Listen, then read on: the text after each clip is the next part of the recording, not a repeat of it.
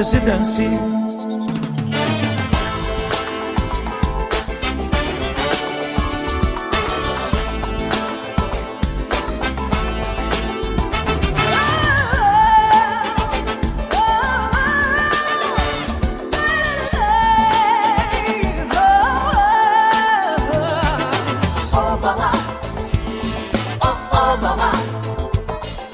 Welcome to presidency.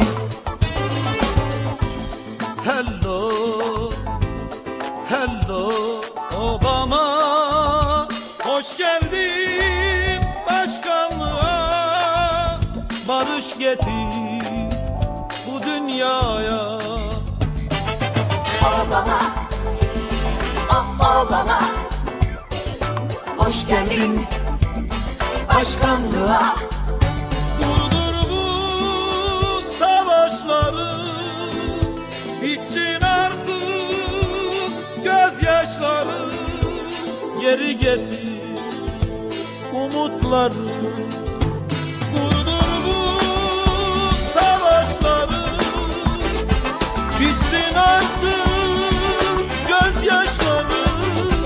Geri getir umutları. Obama, Obama, welcome to presidency.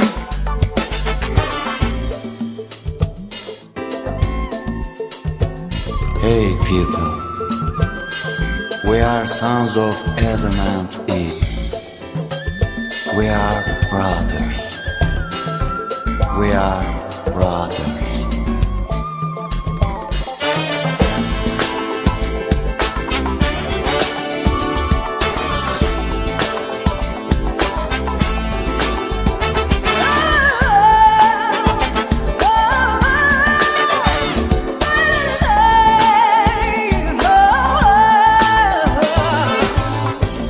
Hello, hello Obama, hoş geldin başkanlığa.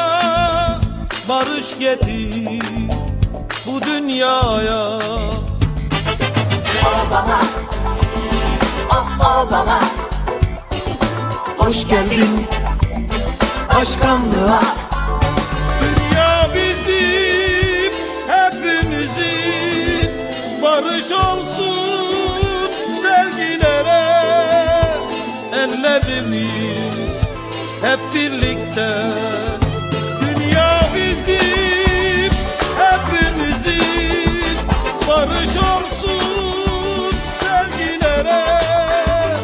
Ellerimiz hep birlikte. Obama, Best part's coming up. Obama, You might think it's dumb, but the best part is coming up. Presidency. Yeah, in and out to say hi, come on, for hand and out, they say come out. Looking and out, they say come on, Obama, Obama, let's take a hand, let's stay out for back, come on, to hands and out, they say come on. You can and out, they say. Kendrick goes crazy.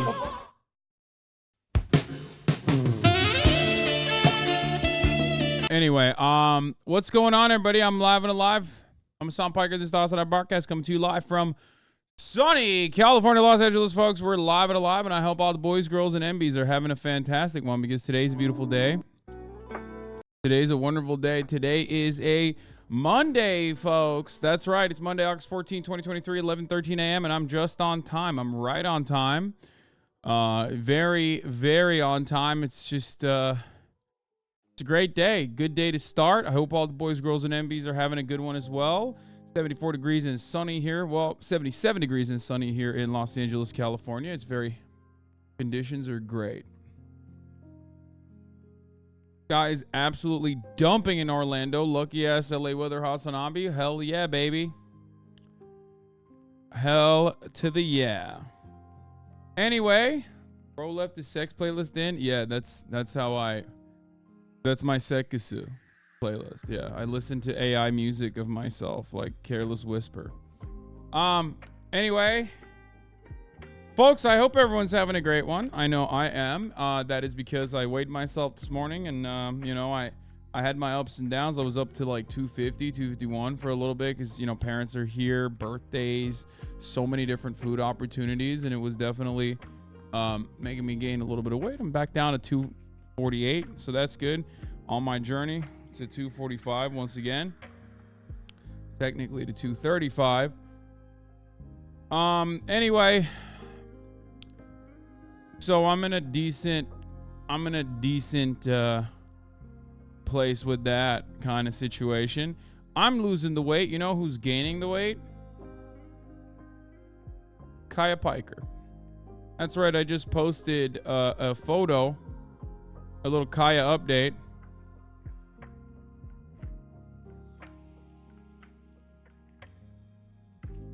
Kaya update, if you will. Little baby that you have in your Giga Kaya memes is now a little baby no more. Her color has changed. She is currently sitting at 58 pounds at 5 months old. 5 months and 10 days. 58 pounds, this one.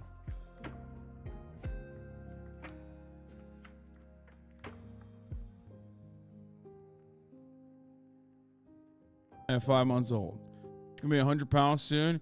Yeah, I mean, she is swole. She is beautiful. She is a good girl. She is Kaya. That's right.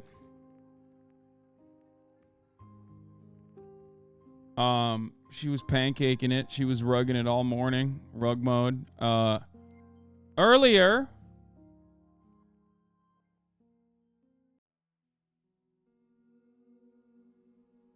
because we worked out in the morning. My German Shepherd mix is 50, fully grown, holy. Yeah, she's massive. Haircut stream with Jeff whenever he's ready. Anyway, it goes crazy. Thank you. You consider a closet tour? No, I would not. I feel like all that kind of stuff gets awful attention to me for no reason from people who are expecting that sort of thing. I apologize. There's certain things I can't do. One of them that other content creators can get away with. Anyway, have you seen what happened in the elections in Argentina? A far-right candidate won, more to the right than Trump. Yes, I saw. I am aware of what's going on. Yes, I saw the breaking surf audio leak of Matt Walsh. Okay, I saw it all. I saw that Bobby Altoff removed the Drake podcast from YouTube. I know all the drama. This is the part of the broadcast where I tell you a little bit about my personal news, about what's going on in my life, okay? It's for me. Yesterday, we shot the podcast. We'll have to leave early. Hope you guys liked the episode. Hope you appreciated it. And after that, I was going to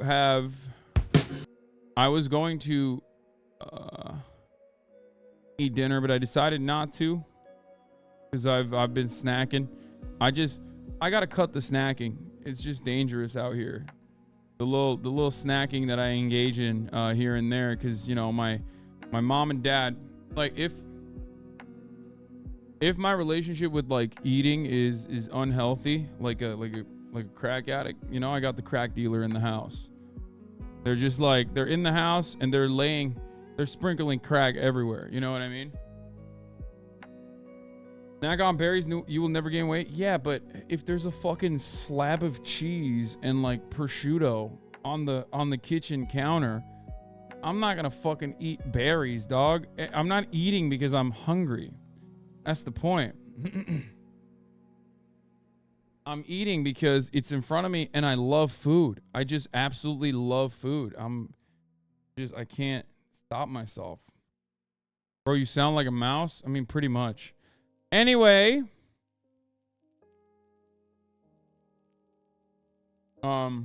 It's the 5 p.m. free crack giveaway. You still got those ice cream Sammies? No, I've actually substituted ice cream Sammies for ice cream waffles. I have protein waffles and a scoop of healthier ice cream. That's what I've been doing. Anyway, I'm in Punk Hazard. One Piece updates for all of you. A lot of people freaked me the fuck out, said the pacing was going to be god-awful, similar to Fishman Island. And I was genuinely terrified. I actually was at an impasse, I felt. I was like, do I keep watching this? Do I swap over to the manga? Like, I mean, this is, like, is this even digestible? Is this watchable? Is this something that I can even recommend to people? Like, these were the thoughts that were going on in my mind. Turns out, at least for now, Punk Hazard is awesome. Pacing is great. The villains are fine. You know, they're not terrible. There's a lot of cool characters, like the samurai character is very cool. And obviously Trafalgar Law, who is the GOAT. So, and Smoker, who is one of my favorite admirals.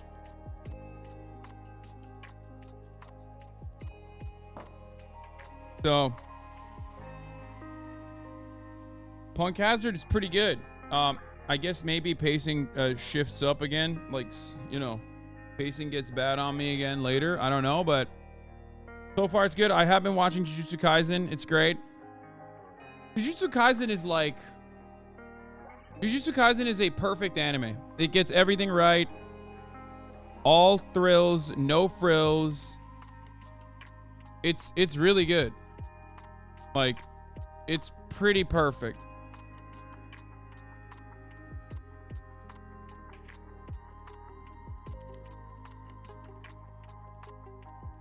But in some ways, due to how perfect it is, it's very like, it's kind of basic.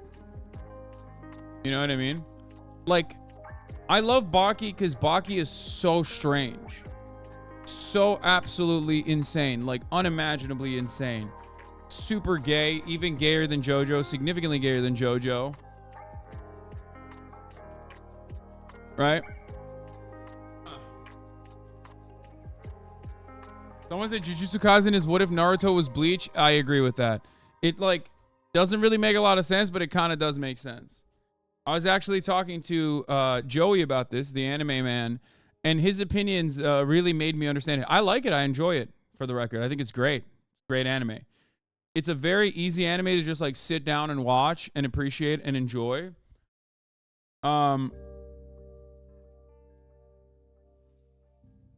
He thinks Jujutsu Kaisen is mid? Absolutely none of the things that I said about Jujutsu Kaisen implies that I think it's mid, for the record. I, like, anime fans are so insane where they're like, I would, unless you say things like, I would sacrifice my firstborn for this anime, you must mean that it's mid and it's bad. Oh, no, I meant that Joey said it's mid. Yeah, it's, I think Joey's opinion on Jujutsu Kaisen is, it's perfect. Like, he nails it, in my opinion. He's like, as an anime, it's too perfect.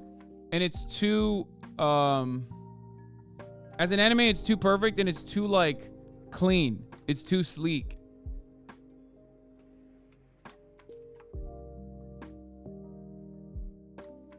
The next arc is going to change everyone's mind that think it's mid. I like it.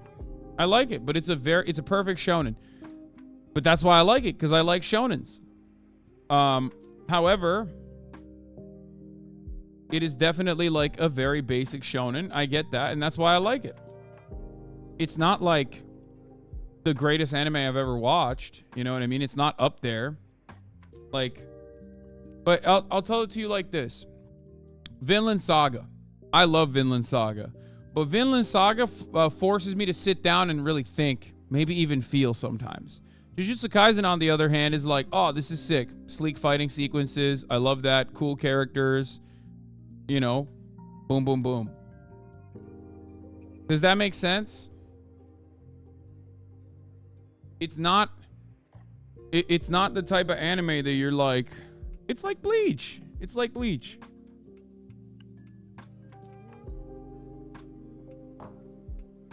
Sometimes you have to watch an anime that is like, sometimes you want to sit down and watch something that's like not a job.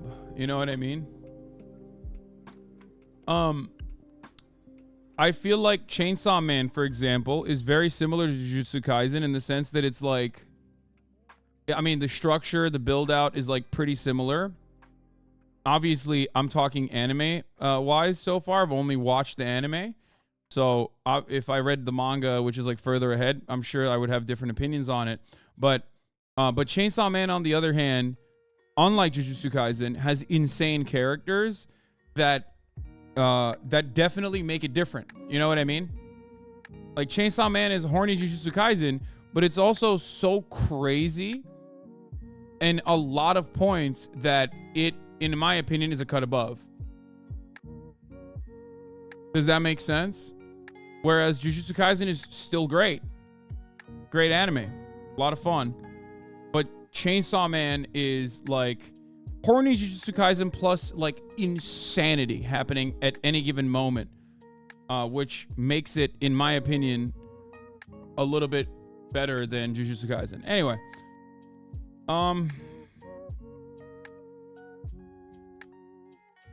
I love Chainsaw Man more than Jujutsu Kaisen, but Kaisen is selling way more. Yeah, because it's mass consumable, which is good.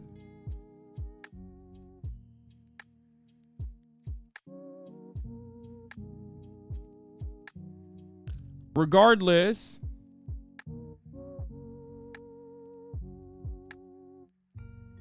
you're like, how about you watch Jobless Reincarnation to know what a real anime looks like? Maybe. So that's the anime part of the broadcast. That's the HasanAbi talks about anime in the beginning of the broadcast part of the broadcast. You know, we did it. Let's move on from that. There's a lot going on in the world, and we're gonna talk about all of it. There's not a lot going on in my world. Have you fucked anyone in BG3 yet? No. I didn't play BG3. Matt Owens when? Matt Owens... Speaking of Matt Owens, I am very excited to watch the One Piece live action. Like, I don't know what it's going to look like, but I'm still excited for it, and I do hope that it's not fucking... I hope it's not shitty. Because it is a wonderful opportunity to basically showcase a really expansive universe with really good lessons inside of it to a broader Western audience, specifically children. It could be fucking sick.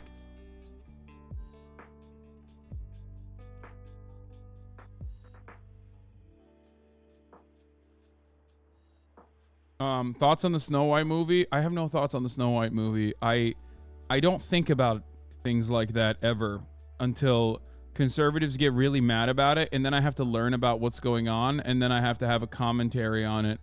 But usually I don't spend any time on things like that. Why the fuck would I care about what's going on with Snow White? I will tell you this much. I think the marketing, like outrage baiting marketing, is not a successful way to sell your product. Like, we live in the post-Barbenheimer world where it very clearly is better to just like make a good product and then not outrage bait market around it. Because like Barbie could have been sold and marketed and packaged as an outrage baiting product, and yet they didn't do that. They tackled it from like when they were marketing it. I'm saying they just were like, this is a good movie. It's a toy movie. It's revolutionary, but it's also self-facing. It's like self-deprecating. Like, it's a toy movie. How revolutionary can its politics be? And then you watch it and you're like, oh, it's a great movie. It's fun. And I think that is a more successful method rather than doing the Barbie, doing the Snow White style, like doing the Snow White style, like, oh yeah, it's fucking, we're doing third wave feminism, whatever the fuck. I don't know. Anyway, people are mad at Snow White. We can cover it if you want. I just don't care. Anyway, have you heard of Dredge? It's a really good indie game that involves sailing a boat on an ocean infested with horrifying creatures, and we all know how you feel about the ocean. That sounds terrifying, and I don't like that. Okay.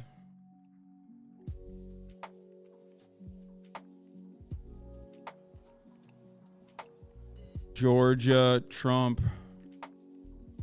is about to come down.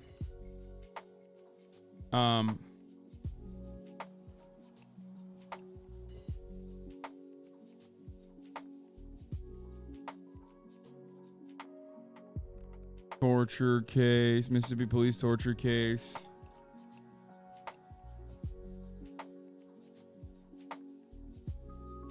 Any fun streams planned coming up? That implies that all of my streams are not fun. Until I plan it with someone else, okay? Let me tell you something. All my streams are fun. Yes. Well, but outside of like the boundaries of politics, I do have a stream coming up where we're going to be doing a 2v2v2v2v2 with a lot of friends. Leslie's putting it together. I did hear about the blind side stuff. Yes.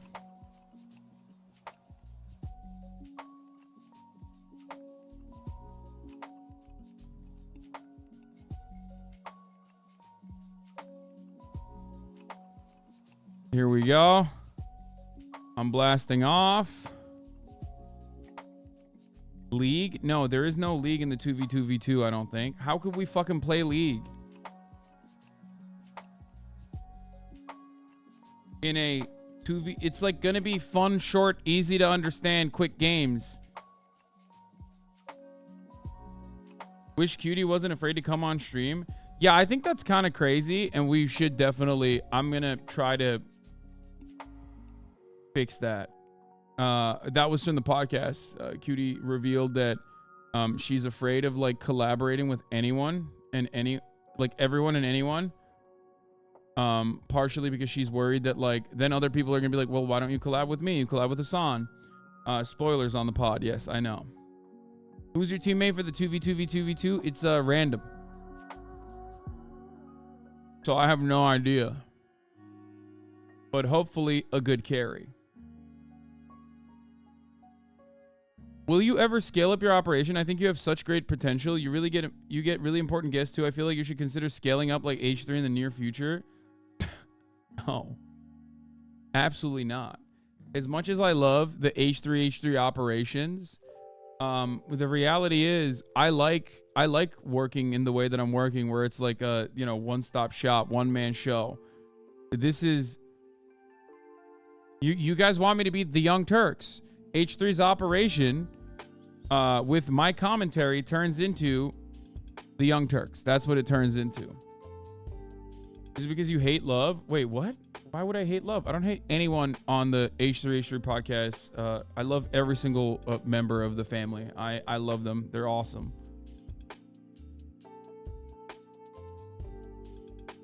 I love this format. It's personal. It's not like, no disrespect. I think H3's format is incredible. Okay? I think he does a phenomenal job. He's so good. That entire production runs so smooth. He's pumping out incredible content, podcasts galore every goddamn fucking day. Okay? And I think he does a really good job with that. However, having said that, I go live for 8 to 10 hours every single day. There is no casting crew. Did you ever address when you shit on Cutie? Yes. What do you mean? We even had a conversation. Ethan is not a mean person like that at all. He's just the type of person who like, who sometimes will try to make jokes. Wait, why am I addressing this again? Yes, I addressed it at the time. What do you mean? He apologized. Fucking stupid. Why are you baiting old drama?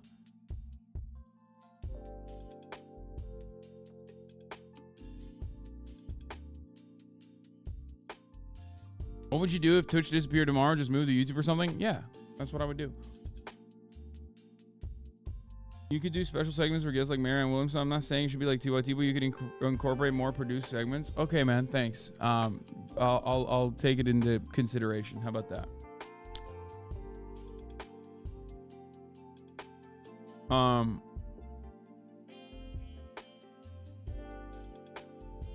Put it in the comments box, okay?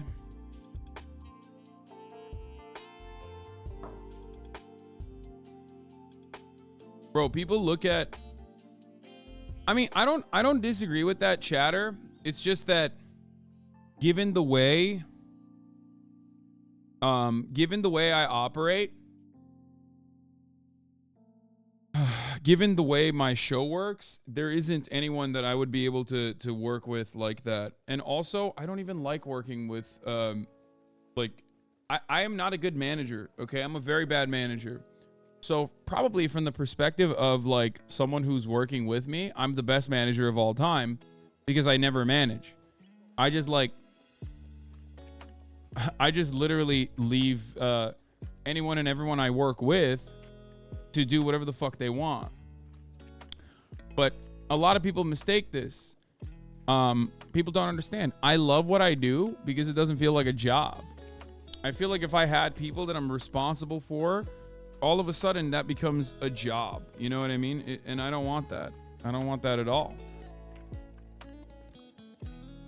Is the Marion County reported police raid on the docket? Yes, I love stories like that. That is such a phenomenal story because it is such a classic, like, small town utilizing the police force as their own private militia to bully journalists. Like, that's the type of story that, like, a couple years later, HBO will do like a dramatized series on, and it will get like a fuck ton of awards. Okay. Is you poorly managing the reason why Ostenox never gets vlogs and shit out on time? It's a part of it for sure.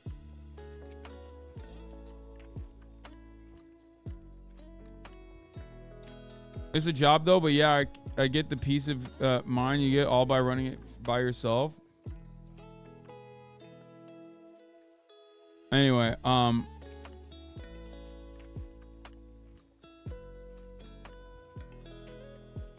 what is this?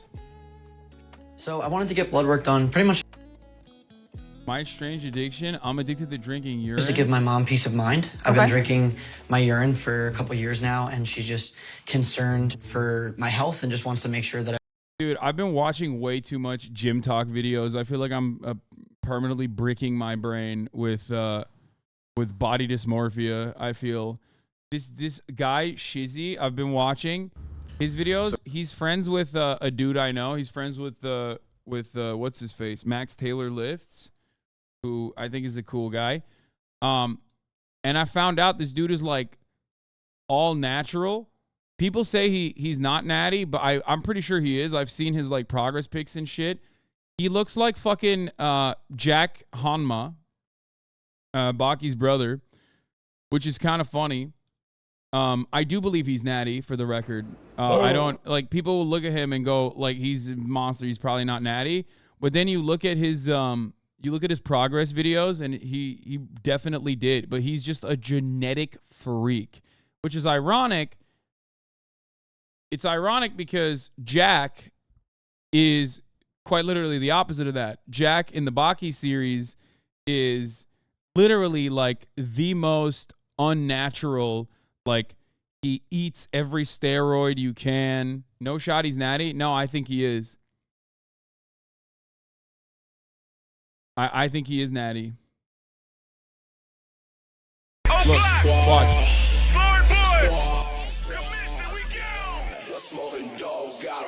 It's holiday season, bitch.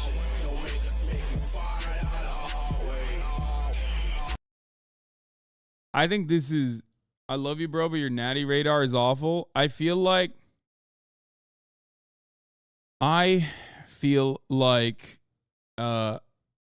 he might be.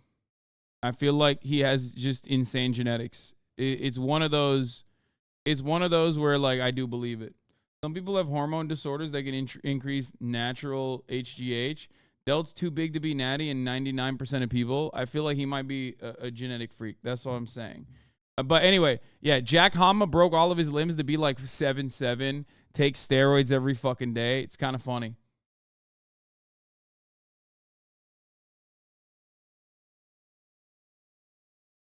So you think he has gyno?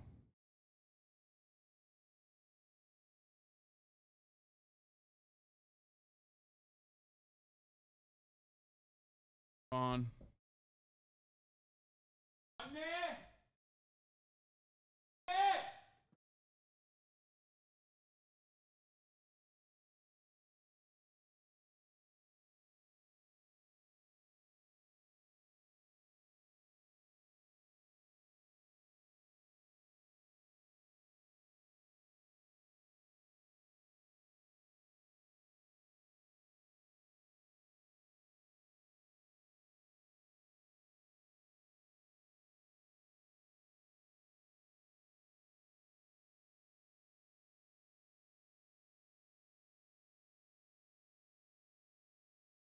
Oh my God.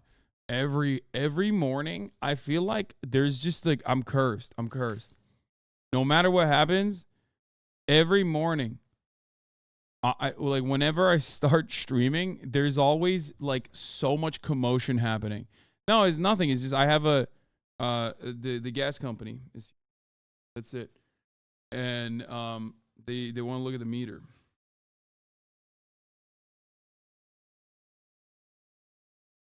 That's it.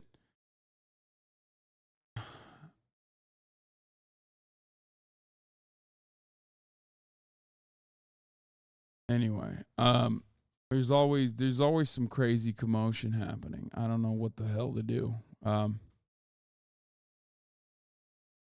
house might be haunted. Yeah, the gas lighting company's here. They're here to gaslight me. For 100K, what should you not do after you fart in front of the gas company guy?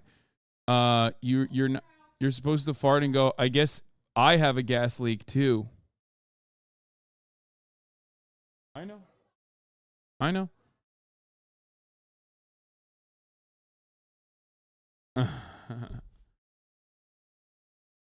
I guess there's 2 gas leaks that we gotta take into account. All right, let's start. Can you please soon talk about the Minneapolis shooting? The police spent the whole night while people were injured celebrating a police officer was shot. What? What are you talking? Just a ban. I can already sense that like that is just like a fucking weirdo chatter. I have no idea what that story is, but immediately he comes in here. First thing he says is like people are celebrating a police officer got shot. That's got to be a troll. Get the fuck out of here. And chat, don't immediately eat the bait and go, oh, celebrating it. We celebrate it here too. And then they like clip out the fucking chat and then they go, look at how bad Hasan's community is. Anyway. It's bait. I can smell that from a mile away.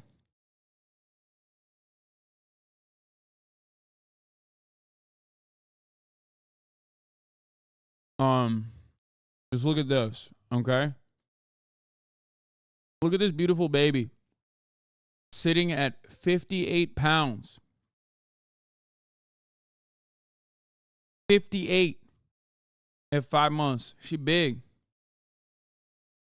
The reason why I wanted to hold her like this and pick her up was because that's the last time, like, I did that for like the first couple of weeks after I gave birth to her. You know what I mean?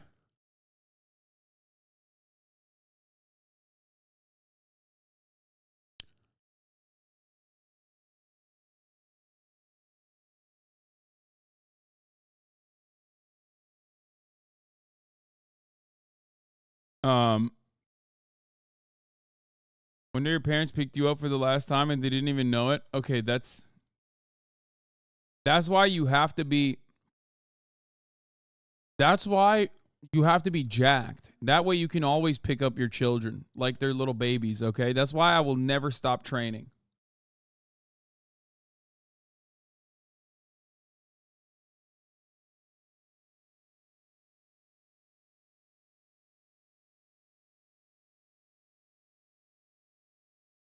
Anyway.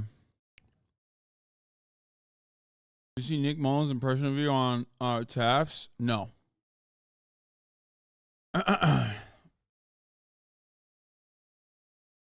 So, where are we at? Let's get started.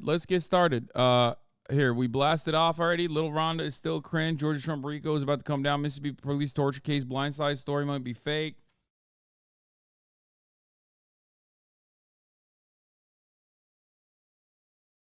Until your son is also 6'5", doesn't matter. I am the ogre, okay? My job is to make my next of kin more powerful than me, but also simultaneously, I mean, not like the ogre, because he's not a very good guy, but like, my job is to make my next of kin powerful enough to defeat me one day, but also the entire time I'm still fucking beating his ass the whole way, okay? Why is this tweet up? Oh, I just I had this up because it's the most important news story of the day. What do you mean? Guys, Bobby Althoff has removed the Drake podcast from YouTube and they no longer follow each other on Instagram.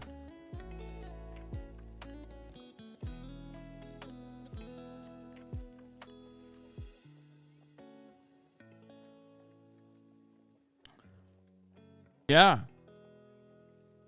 They fucked, right? I mean, she's like married, isn't she? I think she's married and she has like a kid. She's like a mommy blogger a little bit. And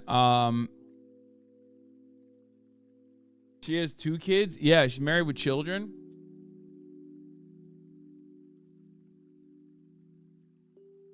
Drake just looked bad in an interview. No, that's the style of interview, chatter. That's how she does it. And it was up for like weeks. It was up for weeks.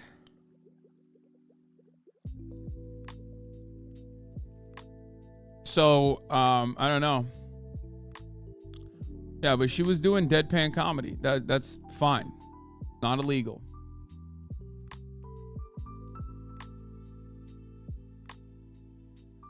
They're beefing because she didn't dance during sicko mode. That's what people are saying.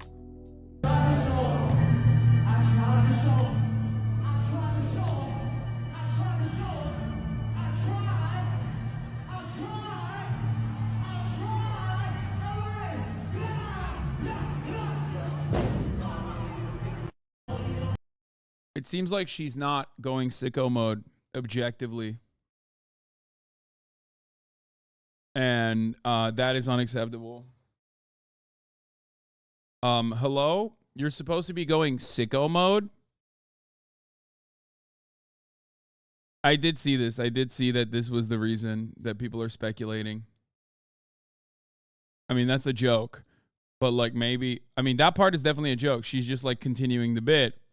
But maybe they tried to, I don't know, who knows? Maybe something happened, right? Maybe something happened. Something happened.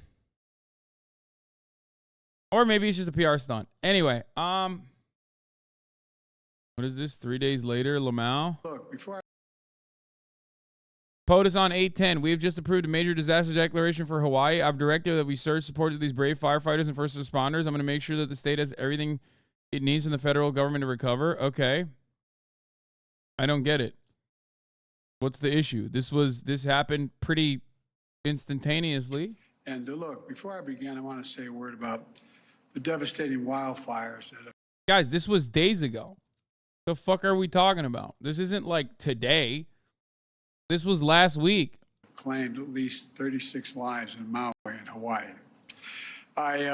We have just approved a major disaster declaration. Has she not done? Has he not done it? Which will get aid into the hands of the people desperately needing help now. They've lost. Anyone who's lost a loved one whose home has been damaged or destroyed is going to get help immediately. And I've directed that we surge support to these brave firefighters and first responders and emergency personnel working round the clock there, risking their lives. I just got off the phone before I got here for a long conversation with Governor Josh Green. Yeah, I mean, I saw this. There are pics of him chilling at a beach. Yeah, that's always so funny when people are like, I mean, people do that all the time. Like every president has been caught that way. Now, Watch This Drive is like a famous fucking George W. Bush moment. It's like, I don't know. I don't know how to feel about this. Biden was asked about the deadly fires in Hawaii where nearly 100 are dead and over 1,000 are still missing. His response, no comment. He just destroyed his 2024 campaign. Like, listen, if there's one good thing that's come out of this, it's that Fox News acts like they give a shit about people in Hawaii now. So that's good because now, like, now they're making it seem like, they fucking, the president doesn't care. So they will act like they do care. Great. Why is this a story? I don't understand. They try to hit him with a gotcha because he's at Rehoboth Beach where where his family is. Like, I don't understand it. Look, I didn't know. I don't like Biden either, but this is just the weakest end to dunk on him of all time. They're desperately trying to make this a Katrina, but it just not is the case. The Federal Aviation Administration has flight restrictions in place to Maui to assist emergency response efforts. The U.S. Coast Guard is conducting underwater surveys of the Lahaina Harbor using sonar technology to identify structural damage. The U.S. Department of State granted a fee waiver for people who lost their U.S. passport book or passport card as a result of the wildfires in Hawaii. Like, I deleted the tweet about President Biden saying no comment when asked about the Maui fires on vacation. It appears it was based on an email by a reporter was lip-reading Biden, who was inaudible and only appeared to say no comment. I generally trust professional reporters because false news narratives around reputable media outlets can be dangerous, but this wasn't up to standard. That said, Biden should declare a climate emergency and commit another trillion a year to his second term to accelerate the clean energy transition.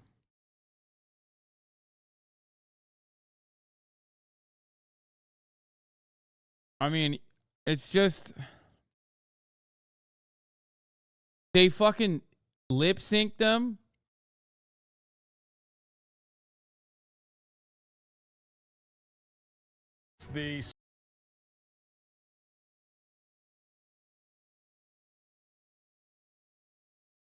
I do think it's pretty poor taste to be on vacation while there's wildfires and he's not declaring an emergency, but he did.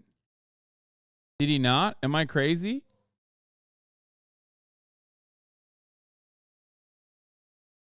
He already did that. What are you talking about? Like, he did it. I don't get it. He did it immediately. We just watched him talk about it like a week ago. Oh, you mean a climate emergency? Okay, yeah, that part. I mean, that's a more holistic approach to the problem. Let's be real. But if you're talking about like him declaring it a emergency, then yeah, that he did do that. So, his team knew the fallout from declaring an emergency from the beach would have been worse than waiting a day or two. What do you mean? I'm so confused about what's happening here. I mean, but this happened on August 10th, like immediately. Instantaneously. So if that's what you guys are like frustrated by, it already happened. Not to say that like any president is doing a great job, but in a situation where there's like in a situation where there's a disaster happening, there's only so much you can do. So I don't know. I mean, I don't know. I don't know what to say about this other than like seems like the government is behaving in a manner where they are I mean, they're definitely doing a better job in this circumstance than the former government did with Puerto Rico. You know what I mean? It's definitely not Katrina level.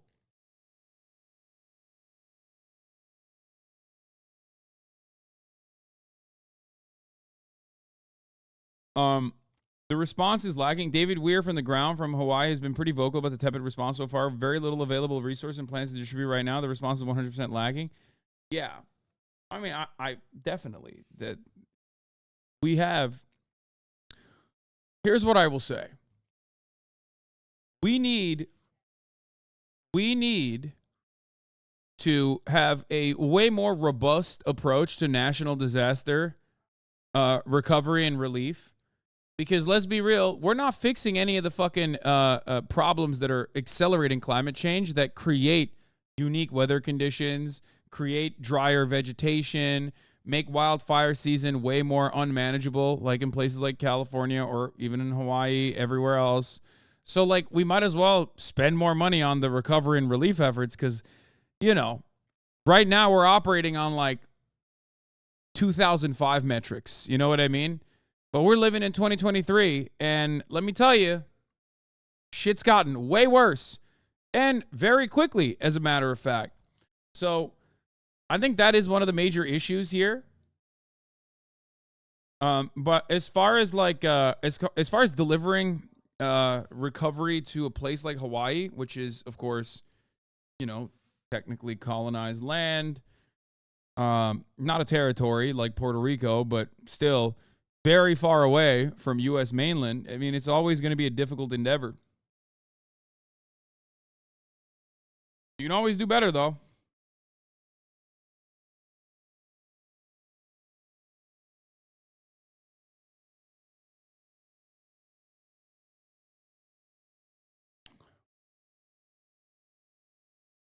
What? Climate change is a scam. No, it has not gotten worse. That's so funny. It's funny saying this as we are now in August, okay?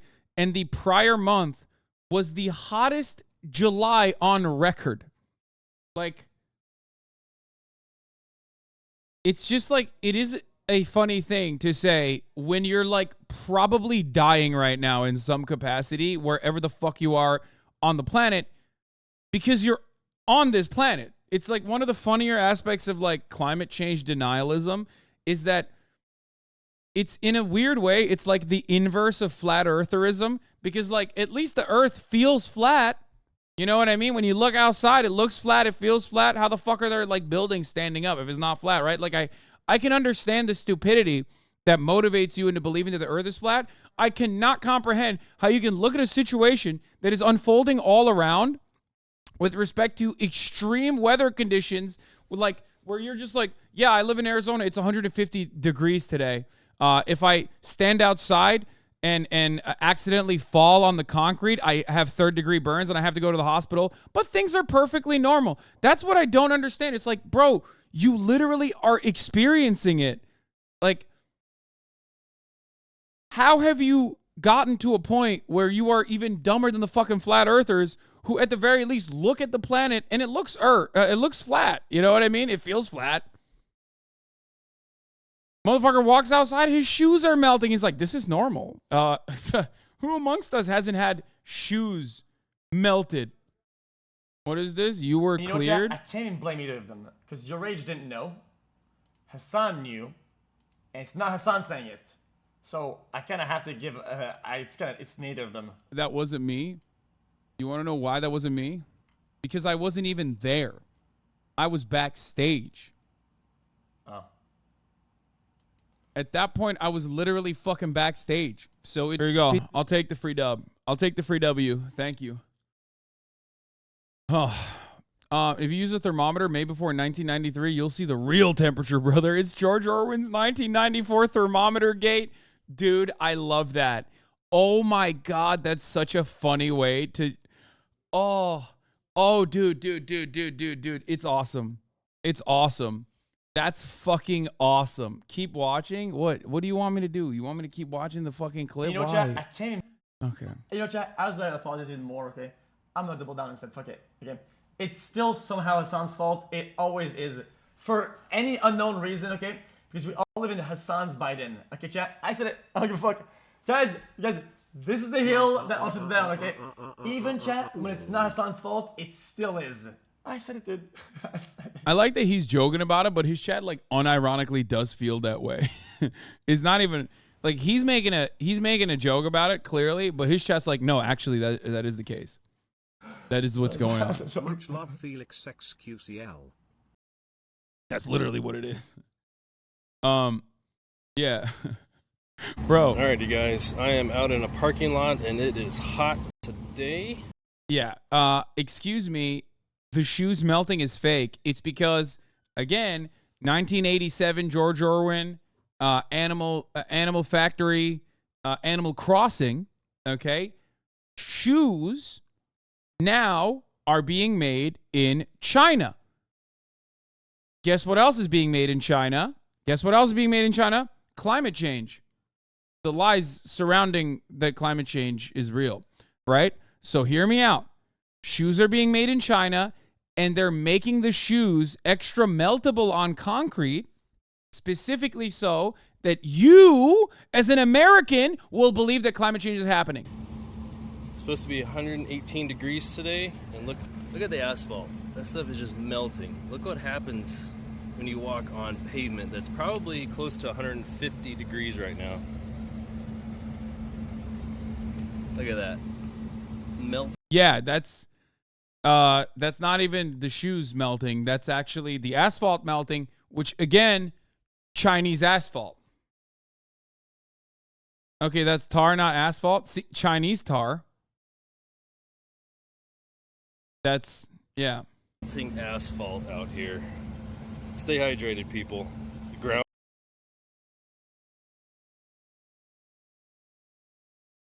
It's Chinese tar. Yeah. Not to deny climate change, but that happens every year here in Arizona. Is this dude new to the state? I mean, the temperatures he's talking about isn't that bad either, in comparison to how bad it gets. Hasn't Texas had 40 plus straight days of 100 plus degree temperature? Yeah. Oh. We're going to talk about Hawaii. This is from 6 months ago. This is quite literally the reason why, it's not even a joke, that the new conspiracy theory in Hawaii isn't necessarily that, a wildfire occurred and there were 80-mile winds due to a hurricane, and there's incredibly dry vegetation due to the natural the natural grass that originally grew in the region was swapped out with vegetation that actually cannot withstand the temperatures and the sunlight and becomes much drier, which created this circumstance, which was like a tinderbox. None of that is real. It's not Jewish space lasers. It's Chinese space lasers. That's right. Yeah, they didn't rake the leaves in Hawaii, and also it's the Chinese that stopped the raking of the leaves in Hawaii. You think I'm joking, and obviously I don't believe any of this, but a lot of people do believe this, for the record. There are numerous different conspiracy theories revolving the Maui disaster, the Lahaina disaster at this very moment. First, I'm going to give you an update on what's going on. It is now the deadliest in modern U.S. history, the Maui wildfires. I believe the latest count, at least when I started, was at 93. There are still thousands of people who are not accounted for. It is a horrifying situation.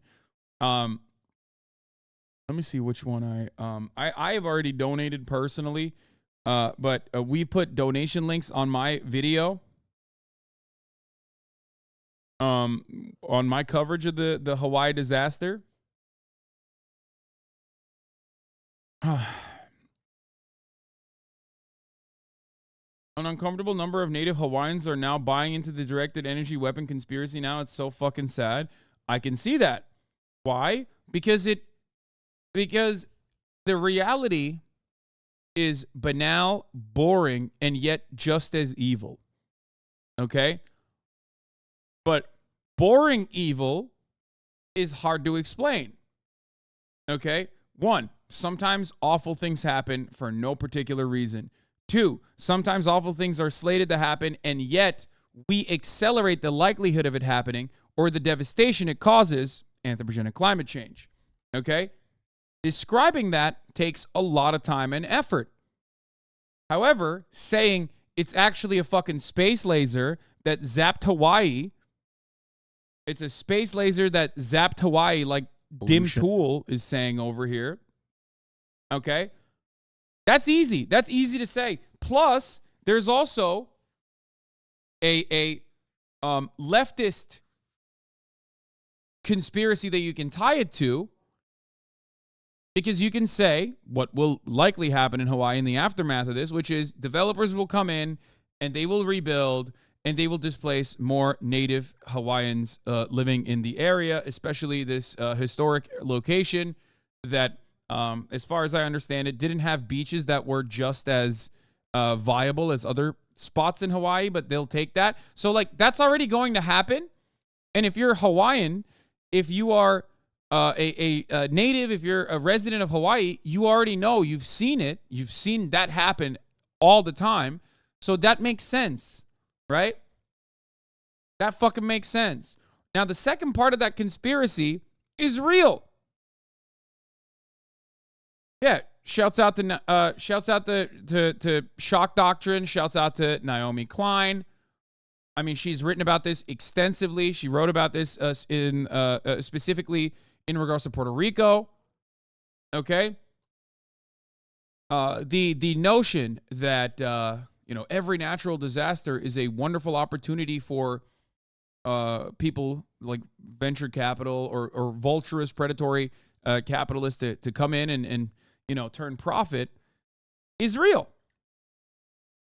It's a very real thing that happens. Do you get it? Disaster capitalism is very real. So if you have experienced some of it, if you know that it's happening, then you are way more susceptible to believing the conspiratorial component because you've already experienced it. Yeah, it's an opportunity for finance capital to exercise itself domestically. Yep. Never let a good disaster go to waste. Yep. So now, all of a sudden, you have a very real thing that is going to happen in the aftermath of these wildfires, and you tie that to why, like a sexy way to describe why the wildfires happen that is easy to understand, not as convoluted or complicated like describing natural disasters and the exacerbation of their magnitude and their frequency, right? And then that's it. People believe it. That's how you move away. If you desperately, in liberal media, move away from a materialist understanding of the world, you ultimately are opening up avenues for conspiratorial-minded people to get in and put puzzle pieces together.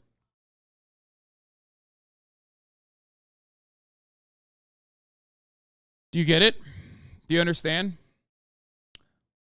Because there's very real parts of this. Lahaina residents worry that the rebuilt homes in their Maui town could slip into the hands of affluent outsiders seeking a tropical haven rather than homegrown residents who give the Hawaii island its spirit and identity.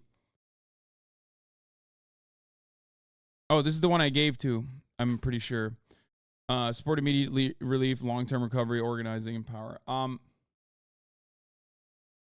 Come on, Space Laser, they're trolling? No, they're not. Conservatives are not trolling. If you think conservatives aren't this stupid, you haven't been watching me for a while. I think part of it is that there's something deeply unsatisfying about a slow-moving, multi-systemic cause that doesn't match the sudden catastrophic devastation people experience. 100%. 100%. Like, one, people are that stupid, for sure. Conservatives are that stupid, especially when it, like, leans on pre-existing biases that they have, like the big boogeyman in the room, China, right? Like the 3-minute ad break is the big boogeyman, right? You know it's coming. You're afraid of it. You can blame all of your faults and all of your failures on the 3-minute ad break at the top of the hour. If you no longer want to see those ads, all you need to do is subscribe. You don't have to be afraid of it. It's not an existential threat.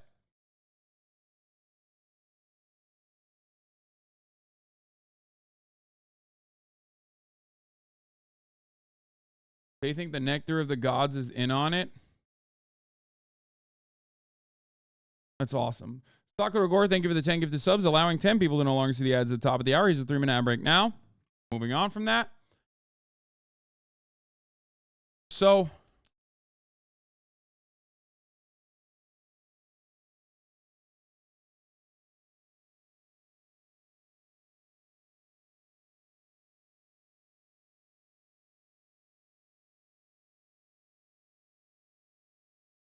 absolute banger for QRT in response to an Anthony Oliver stan. What is that? Oh, Jesus. This is a good one. Okay.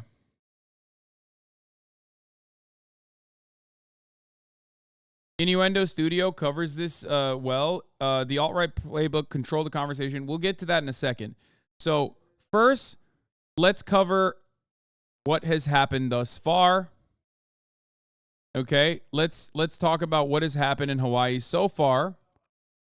Okay, where the fuck is it? God damn it. Oh, here. Let's and then let's cover the latest updates on what's going on in Maui. Then we'll talk about the conspiracy theories. And then we'll talk about why conservatives engage in said conspiracy theories. Let's start Evening from here in Maui, where we have just learned that this is now the deadliest wildfire in modern U.S. history. And just behind us, this is the remnants of a house burned in another blaze, as the entire island is battling ideal conditions right now for wildfires. What we know about this tragedy is already unbearable. Nearly 100 dead, more than 2,000 homes and buildings destroyed. But we are still so far from understanding the full toll, and we'll explain why tonight. This is the overhead view of the sweeping devastation in Lahaina. We now know that only 3% of those homes have been checked for bodies. Just next to where we're broadcasting tonight, we have 2 cars incinerated by the wildfires. Was it man-made fire? We don't know. No, I don't think it was man-made. No, it's man-made in the sense that like there are accelerants that played a role that our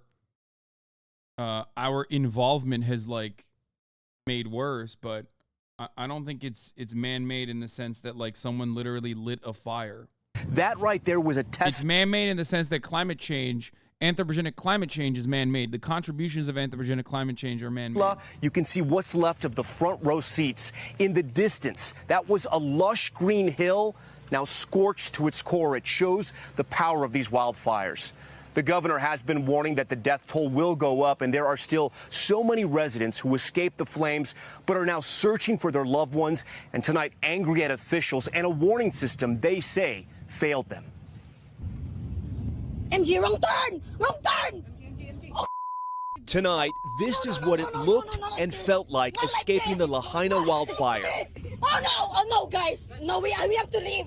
This new video showing the sheer panic as a family stuck in a line of cars had minutes to escape before the flames engulfed the road out. This is a disaster. Yeah, I think what is it like? It's high winds. Some power lines fell on palm trees. Some power lines fell, which started it. There's bad land management, which was an accelerant. Bad land management in the sense that like the non-native grass is way more susceptible to drying out, especially with like a tremendous amount of sunlight. Super high winds, very dry air, carries it very quickly, impossible to manage in a short period of time. Everything engulfs in flame. It turns into hell. That drive through hell is how Rafa Ochoa and his family made it out alive. I knew it was bad. And it was moving fast? And it was moving fast, really fast. It got to our homes within seconds. With the fast-moving fire closing in on his home, Ochoa heroically grabbed both his kids and his friends' children. Their parents were at work and scrambled everyone out. Did you hear any alarms? Did you get any kind of warning? No alarms, no warning, nothing. No sign, nothing that we had to evacuate. Not even police rolling by telling us to evacuate or anything. The desperation of those chilling moments now turning to anger. Where were you guys to try and get us out, evacuate us? No, we're mad. We're mad. No, we didn't just lose our homes. We lost our town, we lost history, you know? Our kids are traumatized. You guys messed up real bad. Hawaii emergency officials have said sirens on the island weren't activated during the fire, though other alerts by phone and broadcast were. Having seen that storm, we have doubts that much could have been done with a fiery, fast-moving fire like that. The scale of the devastating loss now unprecedented in modern times. The deadliest wildfire in the U.S. in more than 100 years, claiming at least 93 lives. Just so you know, 3%. That's what's been searched with the dogs, 3%. When we pick up the remains and they fall apart, and so when you have 200 people running through the scene yesterday, I don't know how much more you want me to describe it. That's what you're stepping on.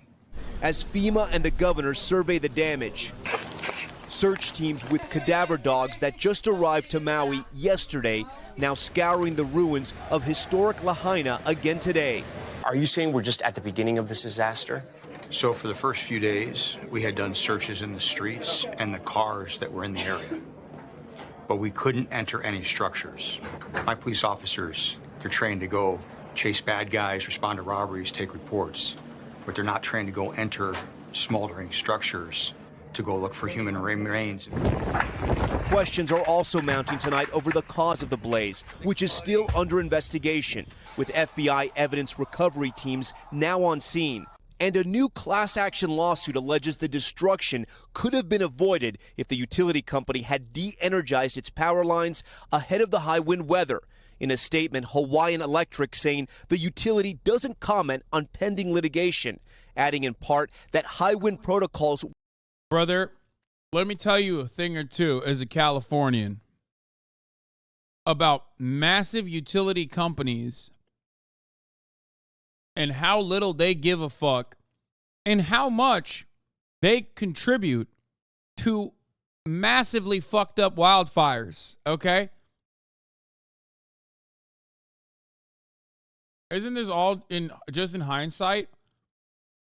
I don't know the exact details of like how much knowledge or what kind of like modus operandi the Hawaiian Electric Company has for high winds. But if I were to speculate, and I don't know.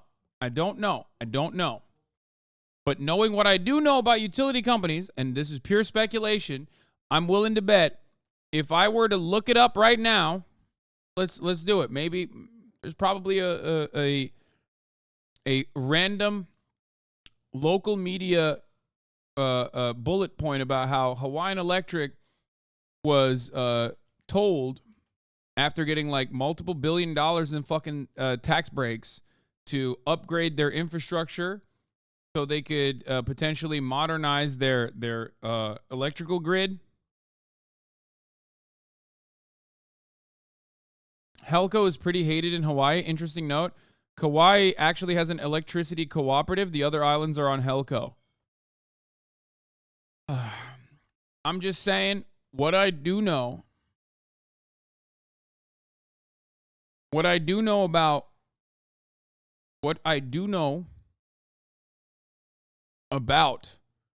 utility companies and the weird relationship that they have.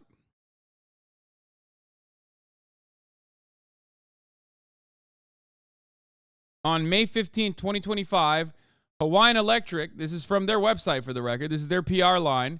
Hawaiian Electric finalizes integrated grid plan to decarbonize its energy system by 2045, stabilize rates,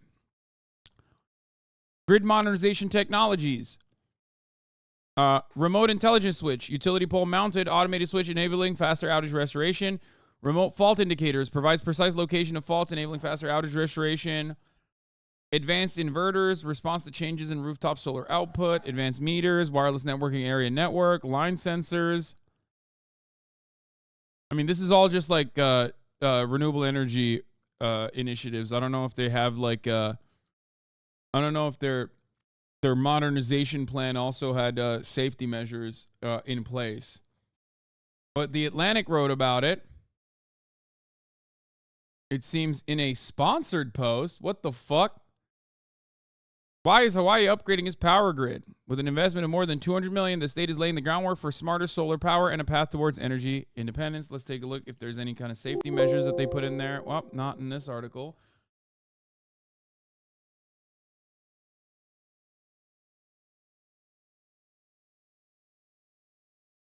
How about no overhead lines in residential areas? I have so much friction between the locals and the power company on the Big Island, especially in regards to geothermal. The shitty thing about Hawaii is that they do not have enough engineers to design the replacement of all their grid. I'm a utility contractor. My company would routinely send offers out for people to move to Hawaii as an engineer.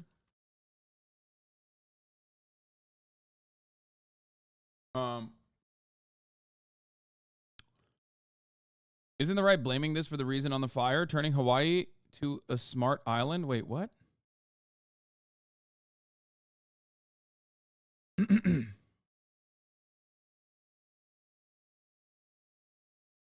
But this is, guys, this is just this integrated grid plan is just a clean energy plan. I don't know what their safety measures are. And if they had any kind of, I don't know if they had any kind of like new modernization of the grid can mean multiple different things. This seems like it's just more so for energy projects and like decarbonization, you know, utilizing solar panels, things of that nature. Okay. What we're talking about is different. Usually a lot of these companies, and I'm not going to be able to find this in the fucking PR component of Hawaiian Electric. You know what I mean?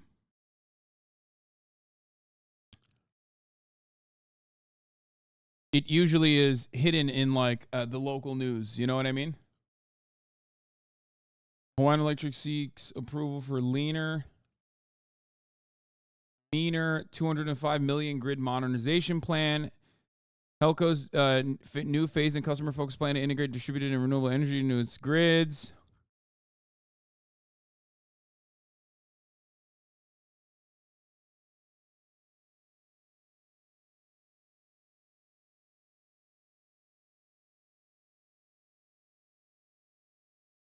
The Hawaiian Electric Modernization's wildfire strategy.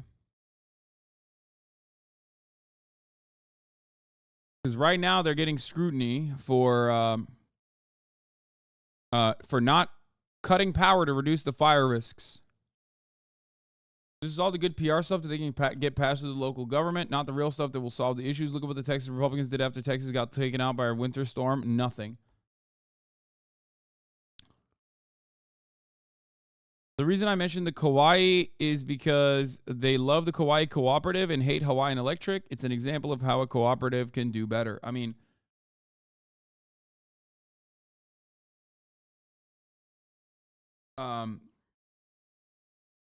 Tennessee Valley Authority is another example of this.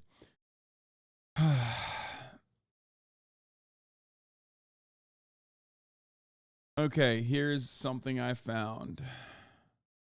Blog post. The Hawaiian Electric Companies filed a request with the Public Utilities Commission on September 30th, 2019 for Phase 2 of their grid modernization project. The only other entity in the open and ongoing proceeding is the consumer advocate. HACO filed a request with the PUC to spend $190 million to harden the grid. The other entities in the open and ongoing proceeding are the consumer advocate, Ulupono Initiative, and the Life of the Land. The grid hardening application stated, since 2015, Governor Ige issued at least 15 weather-related emergency proclamations for events including hurricanes, tropical storms, flooding, landslides, wildfire, and lava eruptions, among others. The Wildfire Prevention and Mitigation Initiative includes targeted system hardening and situational awareness investments in wildfire risk areas to prevent wildfire ignition and enable quicker response to any ignitions that do occur. The risk of a utility system causing a wildfire ignition is significant. For example, the PG&E ignition of the Camp Fire resulted in a $15 billion settlement. As such, wildfire ignition mitigation has become a regulatory requirement in California and in Australia. Considering the devastating California wildfires of 2018 and the company's own experiences of 2019, the companies have taken proactive action to address wildfire risks. To this end, the companies reviewed the San Diego Gas and Electric, Southern California Edison, and Pacific Gas and Electric mandated wildfire mitigation plans to identify best practices that would be appropriate for Hawaii's environment and weather conditions. In addition, the companies performed assessment of potential wildfire areas in Oahu, Maui, Lanai, Molokai, and Hawaii Island. The company's wildfire prevention and mitigation initiative has the following objectives. 1, minimize the probability of the company's facilities becoming the origin or contributing source of the ignition of a wildfire. 2, prevent the company's facilities from contributing to the severity or breadth of wildfires. 3, identify and implement operational procedure to ensure the companies can respond effectively to a wildfire without compromising customer and employee safety while remaining sensitive to the customer's need for reliable electricity. This last part is really important because that's where you arrive at the issue. Because every single time something like this happens, they obviously have, usually, unless they have completely failed, completely failed in modernizing the grid so that they don't have any kind of like high wind alerts or anything like that. Okay, which I doubt that they didn't. You are warned that power lines could go down. And when a situation like that occurs, you're supposed to cut the power line. You're supposed to cut the power to the power line. An example I will give you is Kaya, for example, was eating my cable, my webcam cable. Okay? She was eating my webcam cable. If that was connected to electricity, she could have actually electrocuted herself. Luckily, it was not. So there was no electricity running through it. That's how and that's low voltage, but I'm just giving you an example of like, how things could be much worse if you don't take the necessary precautions. However, every single time there is an opportunity, or rather a situation that requires you to cut electricity, you are running into the problem. You are running into the problem where you are going to piss off a lot of people. Not only just pissing off a lot of people, but also like, there's hospitals and shit on the grid, right? Even though hospitals also have a specific grid. And on top of that, they have generators and whatnot for, they have a contingency plan specifically for situations like this. But it doesn't matter. It's like, there are very real reasons why you wouldn't want to cut the electricity. And also some reasons that you don't want to cut electricity for consumer and customer need for reliable electricity. Recognizing the importance of addressing wildfire risks, the companies began wildfire prevention and mitigation activities in 2019. However, these efforts are not routine business as usual or common historical practice. Multi-pronged approach is what they did. Pole hardening, changing horizontal conductor configurations to a vertical or delta to reduce the probability of swing shorts. Proactive replacement of copper conductors with aluminum in wildfire risk areas. Copper conductors tend to become brittle and pose a higher risk of failure compared to aluminum. Installing weather stations in strategic locations to monitor wind speed and relative humidity. Detection of high-risk conditions will be used to trigger alternative operational procedures to minimize the risk of wildfires and enable expedient result.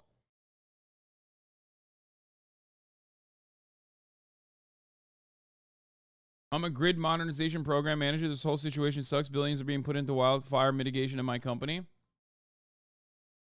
I mean, yeah. Well, if you don't do that, then, there are hundreds of, if not thousands of people that will die as a consequence of wildfires, especially when these companies are quite literally getting subsidies to do these kinds of things. They are already operating on the grid that was previously created by the federal government or created with federal government dollars or local state government dollars. And then the expectation is that they will utilize those funds adequately, directing it specifically in hardening your grid to mitigate further disaster. But of course, people that work at the tippy top of PG&E or people that work at the tippy top of any kind of utility company, just like any other capitalist corporation, is not doing that. They're not going to take all the money to specifically utilize it for grid hardening. They will try to find a way to maximize their own salaries. And their salaries are oftentimes tied to the performance of the product, increasing shareholder value. And the best possible way to increase shareholder value is not utilizing every single dollar that you got for grid hardening towards hardening the grid, but instead engaging in, some kind of math, big salaries, payouts, things of that nature. Stock buybacks. Especially when you have a direct monopoly on the power grid in a particular area. Remember, utilities are a natural monopoly. This is an industry. Energy is an industry that is prone because it has a massive natural barrier of entry. This is why a lot of people make the argument that these should be localized and owned by the government. Okay? That's how it works.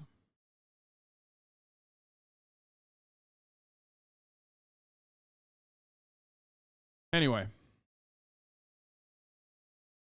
On Hawaii Island, current wildfire priority areas include Waikoloa Village, Naalehu, Kohala, and Poha Kuloa. The total estimated program for Hawaii Island is $2.5 million. RICO responded to a Life of Land information request. Life of the Land filed an information request saying San Diego Gas and Electric has developed a system intended to cut off power to a falling power line before it hits the ground, therefore avoiding a possible ignition. SDG&E's research found that it takes 1.37 seconds for a broken conductor to hit the ground, for example, if a tree falls into the line or a vehicle hits a power pole. When the line contacts the ground, sparks can ignite vegetation. The system is designed to detect a break and shut off power before the clock hits 1.37 seconds, hopefully avoiding what could become a dangerous wildfire. Could HICO decrease the likelihood of igniting a wildfire by adopting similar technology? They said that they are deploying smart fuses that, when activated during wildfire conditions, e.g. red flag warnings, will cut off power less than one cycle after a fault is detected. What the fuck? What just happened?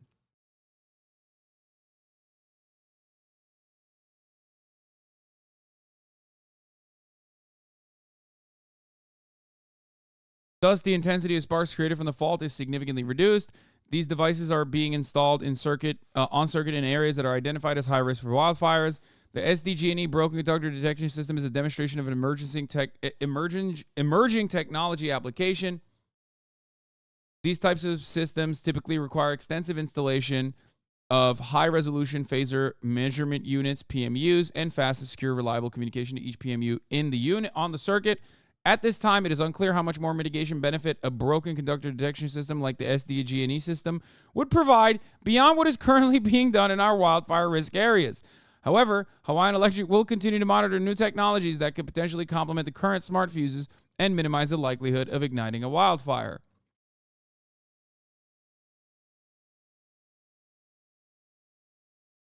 It's emerging technology. We don't know if it's valuable. We have smart fuses instead.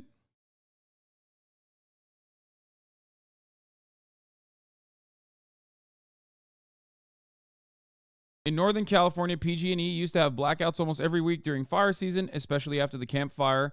A lot of people's foods would spoil. A lot of the elderly lost access to their essential health electronics. PG&E have just begun to harden the grid by putting power lines underground now, but after several years, and whole cities burned to the ground. That is the other part of the problem. There is one way to mitigate some of the worst aspects of this. I live in NorCal. That is not true.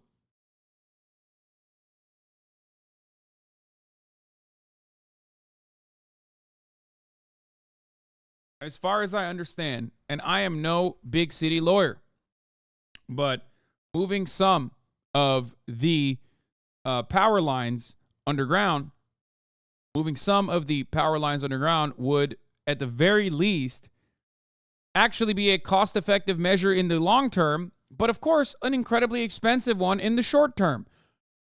Here's why. One thing that we do know, and again, I am no big city lawyer, okay? I am no big city lawyer. I am not up to date with hardening grids and electricity delivery mechanisms. But as far as I understand, in the short term, when you have an above ground electrical grid, especially in areas where there are a lot of trees that are susceptible to falling, okay? One thing that you're supposed to do, not even just falling trees, but one thing you're supposed to do with respect to upkeep, which PG&E failed to do, for example, is to cut the vegetation that is in contact with the fucking power lines.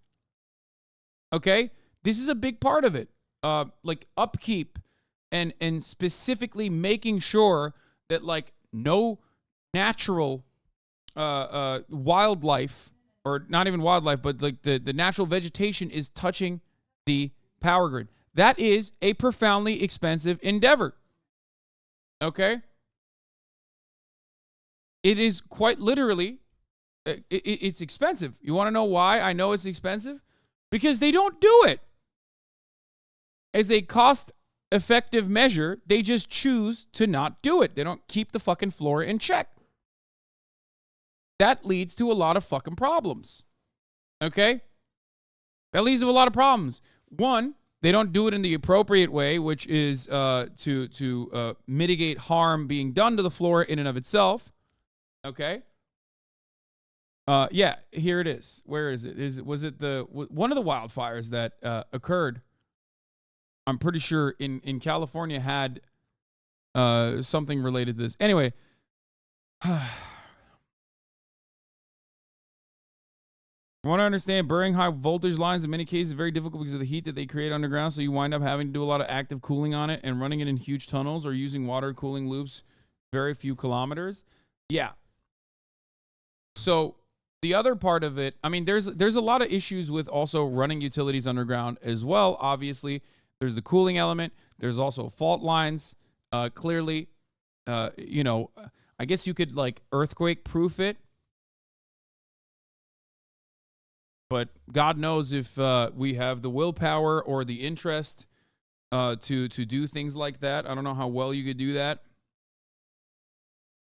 My point is, more importantly than all of the other issues, more importantly than all the other issues that could potentially happen with underground electrical grids, is that it's also expensive. It's really expensive with no immediate short-term benefits. There are no immediate short-term benefits. It's only a costly endeavor. And it's also not a 100% surefire way to deliver electricity, as far as I understand, without any interruptions. Electrical engineer here, they didn't keep their right-of-ways clear. We maintain 60 to 250 right-of-way clearance. Our budget for landscaping is huge, but we also employ the latest grid tech too, traveling wave daily location and our own fiber network to extinguish the faults. We spend the money for the long-term good strength. PG&E doesn't do that. Similar can be set aside for DTE out there.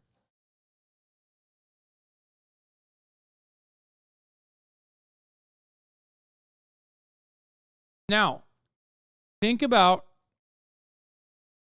how much we just talked about electrical grids, modernizing the grid, hardening the infrastructure to ensure that these kinds of like ensure that people are safe while also simultaneously keeping consumer and customer interests in need because they want reliable, uninterrupted electricity for obvious reasons. Okay?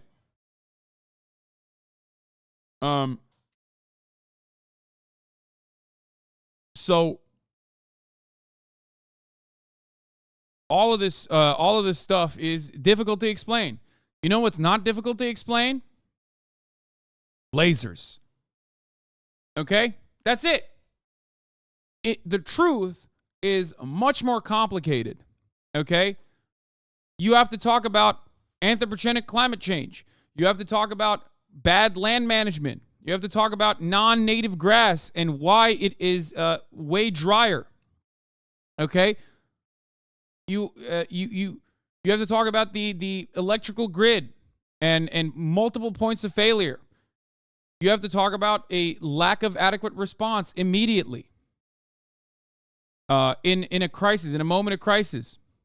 What are the other components that led to the government not sounding the alarms as quickly as possible? Were they afraid that tourists would be terrified? Is that one of the reasons? You know, these are questions that you have to ask. However, you don't have to ask any of those questions if you say lasers are the reason. Okay? Especially when you're fucking Tim Pool. And you can tie that to a very real fear that a lot of Americans feel about another, a real present threat to America's hegemonic power. China. Chinese lasers. Not the Jewish lasers that were responsible for California wildfires, according to Marjorie Taylor Greene, but Chinese ones. Because guess what? Jewish space lasers, anti-Semitic conspiracy, fucking ridiculous. Chinese space lasers, on the other hand, well, Very appropriate. We love that. Okay, let's hear what Tim Pool has to say. Pollution. Oh, you can call it whatever you want, but Yeah, my right. attitude is, look, we are not on good terms with China right now. I mean, we can pretend, oh no, trade's going on, everything's fine. No, come on. They want Taiwan. They're building up their military. There's a chance for escalation, a chance for conflict. They want the South China Sea, and then they've got ships with Russia coming near the Aleutians, coming near U.S. territory, going near Hawaii, and then they're pulling off something like this. So look. How hard is it to start a fire? It's ridiculously easy to start a fire. And they can fire lasers? Okay. It's a little challenging to get the fire to spread, but there were hurricane level. It said it was like hurricane level winds. Or there's. I don't. Yeah, add a little bit of real truth into the conspiracy. You know, high, really fast winds, That is creating a ripe environment for the space laser to continue spreading the fire. To which Tim responds, no, you don't understand.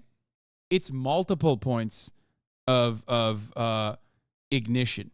I don't have high winds. So they're saying if they can start 50 fires all at once with a sequence of satellites doing high burst, high energy lasers, then getting fire to spread isn't really the issue because you make the fire instantly in a bunch of different places. And they can monitor the weather in Hawaii. I mean, you could just Google that. Like what I was reading from the National Guardsman who's making a statement was that, there's low humidity and high wind, so that's perfect conditions for wildfires to spread, which means any arson fires would also spread as quickly. Like China is perfectly able to say, like, this happens to be a dangerous period for fire in Hawaii. Perhaps now, if they were to do something.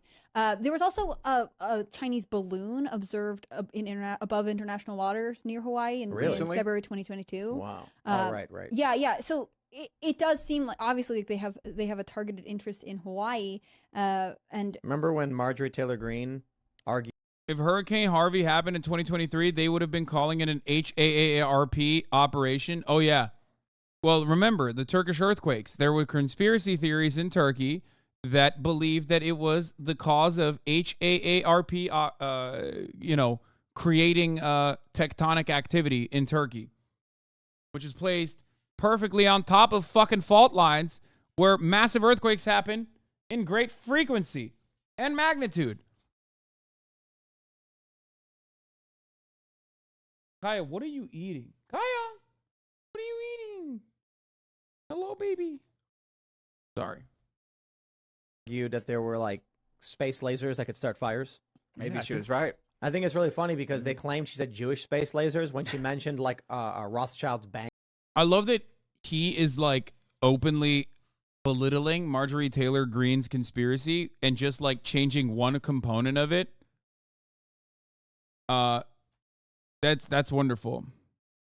HAARP is High Frequency Active Auroral Research Program, which is a program to control the weather. It is a conspiracy theory favorite. Okay? Conspiracy theories abound as U.S. military closes the HAARP program. The U.S. Air Force has told Congress it intends to shut down HAARP, a controversial Alaska-based research facility that studies the upper atmosphere. It is a as far as I understand, it's like a relatively failed weather control research. I mean, it wasn't very successful. Relatively failed.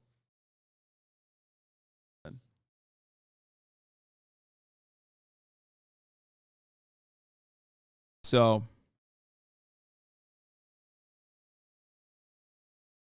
they believe that the U.S. military was interested in the ionosphere because this portion of the atmosphere plays a role in transmitting radio signals. HAARP sends radio beams in the ionosphere to study responses from it. One of the few ways to accurately measure this inaccessible part of the atmosphere. HAARP operates out of the research station in Alaska, where it has high-power radio frequency transmitter that can perturb a small portion of the ionosphere. Other instruments are then used to measure the perturbations. The goal of the program is to understand the physics of the ionosphere, which is constantly responding to influence from the sun. Solar flares can send solar particles racing down to Earth, occasionally disrupting communications in the electrical grid. They think that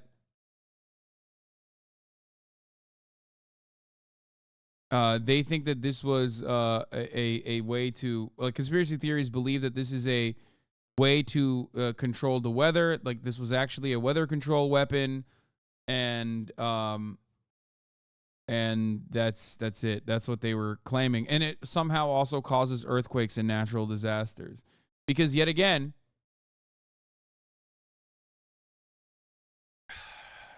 I'm going to go back to a different American story here for a brief moment to help you better understand the situation.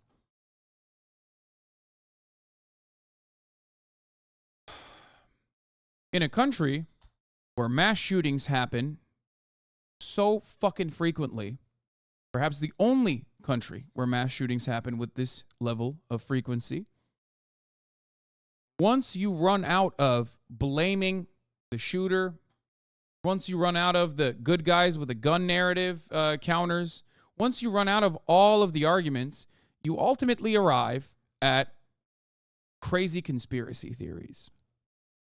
Because otherwise, you're going to come across like a fucking idiot saying door control or arm the teachers. Okay? After the 100,000th time that a fucking school shooting happens, when you've already run through all of the talking points and everybody knows it's stupid, you have to start making up conspiracy theories. That's why the government psyop shit starts becoming more important and starts becoming more of a mainstream counter. That's why nowadays, whenever there's a big mass shooting that occurs, immediately people go, oh, this is a government psyop to like ban guns or something, right? This is no different.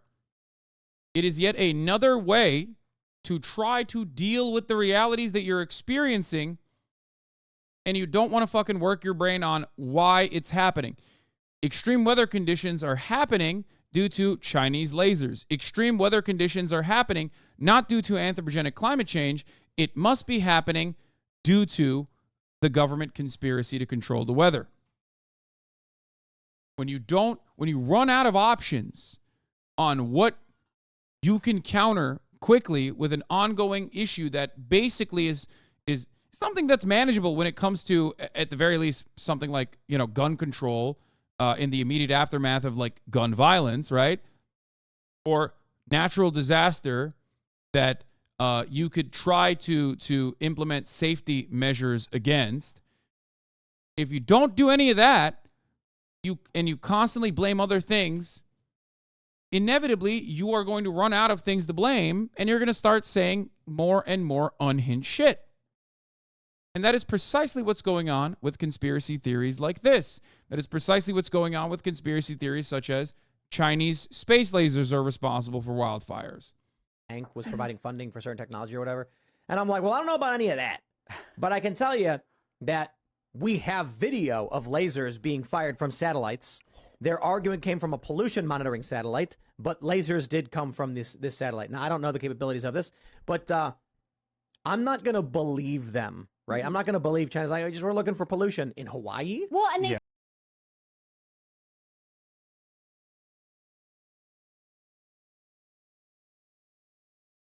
He's not going to believe you, no matter what you say. Here's another one that was insane. Everything is burnt but the trees. But don't point that out, or you're a conspiracy theorist. A lot of people dunked on this. Obviously, including Charlie. This app is proof that people are actually dumber today than ever before. Fire is a government lie started by the deep state 15-minute city agenda, and the trees are in on it. Fucking beautiful.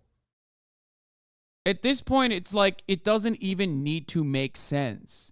These guys haven't even thought it through. There was at least a point in time when the conspiracies were supposed to, in their fucked up logic, make sense.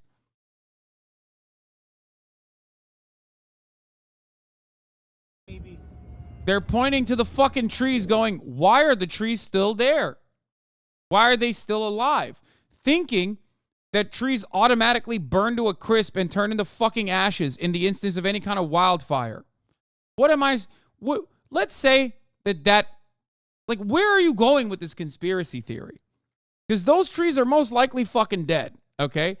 The ones that aren't dead probably aren't dead due to the inner shell of the trees being full of fucking water, but most of those trees are most likely dead. But let's say that there is this major conspiracy. What the fuck is going on? Like, what in your mind, what is happening? Like, why would someone start these fires only to ensure that the trees stay alive? Somehow they found magical tree technology, which, by the way, there is actually, ironically, magical tree technology, which we'll get into in a second.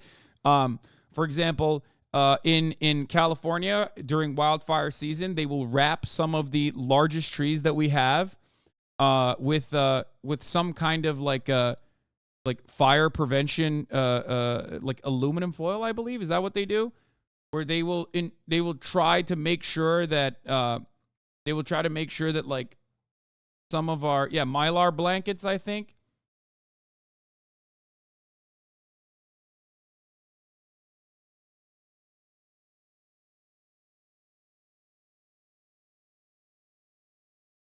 It's almost like thin, dry wooden boards burnt more than easily than a thick trunk made of wet, sappy wood. Yeah. Brightwing claims to be more of the salt of the earth and doesn't even know that you need to let firewood dry for months before you use it. Growing trees have moisture in them, so they take more to burn.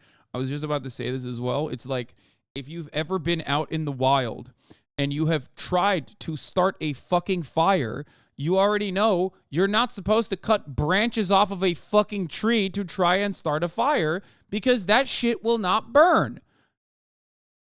You don't use a live tree to start a fire or even to, make the fire larger. You don't do that.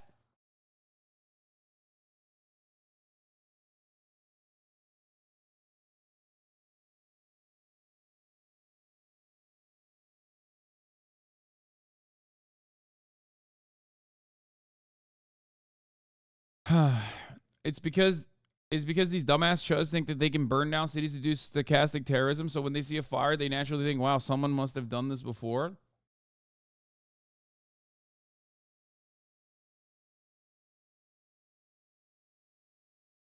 They think these fires are meant to create a 15-minute city. I assume. A lot of trees in wildfire zones have fire-resistant tendencies. They have evolved to have them. Some even require fire for their seeds to grow.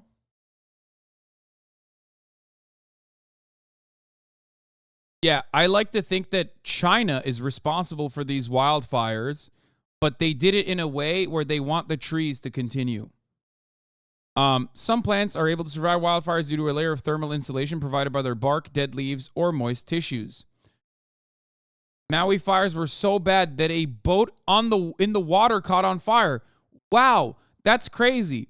Notice how the parts of the boat that are on fire are above the water? Dry areas. That's so crazy. Boats famously can never catch on fire, obviously. That's how bad it was.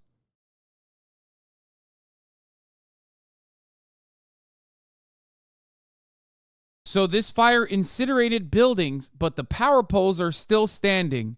Got it. Totally makes sense.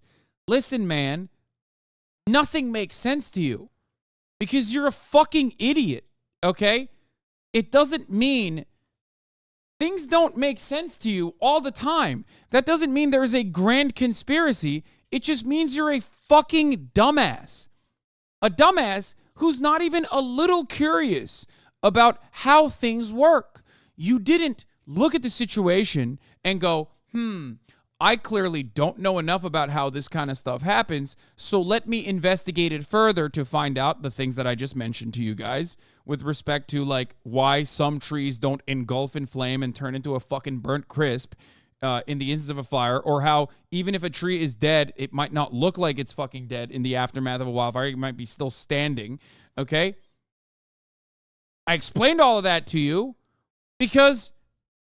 Well, one, I had to learn about all this shit because, like, obviously these guys are fucking saying idiotic stuff. And also I was exercising at least prior knowledge of what, people do in California during wildfire season. But, like, the thing you're not supposed to do in a situation like this is like, oh, this is rather suspicious. Let me go post about it.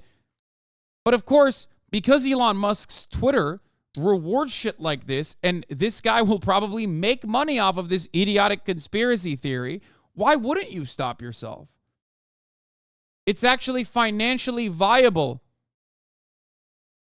to just be this fucking stupid because there's a lot of other people that are just as fucking stupid.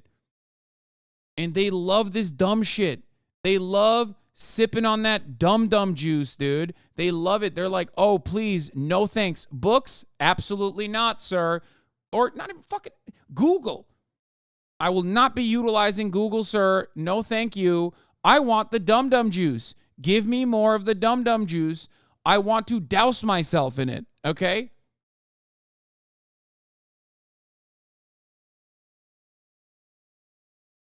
Holy fucking moly. It's so stupid. You don't get it, Hasan. The way you tell a tree is dead is when it's laying on the ground with X's in his eyes. Yeah.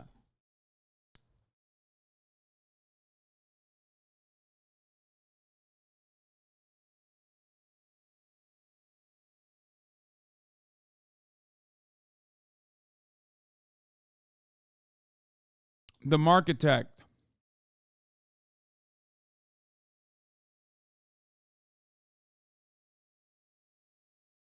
The unmelted blue car gives a clue as to the energy spectrum used. Ooh, that's a bingo.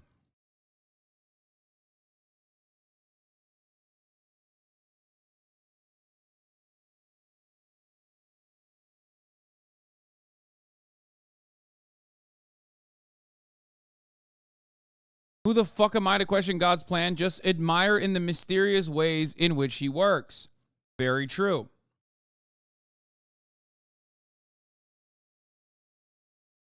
I don't see anything all strange, really. I'm sorry. I believe it was due, but still don't see anything weird. She's like, I believe your Joyce is like, I believe your conspiracy theories, but I don't really understand the point you're trying to make. And he responds, untouched blue car, ... slightly melted front bumper, but that's it.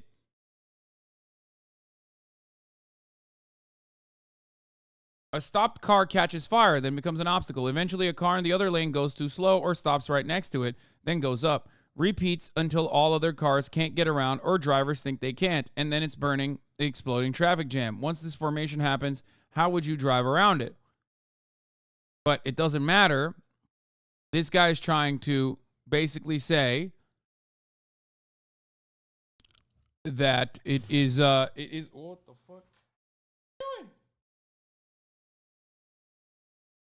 What happened? Run over here. You got scared?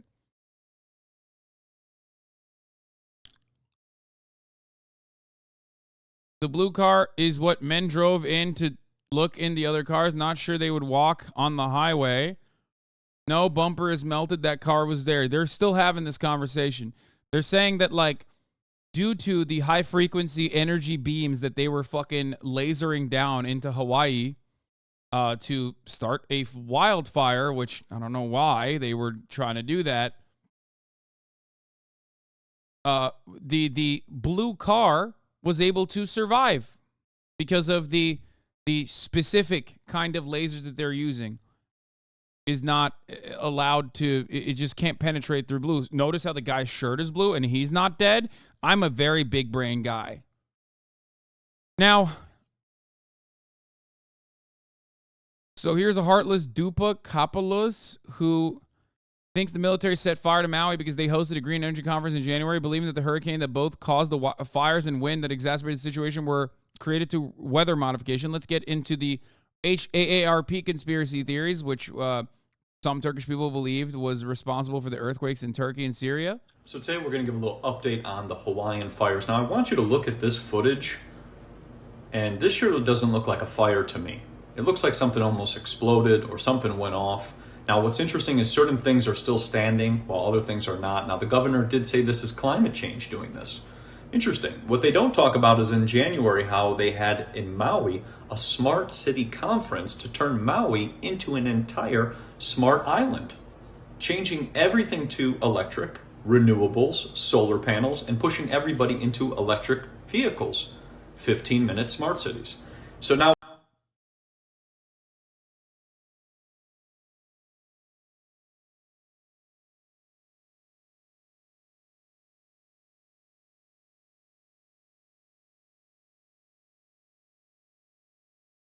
I want to show you guys something.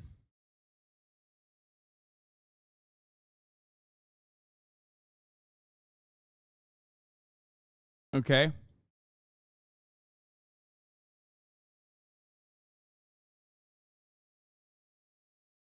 Do we have Street View on this too? Hey, dumbass. This is already a 15-minute smart city, okay? It's just the way that it was developed from the jump is already an incredibly walkable, small-ass town. The fuck are you saying? What are you even saying? It's a tiny-ass town, which is automatically a fucking 15-minute smart city. What you define as a 15-minute smart city, which somehow Americans are against. I really don't know why. Like, they just hate walking that much, I guess. I don't know. They're like, I hate being 15 minutes away from, like, everything that I need for survival. Okay? But it basically was that. And also, this implies, like, the renewable energy conference happening beforehand implies that it hadn't happened if you're trying to blame, like, renewable energy for this.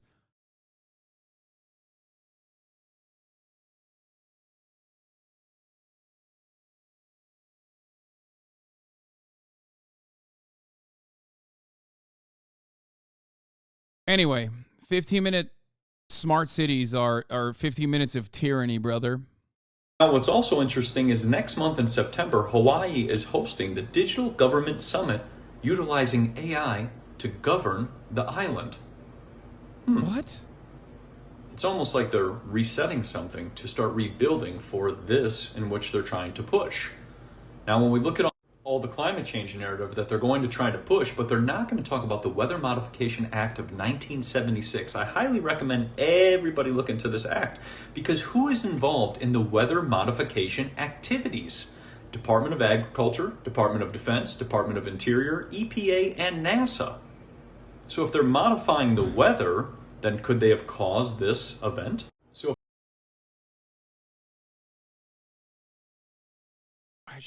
I don't know. I don't know how to, like, when I see such profound displays of stupidity, I don't know what to say or do. Okay? I don't know. I don't know what to. In a way, he's not wrong, lol. What way is he right? What are you saying? You think that, like, the fucking wildfires were actually caused by space lasers because they wanted to fucking reset the like, some of the less developed parts of the fucking islands? Like, it's literally not viable. It's not like big ass fucking white beaches. So that in part is the reason why they don't have as much, like, development in that area. It's remained relatively intact as far as I understand it. I didn't know anything about it until this past fucking week where I had to read up on this shit. Oh my God. This guy seems like he has a teen kid. He doesn't see enough that sharpens his pencil all the way down to the eraser and calls his mom a bitch. This man needs to take care of his own home and stop talking all this crap.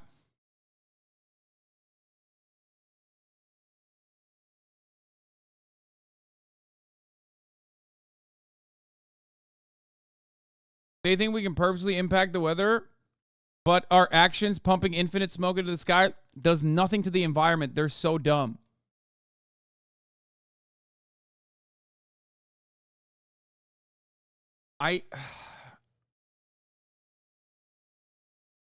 Typical Telegram victim. It's WhatsApp too. WhatsApp, Telegram. I love watching insanity like this almost as much as I love serving the top of the hour ad break. Okay. I love watching insanity like this, but a part of my brain is always, like, thinking about the Alex Jones equation. Okay. What I enjoy for consumption as an insane conspiracy theory, I know there are other motherfuckers out there who believe. And they move further and further away from the truth. It was the capital of the old Hawaiian Empire, and apparently the land there is highly sought. Even Oprah tried to get some. I don't know, puffed.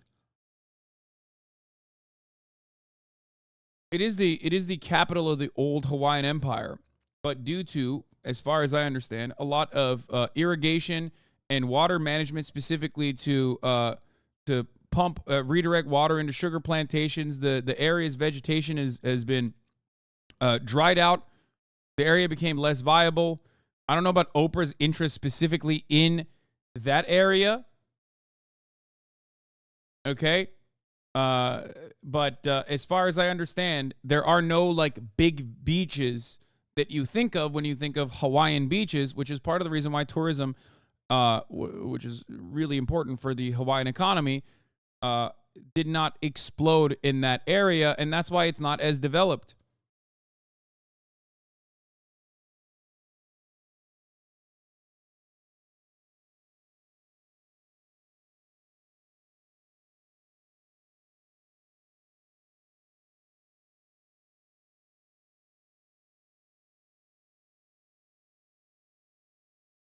That's 100% correct regarding water diversion and lack of land management of pineapple sugar agriculture. The big beaches are down south in Kihei or further north in Kanapali.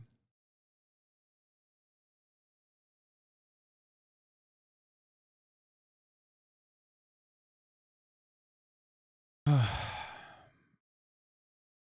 death.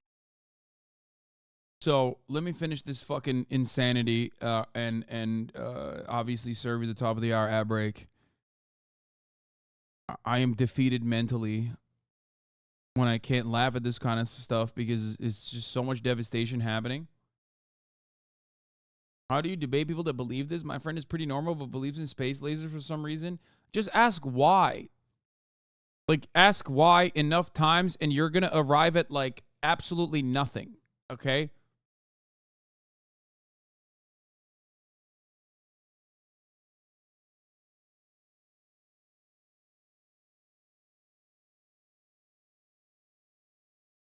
I won't take this slander. I was trying to make a point about the USDA, U.S. Air Force, etc. did cause climate change to happen. That caused the fire.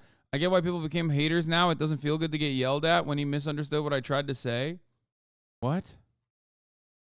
Okay, you're right. But you also literally said, in a way he's not wrong, lol. As he was talking about how the Air Force caused the weather change to happen. And not in the way that you're saying it. My cousin told me last week that he no longer thinks space exists. That's awesome. That's fun. That's fun. That's a fun thing to think.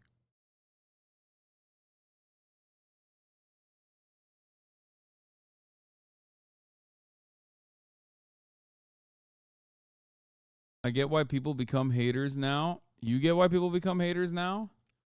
What did I do to you? I didn't do shit to you.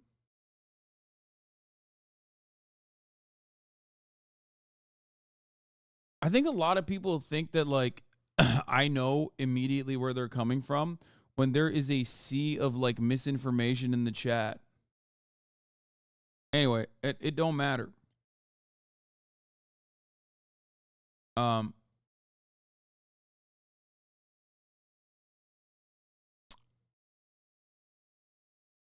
Yes, conveying tone is very hard. I apologize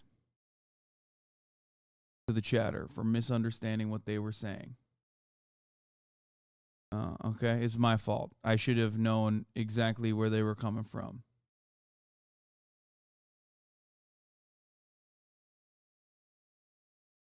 There's a lot of Hawaiians here that are very skeptical of the government, justifiably, but it can go very crazy very quick. It's frustrating. Okay, let's continue.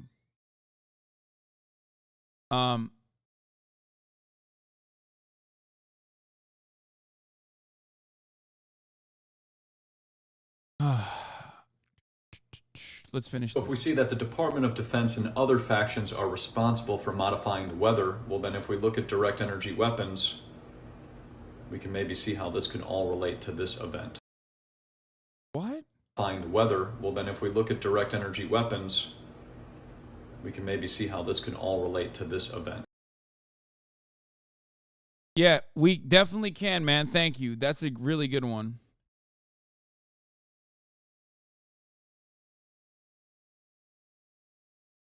I was a hater, now a fan of Hasan. Fell into the HasanAbi hater gossip train. Love that. During the Oregon fires that the Bureau of Land Management was helping fight, and during the BLM protests, some idiot ex-friend in England told me that it was the latter BLM working with George Soros that started the fires, and I deserved it for supporting them. I love that.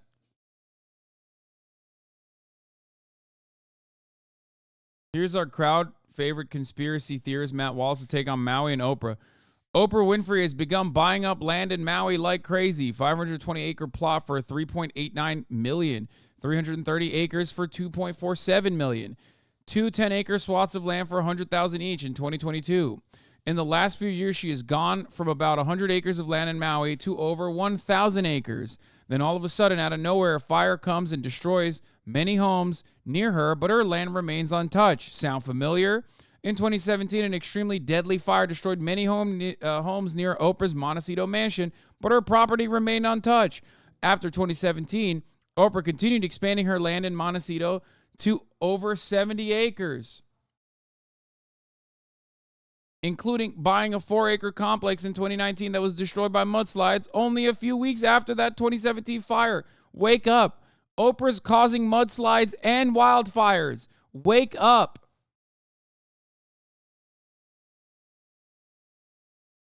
A conspiracy theorist is the... Wake up. Oprah is capable of causing mudslides and wildfires. Wake up. She went to Hawaii. She went to Lahaina and purposely lit fires up. 48,000 likes?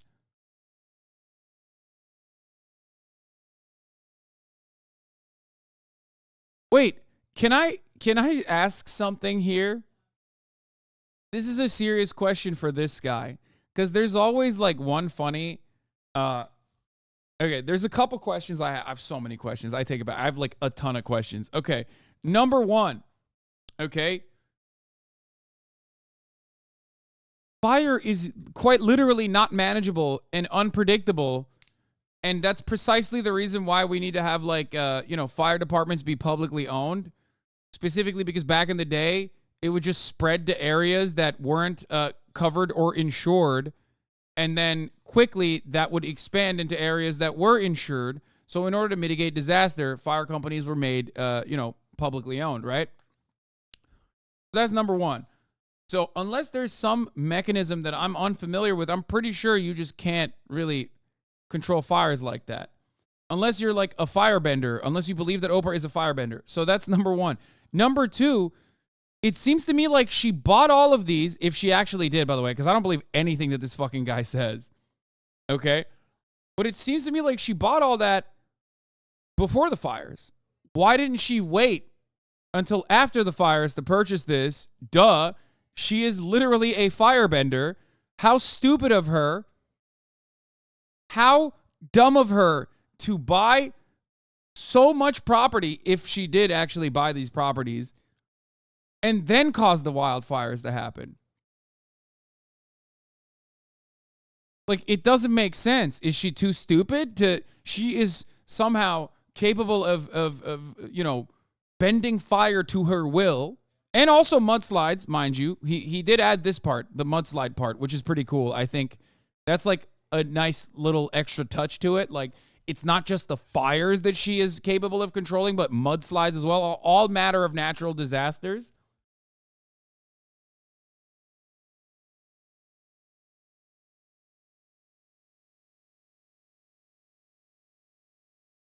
It increases her property value? Wait, what?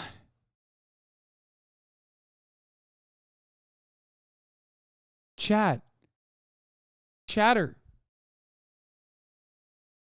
In the immediate aftermath of a fire, people are desperate.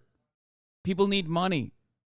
This is why it's much cheaper to purchase land like right after a fucking fire, which will happen, by the way. That is the real devastation that is going to occur. Okay? I'm giving the argument, not saying I believe, by the way. I understand that. But what you fail to comprehend is that she could just buy the fucking land after the fires. Because property values will drop in the immediate aftermath of a massive wildfire. That's the whole point. That was my point. My point was trying to explain why even in Matt Wallace's like logical conundrum, even in his own like system that he's cultivated, it still doesn't make sense by the own boundaries that he set for himself.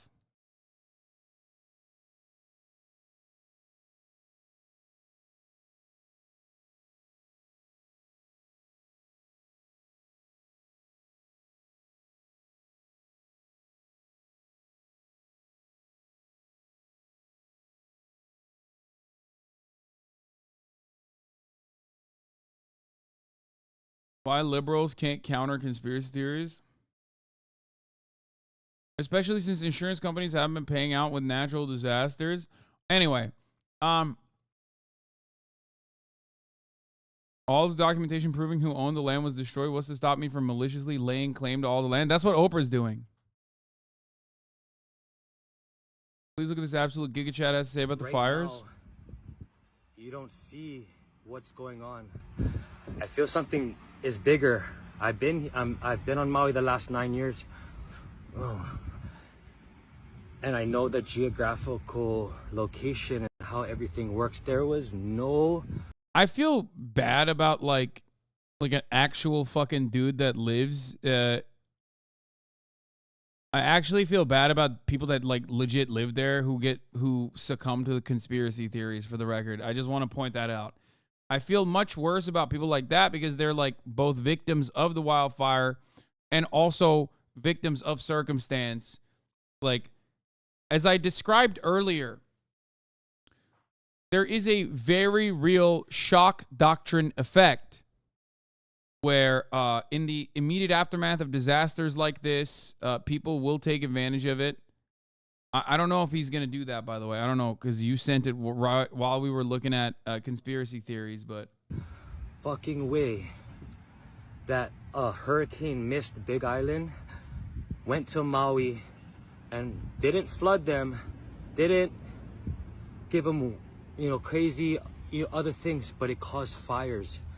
It caused fires in not only on Maui, but it caused fires in the most precious parts of real estate in... Wait, he thinks it's from a hurricane? It is. It is from a hurricane. That part is correct. Once again, there are elements of the story that are correct. Hurricanes cause 80-mile winds. 80-mile winds that very quickly spread the wildfire. Like everywhere. Dry winds. Maui. Lahaina Front Street is worth billions.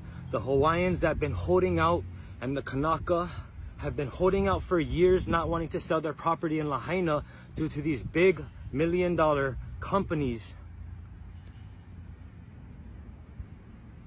I believe these fires were set on purpose. For whatever reason, it is not a coincidence, I don't believe, how in the most precious parts of Maui, Kula, Lahaina, and Kihei, that the locals that are standing strong and do not want to give up Oprah Winfrey's fucking view up in Kula that the Hawaiians are holding out on, that the fire was going to, the Hawaiians and the Kanaka that was holding right there on Front Street, and the others that holding out in Kihei. It's not a fucking coincidence. The last time 3 fires were set in all locations, it was purposely. The last time something natural happened, it was in one location. Do not get desperate, guys. What's gonna happen now, being in the industry... Explain for Chad, the hurricane was far away from the islands, but they pull air from those faraway places. This caused high winds without the actual hurricane making landfall, exacerbating the fire. It's gonna be a shit show. It's gonna be a shit show. The rich and the howlies the foreigners are gonna get fucking priority with the lenders. Do you get it? Do you understand what I'm talking about with respect to like why, like, there are so many truthful parts about what he's saying with respect to like foreigners or rich, wealthy people getting priority with recovery, and also gentrification and its impacts on Hawaii. He's not wrong about all that, okay? The reason why he believes this to be the cause of a conspiracy, however, is because it's because it's a much easier narrative. And if you're already fucking traumatized by both the wildfires and also traumatized by the desperation that you exist in under structural forms of violence like poverty, okay? And you see all this wealth around you, you're way more susceptible to this kind of conspiracy theory. That's why, like, there's a difference between a guy like this, who I feel bad for believing in this kind of thing as a coping mechanism, versus some motherfucker living in Malaysia tweeting out these conspiracy theories specifically so they get a lot of Twitter clout and then, you know, cash a goddamn check. Do you understand the difference? Is it hard for you to believe that rich people would do this? What? Rich people are doing this. Oh my God, dude. Do you honestly believe that it's not possible that the wealthy could start a fire to wipe these people out? I'm going to fucking lose my mind. I'm going to lose my mind. I'm from Malaysia. Why use Malaysia? Ian Miles Chong is from Malaysia, but LARPs is a person who lives in Portland, Oregon, even though he's never stepped foot inside of the United States of America.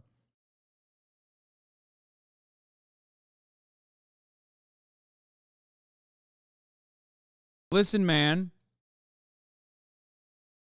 Rich people are doing this, just not in the way that you think they're doing it. Okay? They're not burning down an entire town to fucking seize control over it. What the fuck are you talking about? Look at every other part of the islands that have big ass beaches, and you will understand what rich people have done without fucking lighting fires. What do you mean? Part of the reason why it's untouched is because it's not as sought after, it seems.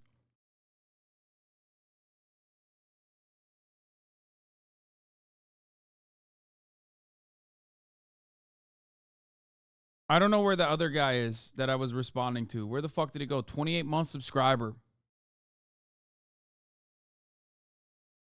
Casually alienating your Malaysian viewers? Well, I mean, I'm surprised that the Malaysian viewer did not know about Ian Miles Chong. Probably fucking lives down the street. The Malaysian viewer probably thought Ian Miles Chong lived in fucking Portland, Oregon. Do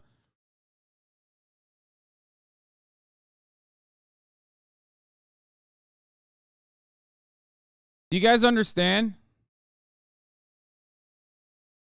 Rich people don't need to light your fucking house on fire to buy it. Okay?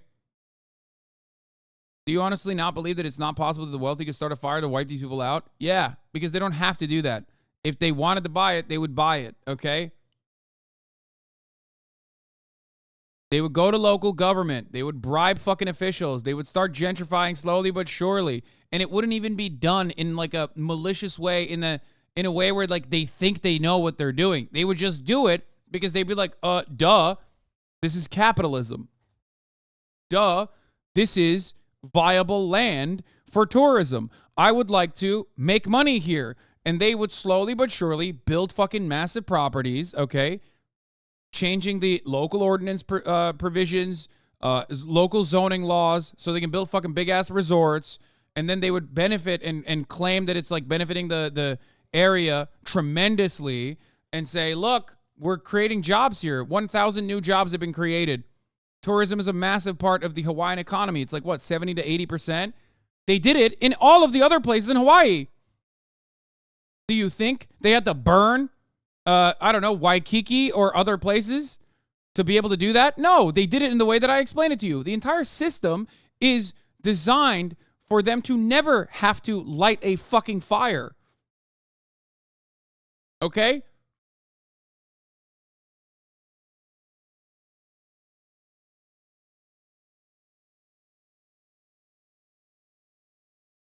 They don't need to do any of that shit. Facebook Zuckerberg is suing hundreds of Hawaiians to force them to sell property to him. Facebook CEO Mark Zuckerberg is suing hundreds of Hawaiians to compel them to sell the billionaire small plots of land they own that lie within the 700-acre property that Zuckerberg purchased on the island of Kauai 2 years ago for $100 million.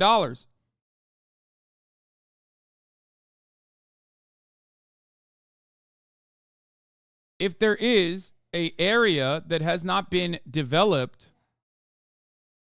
okay, if there is an area that hasn't been developed in Hawaii, it is because they chose not to develop it because they didn't think it was like financially viable for them to do so.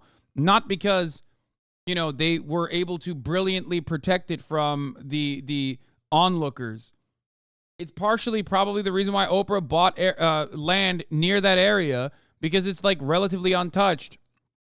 Not necessarily to like build fucking parking lots there, but instead because she probably doesn't want to be around other fucking assholes, okay? That's part of the reason why they buy shit in New Zealand and Hawaii to begin with.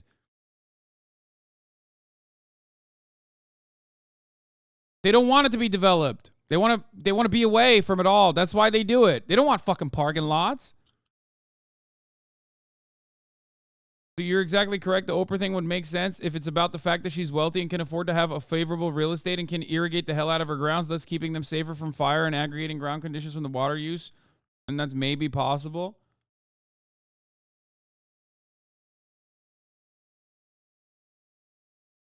This is how you forget about the way capitalism operates. By falling into like conspiratorial thinking, you fail to see that people are stealing your land from under you. People are stealing money from your pockets every fucking day. And that is just the way that the system is designed. And then you just spend a lot of time and a lot of brain power thinking up new and different ways that I'm sure there's additional ways that the rich are fucking you over. You are seriously underestimating the rich. Dude, it doesn't make sense. It does not make sense. What you're talking about doesn't make sense. Okay? I don't understand. Rich people will light you on fire and make bets on how fast you burn. They do it in a second. Okay, that's true, but they already do that without lighting fires, is what I'm trying to explain. The entire system of capitalism is designed to churn out outcomes that benefit the wealthy, whether they want to fucking use your land or whether they want to fucking build a goddamn tourist destination on top of your head. They will get away with it without having to light a fucking fire. That's the entire point. That's the reason why I'm talking about areas that are relatively less touched in Hawaii versus areas that are significantly more developed. Okay? Doors open.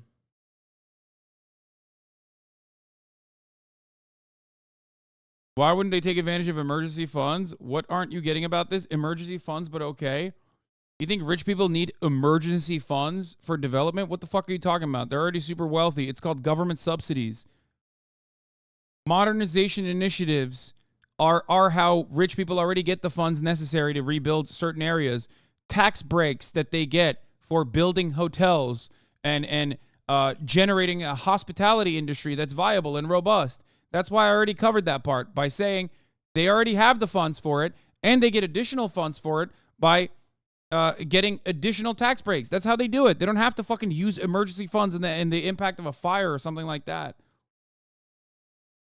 Do you not understand this? I am trying to describe to you how this works. Not the lenders, but the hold on. I gotta insurance open the adjusters, because they have money. They're gonna put the locals on the back end, not knowing what to do, knowing that they lost their whole entire life. These rich howlies are gonna come and they're gonna buy you guys out cash. Do not settle for cash. They're gonna somebody is gonna buy out cash, and is gonna buy all you guys out for what you thought your property is worth. Now all you guys are sitting on $100 million properties, Kanakas. Do not fucking sell. Move into your family's house. I have everything that I have on Big Island. You guys are more than welcome. We can fit 100 families.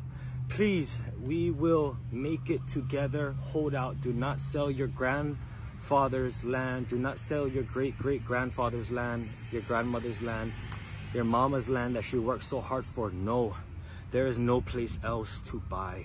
Do not settle. Stand strong. Even if you have to put a tent on your land and rebuild, that's what you guys need to do, and wait it out.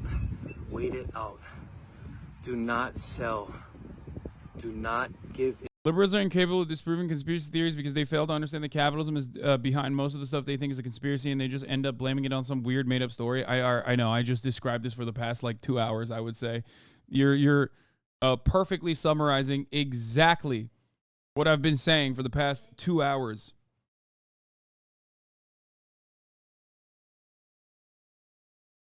Into the cash. I'm telling you now. Tell all your family.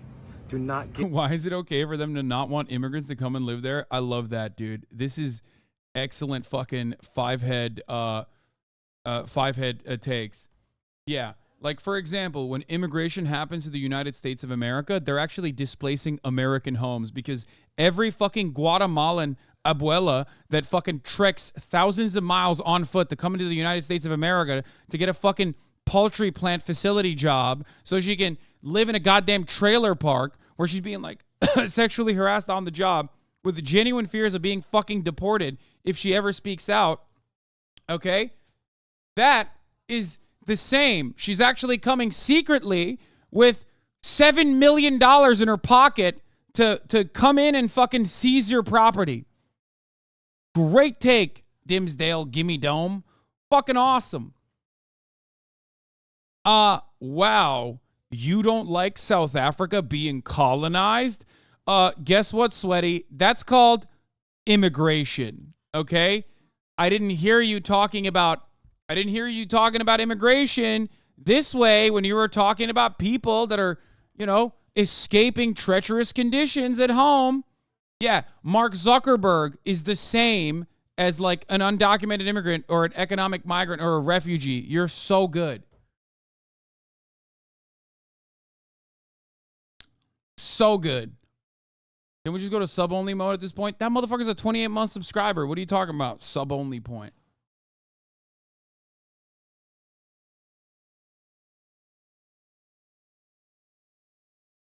What the fuck? Shoot me with arrows? Guess I'll take my cool ship and spices somewhere else. Sorry for even trying to immigrate here. My army and I will go fuck myself. I even bought a sweet-ass Maxim gun, okay? You guys know? It's so sweet. I brought it because I'm doing immigration.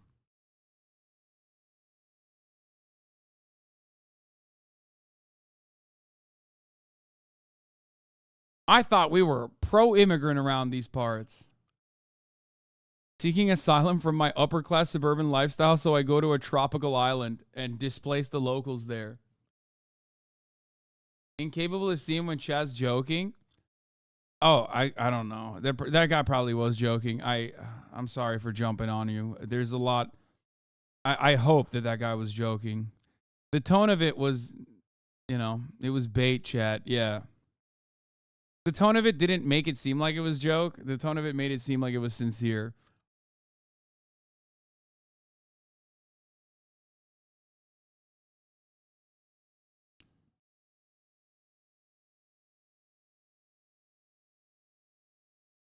We do need tone indicators, as you guys know. Or at least an emote, an emoji. I also, when I linked this, I hope you understand I was only referring to him talking about it being started on purpose. There are plenty of points in his argument with nuggets of truth, but he's been forced to believe something completely irrational. It is sad, and I could have been more sensitive before linking it to 27 chatters. That's my fault. Yeah, I mean, it's sad. This is sad. This is very different than, like, the Republican psychopath who's, like, just trying to farm Twitter impressions. Okay? It's sad that there is so much truth in his sentiment, especially as it pertains to an inherent mistrust of the wealthy coming on to the island and seizing up land. Part of that is very real, and that's why he thinks that this is most likely caused by them as well. Okay?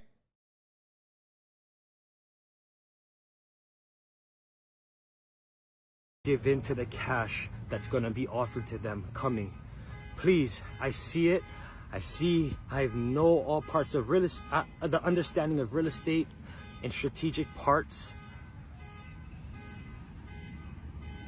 I understand the fight between our local people. I just understand. So please, hold out. Stand strong, Kanaka. We're with you. Pretty sus that Obama just dropped his list of the best plots of land to buy in Hawaii for summer 2023 on all his socials. That's awesome. But this happens whenever bad things happen. This is always seized on by right-wingers and conspiracy theorists, turning problems they cause into ways to recruit people who are having a hard time and can't see past the lies. Yeah. Do you see any value in the conspiracy, even though it's misguided as a point of organization for his community, which might be helpful? Fuck no. Absolutely not. I don't. Because if the fundamentals aren't sound, then you're only going to focus on the externalities. You're only going to focus on the silly parts of the conversation. Conspiracies misplace the anger, which causes you to not focus on the real vectors which forces you to move the attention away from the real problems that are causing it, which means that the similar structures will remain intact, and ultimately you will deflect your attention away from the actual issue.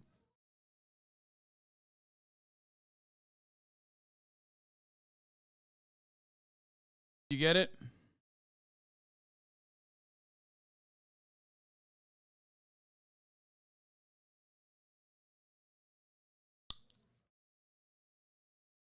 I've literally heard people mention WEF, and problems with global capitalism, all to turn around and say it's because they're trying to build communism. Yeah, exactly. Because they're fucking stupid, you know? Here.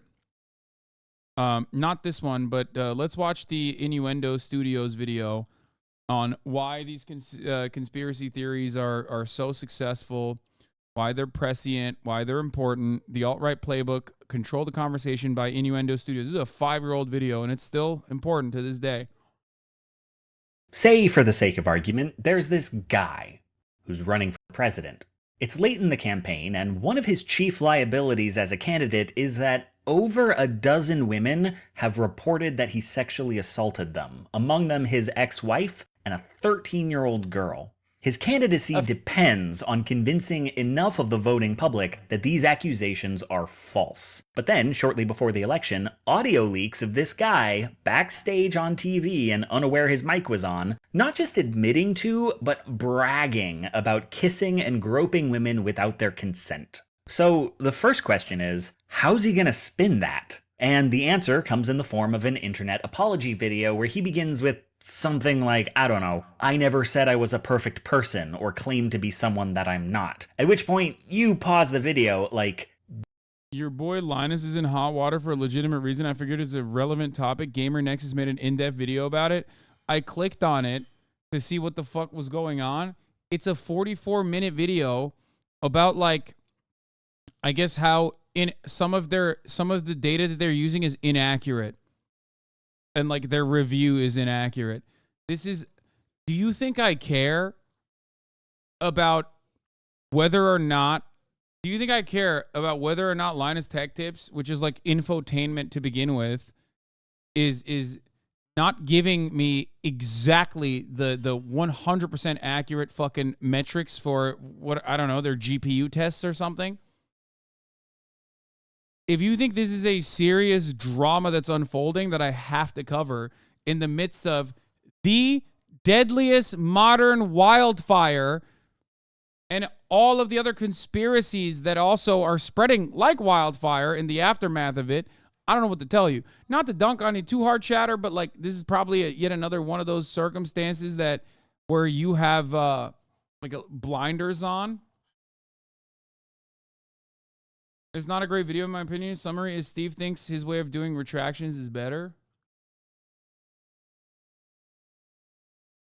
They built a whole lab to present 100% accurate info, but yeah, drama-wise, it's pretty specific. Like, I don't give a fuck about GPUs and CPUs, man. That's crazy. Save it for a slow news day, I think. The drama is that they claim they retest hardware every time, but others don't. It's very niche tech drama.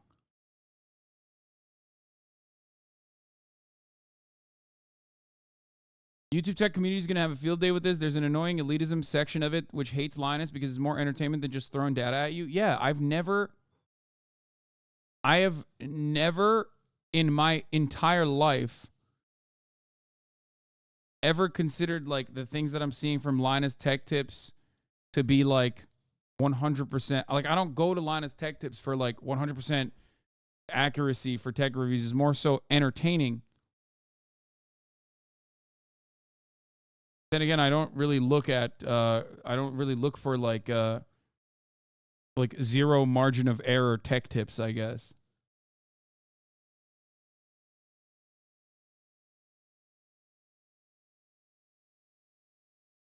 Anyway, oh God, I'm not diving into this. I don't care.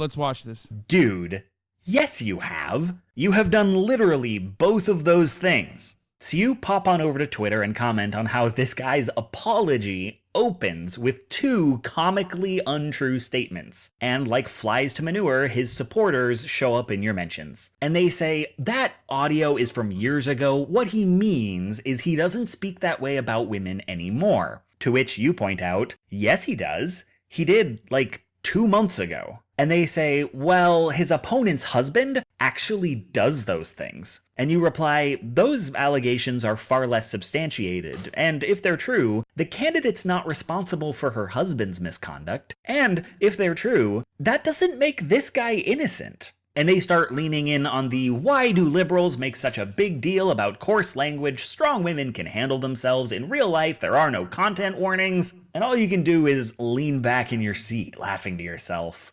What kind of debate is this even? There's not a single thing your opposition has said that isn't provably false or irrelevant, and they change the subject every 30 seconds. They clearly have no actual position and are just grasping at... Yeah, and yet they won.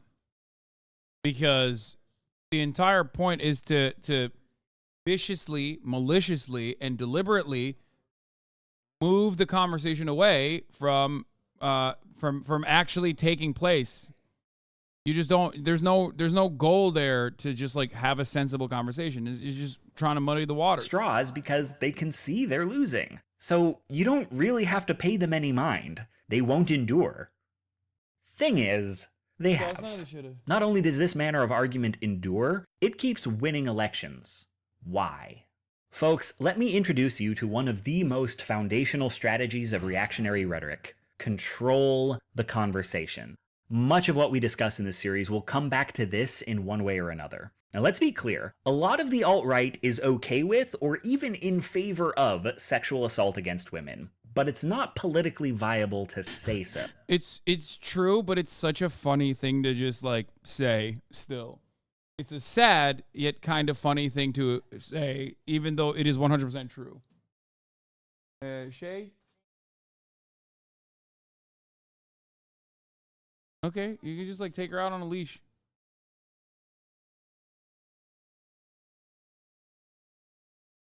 So if their guy is a serial harasser and they want people to vote for him, they How is it funny? Well, don't you think that it's like fucking tragic but also comedic in a weird way that like there are people who are just like literally fucking pro sexual assault? It's the juxtaposition of what you expect from a human being versus like being unimaginably cruel. You can see comedy in something that is absolutely insane, even though it's dark, okay? Just because we are watching, yes, it's tragic comedy because it's literally true. Now, let me explain something to you, okay? Just because we're watching a video from 2016 doesn't mean that your brain should be wired in the most 2016 way possible, okay? I don't have to fucking describe to you the terms of what I laugh at every single goddamn time. Holy shit.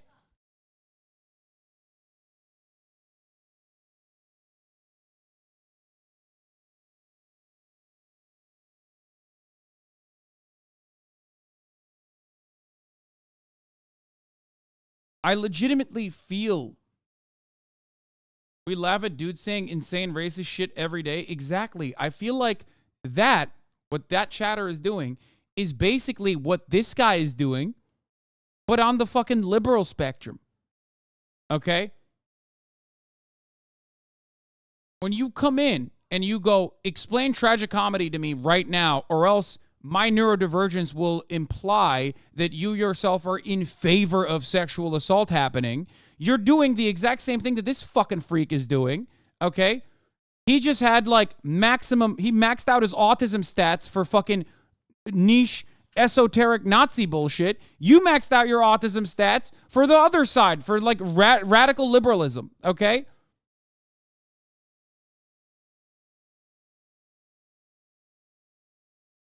Have to control that conversation. They have to let people think that a vote for this guy is not a vote for sexual assault. How it works is every one of these bad arguments is a subtle attempt to... Meanwhile, you should be maxing out your autism stats on trains, okay? And viable public transit options, please.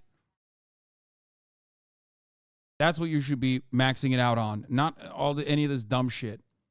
Change the subject. Now, changing the subject mid-debate isn't a remarkable phenomenon. We call that moving the goalposts. And if that's all that was going on, I wouldn't waste your time making a whole video about it because that video already exists. Link in the down there part. Controlling the conversation is a bit more sophisticated. To understand it, we have to look at how the goalposts move and where they get moved to. Regarding how the goalposts move, you must understand this. Bad arguments are not a bug, they're a feature. I mean, what are the positions in this debate? On one side, it's this guy admitted to groping women, and on the other, it was all just locker room talk. And trying to convince people that a guy who said he groped people didn't actually grope... Look, you're doing it again, you're doing it, you're continuing it. You're continuing the conversation. The effort here is not to have a viable conversation. The effort here is to just have yourself be represented in the chat and to derail the conversation from happening, conversation from happening. I never said that Nazis and rad leftists or rad libs are equivalent, okay? Morally equivalent. I never said that, okay? I said in a very hyper-specific scenario where your goal is to cause disruption in a narcissistic way, you are engaging in the very same battle. You're just using different aesthetics.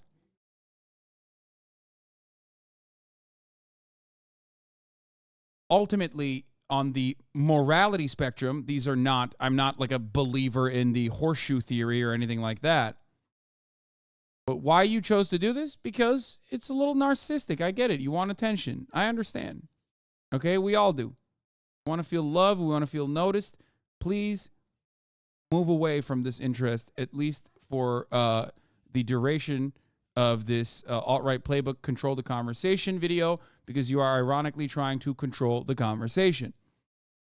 Take a day off. Rope people is not a favorable argument for his supporters to have, so they just don't have it. If their position is he didn't really do what he said he did, they've learned never to make that argument. They make the next argument. Because if we were to agree that it was all just locker room talk, the next argument would be, and he doesn't talk that way anymore, or and his opponent's husband actually does those things, or and coarse language has no negative effects on women. The trick is to treat you like you've already agreed to their position, and make claims that treat it as a given. Cognitive scientists would call this presupposing a frame. If you're on whether or not he still speaks that way to women, you've unwittingly agreed that that's what you're talking about. And that's why it benefits the right to insist that language is harmless despite a wealth of contradictory data, because if liberals provide the data, it gets them talking about speech. Bad arguments are bait, because liberals can't resist digging into them. They don't like letting false statements slide, and often they won't even notice if that statement is off topic. So there are few better ways to get Democrats talking about what you want them to talk about than to defend your position badly. Regarding where the goalposts move, let's step back and ask ourselves, what is the purpose of debate? The liberal conception of debate is usually along the lines of Joseph Joubert's adage, the aim of argument or of discussion should not be victory, but progress. I'm never going to watch a bad empanada video on the stream. I'm just letting you guys know. Much love to all of you who consume his content. If you think I'm going to fucking watch a YouTube essay from a dude who is like literally openly antagonistic towards me watching fucking YouTube videos, even though he also admits that I am probably one of the most mainstream anti-imperialist commentators out there, you're out of your fucking mind, okay? You think I want him to write like 700 hours worth of new YouTube essays about how I have wronged him? I don't want that. I don't want that at all, okay? He would perhaps benefit tremendously if I did watch his YouTube videos on this channel, but I'm never going to fucking do that, okay? Please. Yes, batshit insane leftists do actually make really good content from time to time. Not that antagonistic from what I've seen. Where are you getting this? Oh my God. You're just fucking stupid, okay? That's it. That's all I'm going to say. Just literally, if he wasn't banned every goddamn week, you would probably see some of his old tweets about him fucking thinking that ReactGate is the absolute most anti-leftist thing that has ever happened in the history of the fucking planet, okay? He is also super narcissistic, which is part and parcel for this industry. I myself also have a touch of that. He's also hyper online, but it's fine. Whatever.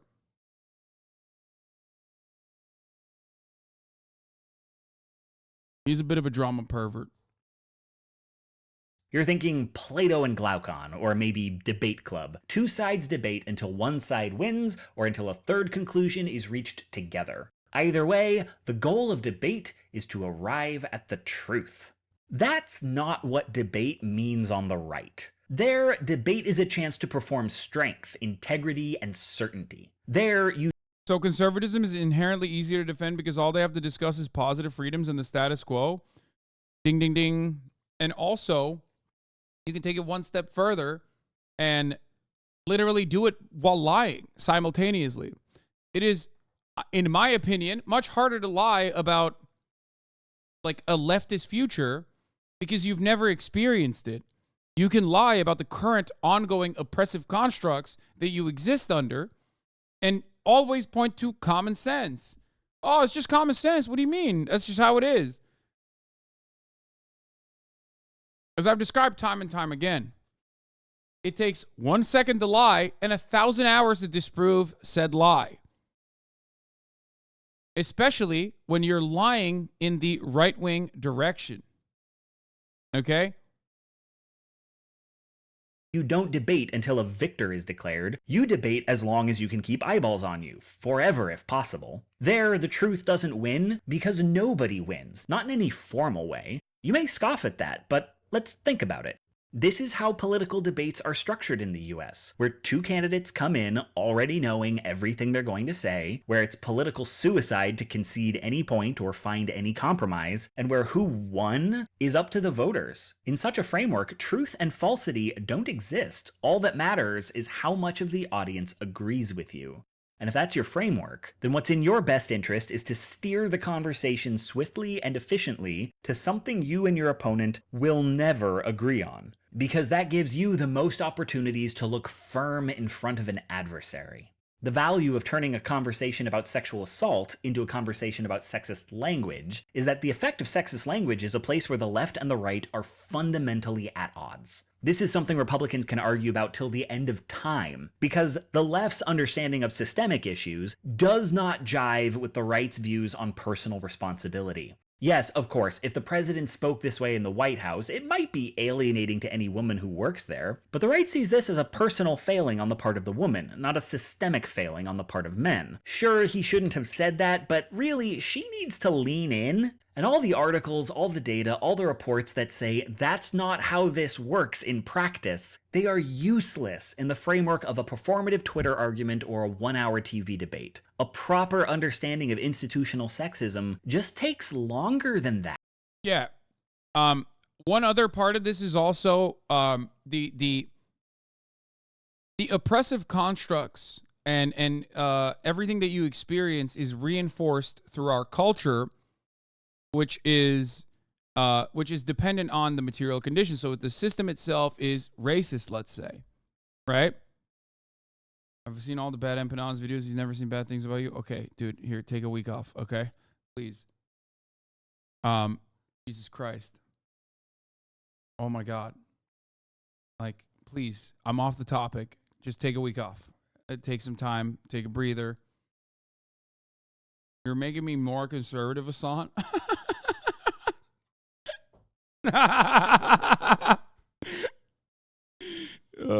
That's my favorite type of conversation where someone's like, dude, I was fucking dumb as shit before I got in here, but let me tell you, I've gotten way dumber now. Oh boy, I do not like the things you're saying. I am going to literally dive into the fucking rabbit hole now.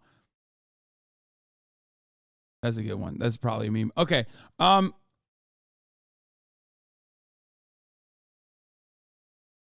White supremacy exists in a country that was designed to have chattel slavery, right? It's obvious. Most people recognize it, especially if you are educated on the matter. However, if you're not educated on the matter, or rather you're educated in the opposite direction, like you're a fucking kid in Florida, let's say, or in the South, where they teach you completely different things about the Civil War, completely different things about the civil rights movement, as a matter of fact, okay? And that you are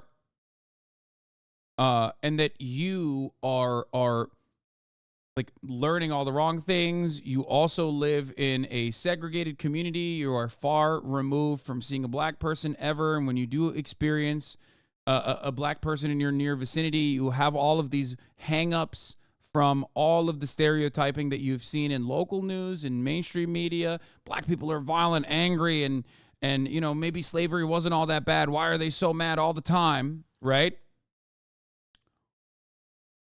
The war of northern aggression. You already have this foundation that is built. And it's designed that way. It's designed that way for you to have these kinds of opinions and these kinds of attitudes. And when you're primed with this kind of misinformation, okay? When you're primed with this kind of misinformation, a guy comes along and tries to describe systemic racism to you. You already have the preconceived biases, especially if you are a white kid too. You know, you have your own hangups. Why aren't they talking about my own personal issues? Why are they telling me about what black people are going through? That's going to take a long-ass time to unwind and reconstruct society as it actually exists. Okay? The much simpler conversation to have in that situation is to just say, yeah, black people are violent. That's why those communities need to be over-policed. That way, you're appealing to the preconceived biases that this person already had. Okay? You're corresponding. Your information corresponds to the world as they know it because they haven't experienced it. They've only seen it. Okay? And it gives you a hug box. It makes you feel smart, like you're a big smarty pants. I was right about this. I was so right. That's it. That's why it's so easy to be a conservative commentator, because you don't have to do world building at all. The world has been built before you. You can also hype up the nostalgia of a time that existed before top of the hour ad breaks, before you needed to avoid them with a $5 a month subscription or a free one in the form of a Twitch Prime. You know, back then it was much better. People had houses, you know. You could get a white picket fence. You could easily just pay a $5 a month subscription to avoid the ads at the top of the hour at the HasanAbi broadcast. Weren't things much nicer? And you can hit people in their fifis.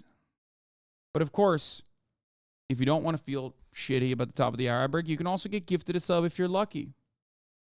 Here's a 3-minute ad break now. Now, I should stress, because it will be true for most of these videos, this isn't a master plan cooked up by some shadowy alt-right cabal. Most of the people who argue in this fashion, not all, but most, are simply doing what works without necessarily knowing why it works. It's picked up through observation or by trial and error. And it's not exclusive to the right. Everybody does this sometimes. It's just that the right has made it core to their entire platform. Anyway, Why would anyone use this framework? Well, if your opposition has facts on their side, then you need a framework where facts aren't important. But more broadly, if the goal is to win over the public, then the public does respond to honesty, but they also respond to moral certainty. And the right tends to sell certainty better than the left sells truth. This is what they're good at. This suits their worldview. They speak of a universe where opposing sides never agree because agreement is impossible. And since agreement is impossible, you never have to compromise. Actually, being conservative requires incredible education. Like, for example, if they laugh at you about Jewish space lasers, you need to know another country in the Middle East and say it's actually the Chinese space lasers. True. Exactly. One simple trick. You can also just blame the Chinese. You could still be anti-Semitic and still blame the Chinese. Like, for example, RFK Jr. did this recently, which is the Mega Man 5-head, actually 15-head take. When you go, the Chinese created a bioweapon that specifically doesn't kill Jews, Ashkenazi Jews. That is the final culmination of conspiratorial thinking, where you it's a double whammy. Okay, you basically said, Jewish people avoided getting killed by COVID due to the Chinese-made bioweapon that was COVID. It's fucking awesome. And before people yell at me for saying, Hasan, why is that level of misinformation and anti-Semitic xenophobic conversations awesome? Please understand, I think it's good that people are spreading these conspiracy theories. I like it, okay? That's why I said it's awesome. Not because I find the mania funny, but personally, I love misinformation. I love when it spreads, especially of the xenophobic anti-Semitic variety. Not because of the unique creativity that I understand is necessary to cultivate such fucking insane conspiracy theories that my brain-rotted brain responds positively to, because at this point you have nothing to do but laugh, but because I like it. Yeah, because it will never hurt you. Stop. I know you're LARPing. I know you're LARPing as a rad lib chatter, but it's actually pissing me off. Anyway, let's continue. Compromise. And since politics isn't about compromise, it's just about outnumbering your competition by any means necessary and obstructing them at every turn when they outnumber you. There is comfort in the idea that people are just fundamentally different and that they owe each other nothing. And if victory is defined by holding your own, then the Democrats' desire for compromise is a weakness that can be exploited. On a gut level, the right knows what debate means on the left, knows that the left wants to meet in the middle. So all they have to do is bait the left into having a discussion on their terms, and then keep insisting that they should find common ground. You could work with us if you'd only try a little harder. Because the rules of that debate, where you concede points and look for compromise, in their world, make the left look weak. And as long as the right controls the terms of debate, conciliatory loses. That's how they control the conversation, move the entire debate to their framework using a bad argument as the worm on a hook.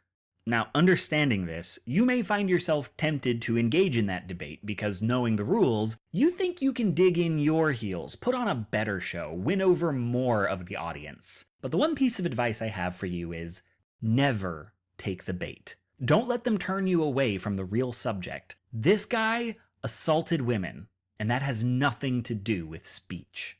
Theirs is not. There are a lot of debate bros who are good and need to watch and understand this vid.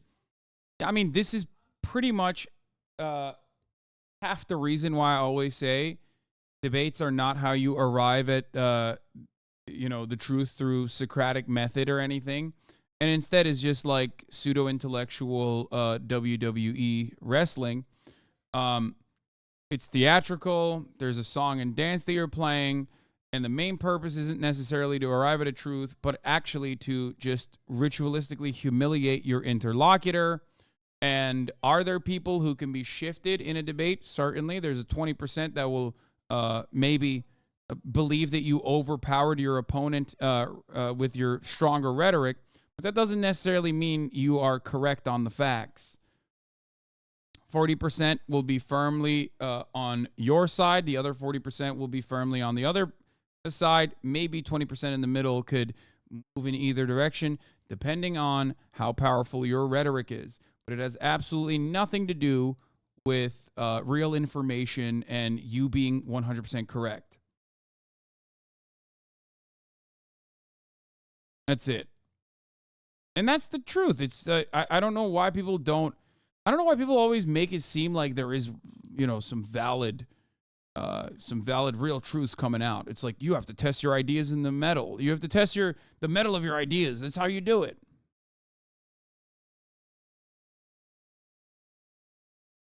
Unless you do the worm, in which case you do win. And for the record, I do routinely debate. I debate all the time. I debate all the time.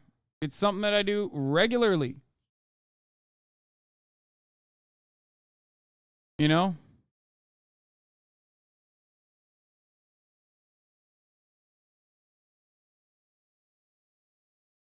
Don't even practice your worm. Yeah, I mean, I do it because it is entertaining, especially if it's like really, really silly, low, I don't know, low harm, like dumb shit.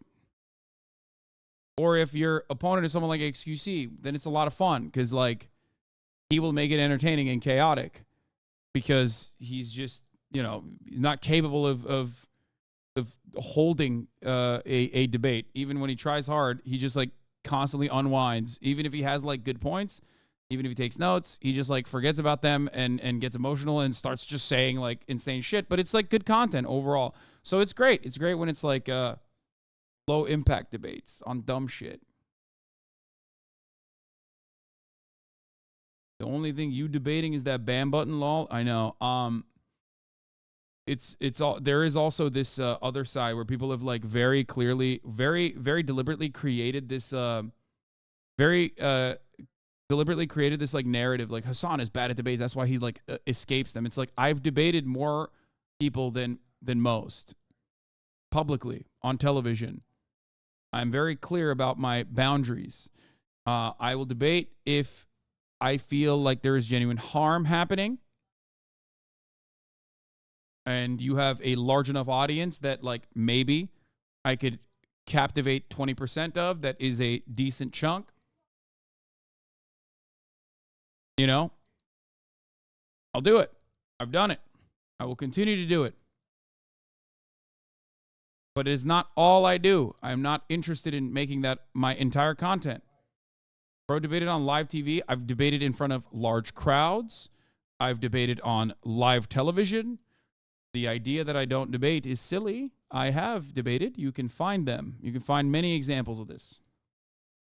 If someone has a big enough audience, people say, oh, you're doing it for clout. It's like, yeah, because the way I see it is if someone has a large enough audience and they're spreading harmful misinformation to that large enough audience, I think that there is 20% of that audience that I would like to at least change the minds of. That's it. If someone has a tiny audience,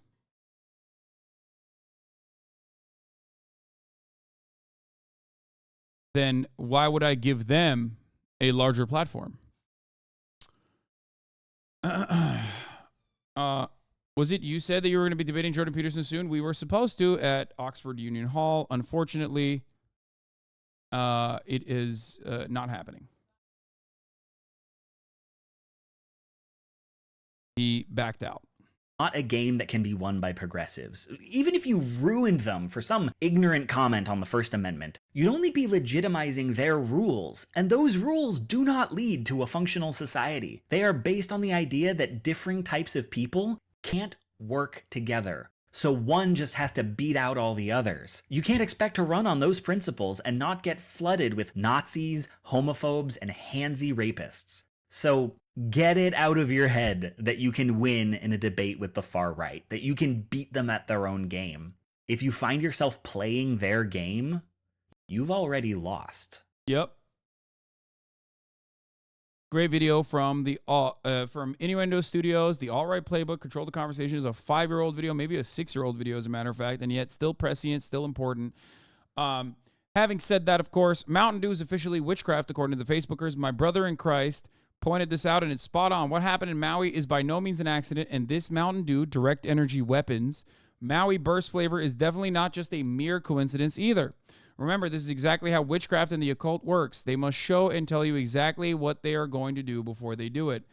I also responded with a sad emoji to this because it made me sad. It made me sad to think that my favorite Mountain Dew is actually Mountain Direct Energy Weapons. That's what Dew is. When it says do the Dew, they meant do the direct energy weapons that are lighting Hawaii on fire. I mean, what do you say to this? It's just like it's schizophrenia. That's it. Like it's paranoid delusions. Like this is not good. Now, where is this coming from? One other component that I need to cover. Okay, where are these conspiracies coming from with respect to what is going on in Hawaii? Not the utility companies, of course. It must be the fucking energy lasers and the just saw 20K retweets that Oprah started the fire in Maui by shooting it with a giant laser beam. It's just that my Twitter, or is it everybody's like that? I get it's free speech, etc., etc. Make sure y'all are seeing what I'm seeing. Well, it couldn't be the record high temperatures or massive worldwide heat wave. It's got to be space lasers. It's people like you that make it seem like a crime to question everything. Oh my God. Oh my God. You can't even make, first of all, you can't even make jokes about your fucking idiocy. It's like, wow, it seems like you want to shoot me with a space laser, Michael Malak. Are you working with the Jewish Chinese as well? Huh? I'm simply asking questions. Now, there was a time and place when I would have fucking said that guy probably is saying, I'm just asking questions because they actually have like a psychotic conspiracy riddled mind. They're probably an ideological Nazi, and they're simply saying that to sabotage the conversation. Nowadays, no, that motherfucker is just literally, he's not a Nazi, he's just a fucking idiot. And he literally thinks that Michael is probably saying it's illegal to ask these questions.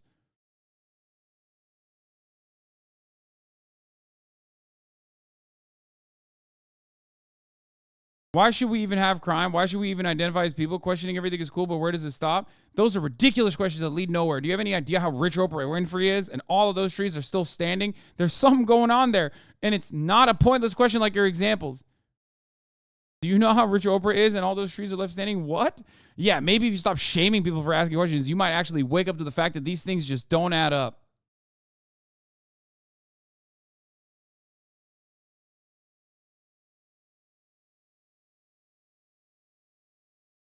Yeah, she's rich and can buy land in Hawaii. What else is new?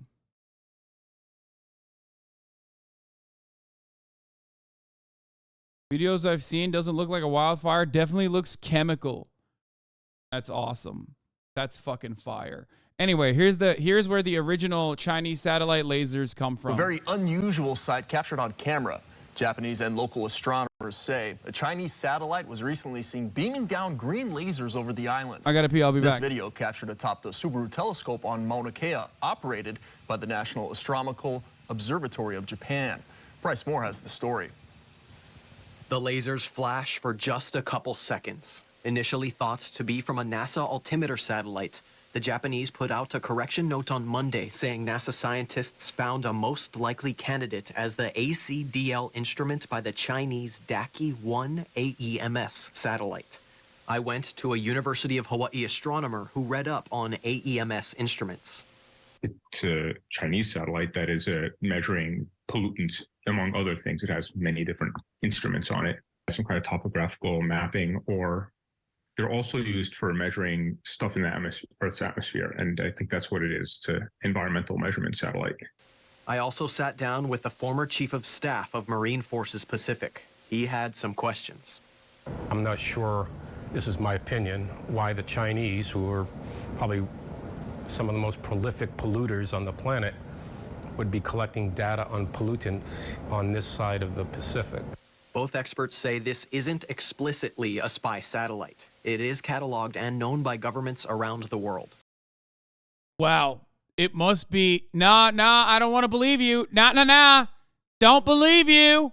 the U.S. has satellites that do the same thing. So in this case, despite all of the flurry, well-deserved flurry about Chinese spy satellites and other devices, this one is just orbiting Earth and has a known orbit. The footage was taken January 28th, before the recent incident where a Chinese balloon traversed over the mainland U.S. before being shot down off the coast of South Carolina. Which brings the question, how much is the Chinese military seeing? They can shut down any communication nodes that they want if they believe that, I think, the public is getting too much information. So, yeah, I think it's more probably military than anything else. That's makes sense. I had to ask, is this a risk to locals, to Hawaii? No, it's not a risk to Hawaii or any place else. We have aircraft making these kind of measurements all the time. If you've seen topographical maps with high precision, those are made using sometimes this kind of thing. It seems to me that those tensions are there. People are a little antsy. And, you know, I think... Bro, we've moved on. Okay? We've moved on. We have devolved away from being a medieval peasant to literally a caveman.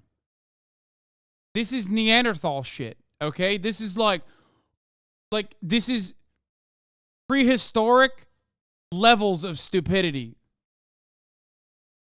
Okay? That's it. This is looking at shiny light and thinking, you know, this must be coming from the heavens.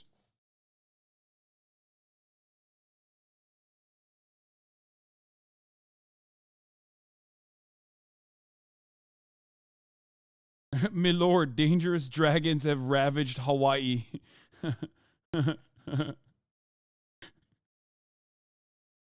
This is God's punishment.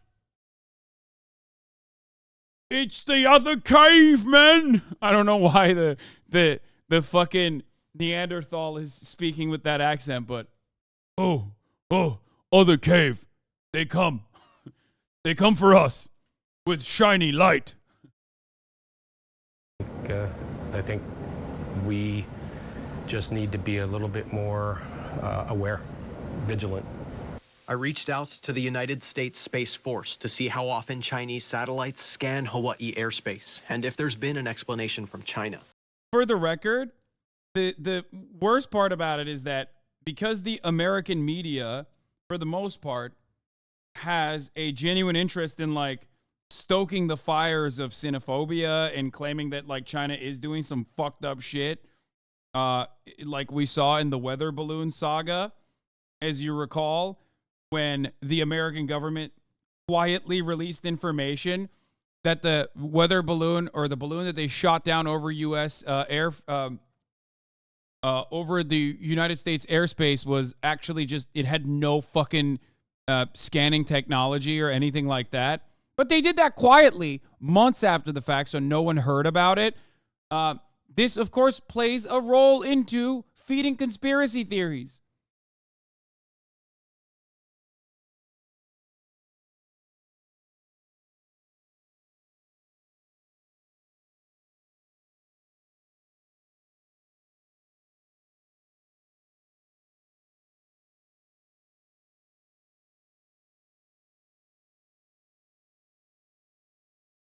Right. Officials are working on getting me a response, and we'll bring that to you as soon as we hear back. Bryce Moore, KHON2 News, working for Hawaii. Mainstream news still calls it a Chinese spy balloon? Yeah.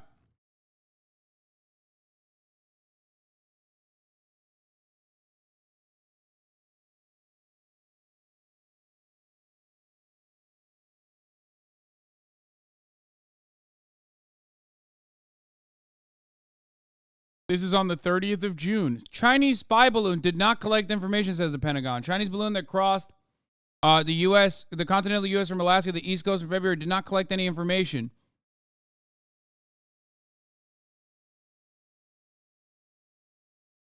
He said the efforts the U.S. took to mitigate any intelligence gathering contributed to the balloon's failure to gather sensitive information. Look at YourRage's tweet. Why? What did he do?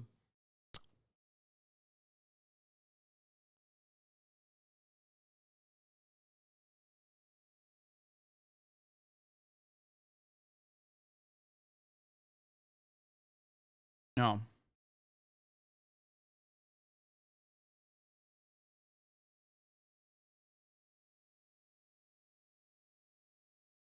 He joined Faze and is moving to Kick. He hit the double whammy.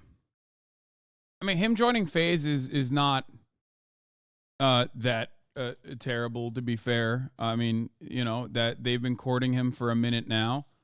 What is this? What happened with the aspect ratio of this? What the fuck? Why is this video? What?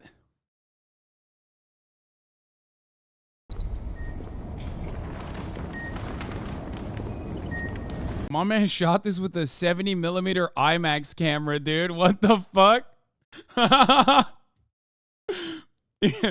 He got Christopher Nolan to fucking shoot this for him. Tell the bosses upstairs. The project is complete.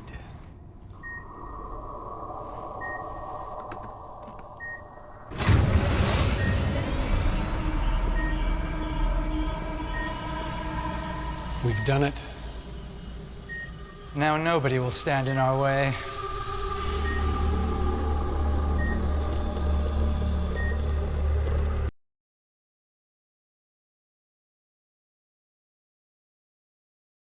Are they in the lab fixing his fucking knees or what?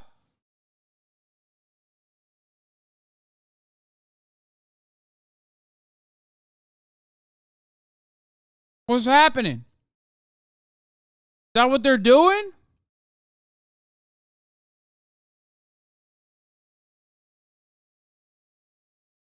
Let's continue.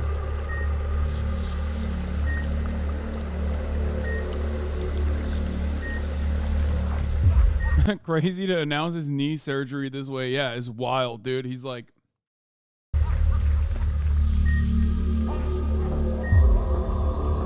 You guys want to know something ironic? People in the chat will be like, oh, so white guys in lab suits and you know, this is a black content creator. Faze, for all of its faults and failures, is probably the most, from the jump, the most diverse esports organization out there. And they always have been. Like, quite literally. I mean, I don't like to mention it usually because, like, it's not like they're known for... I mean, they have no women, but... But as far as like ethnicities and nationalities goes, like they are pretty fucking diverse. Just no women. Very little women. Just a couple.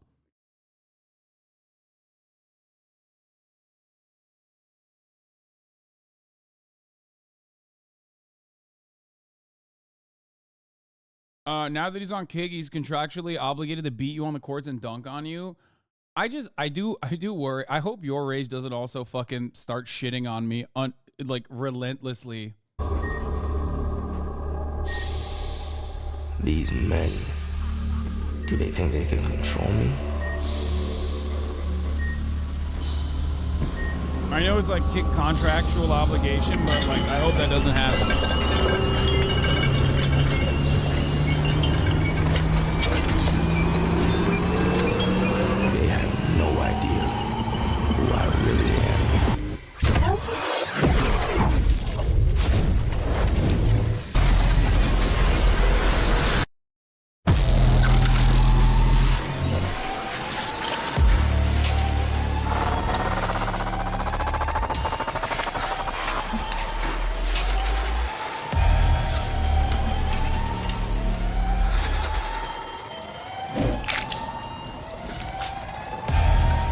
What the fuck?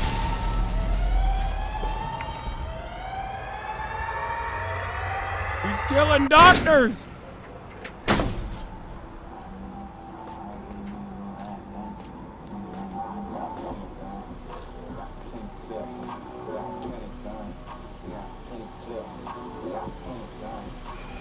I wonder how much money he got. Plenty clips, plenty guns, plenty clips, plenty guns, plenty clips.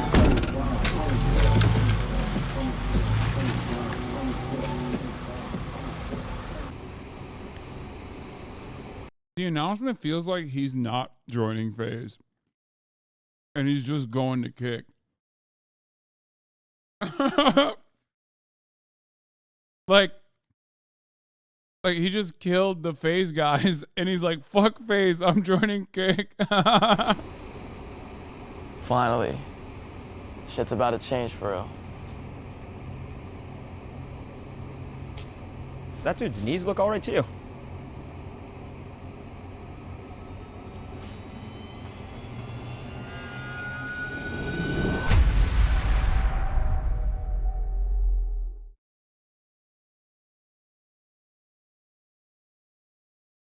What's about to change is,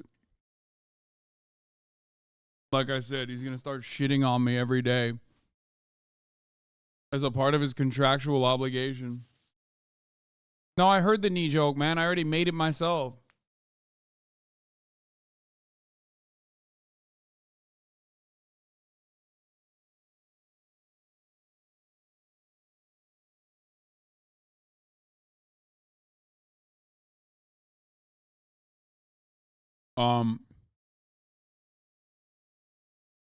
Audible dialogue. This can't be Nolan's work.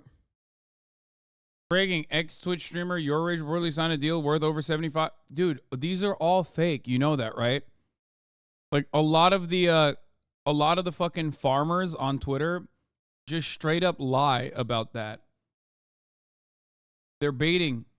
They're baiting to have guys like you tweet about it or retweet it and be like, and quote tweet it and be like, that's crazy. What? There's no way. Like, that's the entire purpose of that.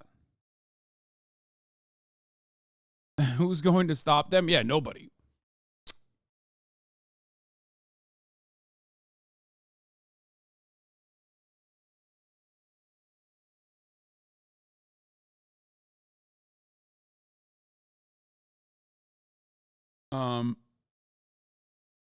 Yeah.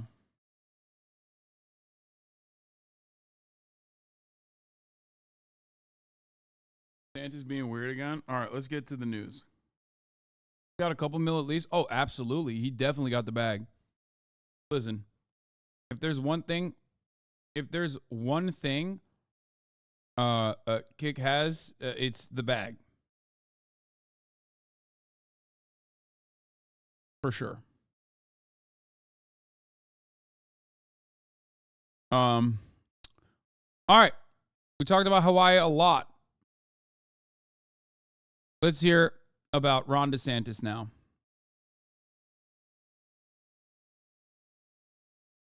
Listen, do you think you're a likable candidate? I think that's a narrative, but you know, when you have Trump doing that, he's got so many people that would never vote for him, and I've seen that in Florida. You know, we were able to win the biggest Republican landslide in governor history in the state. Listen, do you think you're a likable candidate? I think that's a narrative, but you know, when you have Trump doing that, he's got so many people that would never vote for him, and I've seen that in Florida. You know, we were able to win the biggest Republican landslide in governor history in the state. Believe there's a great American spirit, and I think that it's time to summon. Sometimes things need to get bad before people awaken, and I think we were talking about normies, right? Mm-hmm. Some of these normal Americans who aren't necessarily politically engaged, they see something's off the rocker. They know men can't get pregnant. I believe there's a great American spirit, and I think that it's time to summon. Sometimes things need to.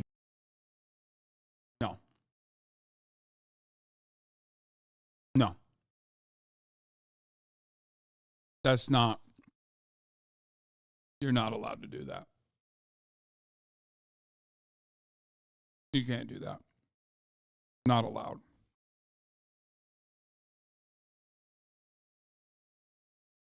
You can't say normies if you're running for president. Especially when, like, the entire problem with your candidacy thus far, other than like how horrifyingly awful you are to look at, is the extremely online people that are in your campaign that fucking tell you to do certain things. Okay? And saying normie on a fucking podcast, on like some random right-wing podcast that you went to, is definitely the exact same thing that you were doing. It's like the black sun appearing in your campaign ads. It's just hyper specific, hyper online. Those people don't vote. You're fucking stupid. Anyway, now let's get to fucking Georgia. Okay? Georgia grand jury to hear witness testimony this week in the 2020 election probe. The fourth is coming down, folks. Fani Willis is finally doing something that is good with the fucking RICO statutes in the state of Georgia that isn't about arresting any and every rapper that has ever rapped about, like, killing someone. Let's take a look. Georgia, where former President Donald Trump could face another indictment as soon as this week. Prosecutors in Fulton County are wrapping up their investigation into any alleged election interference there by Trump and his allies in 2020. Nicole Killian is outside the courthouse in Atlanta with more on what to expect. Nicole, good morning. Good morning, Nate. Fulton County District Attorney Fani Willis is expected to begin presenting her case as soon as today to a grand jury, which will face the big decision of whether to indict the former president. This morning, there's an increased security presence outside the Fulton County Courthouse ahead of a potential charging decision this week. District Attorney Fani Willis says she's ready to go. That if someone broke the law in Fulton County, Georgia, that I have a duty to prosecute. CBS News has learned several witnesses have been subpoenaed to appear before the grand jury, including former Georgia Republican Lieutenant Governor Jeff Duncan, who plans to testify Tuesday. The investigation centers on a January 2nd, 2021 phone call by then-President Donald Trump to Secretary of State Brad Raffensperger, seeking to potentially overturn the 2020 election.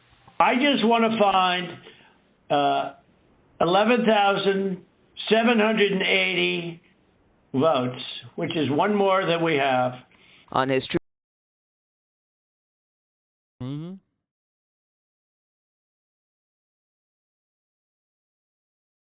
Oh, yeah. Heightened law enforcement and media presence remains in place outside of Fulton County Courthouse in Atlanta, Georgia, as another grand jury indictment may be announced against former President Donald Trump.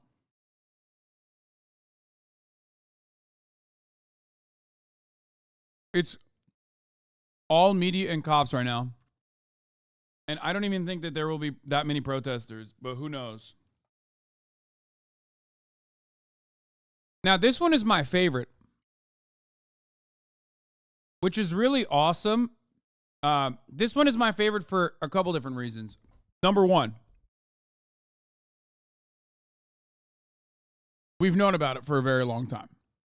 Number two, it's yet another situation where Donald Trump is like doing something criminal in the most like flagrant, obvious way possible, where he gives you the exact number, 11,780, a number that is now burned into the back of my brain. In his words, one more than we need. Like, there is a very different reality where, like, if Trump is ballparking numbers, like, you could at least make an argument that, like, he's just, you know, saying something exaggerated, right? He's just, he could, it's just a term of phrase or something like that. The fact that he's like mentioning the very specific number and not like 12,000 is incredible because it works against him. Now, those are some of my favorite reasons why I love this case. Some of my other favorite reasons for why I love this case, because it's very open and shut, unlike the other ones, or unlike the first state case. Now, this is the fourth one. There are three cases so far, 3 court cases so far. One is a local Manhattan district judge, which means it's a state prosecution. Okay.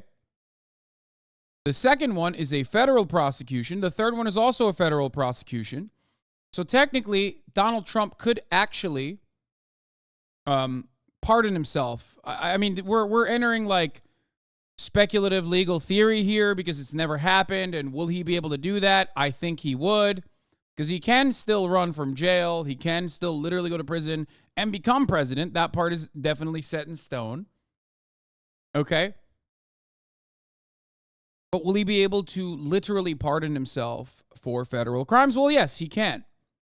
However, a president can't pardon themselves for state crimes, which means for the Manhattan one, whichever way it goes, doesn't really matter. It's a misdemeanor, slap on the wrist anyway. So that one is whatever. But for the Georgia situation, Donald Trump, in order to get a pardon in Georgia, would have to go to Brian Kemp, who he fucking despises. The only way for Donald Trump to get a pardon in the state of Georgia, if he was actually arrested in the state of Georgia and was thrown in jail and like somehow still magically won the election, he would literally have to go to Brian Kemp, who, for this criminal case, Brian Kemp and his refusal, and other people underneath Brian Kemp's refusal to work with Donald Trump, is why Trump thinks he lost the election. This court case is quite literally, this court case is like literally dependent on him not working with Brian Kemp. That's why it's there. Kemp can't solely pardon. It's a board that does it in Georgia. Oh, the Georgia governor can't pardon. There's a 5-person parole and pardon power with that panel. There's no pardon power. Fuck, that ruins everything. I thought that it was another one of these like I'm gonna fucking pardon states.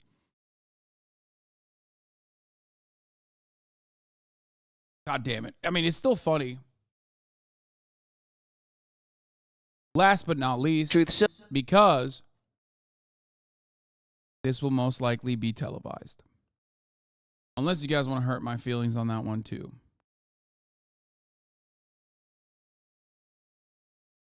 But I'm sure they will pardon him if he won. It's just like that.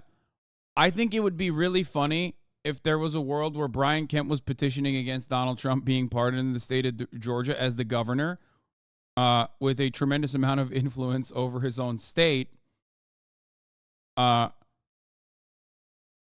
Especially because Donald Trump has purposefully tried to run a candidate against Brian Kemp, and that candidate fucking lost.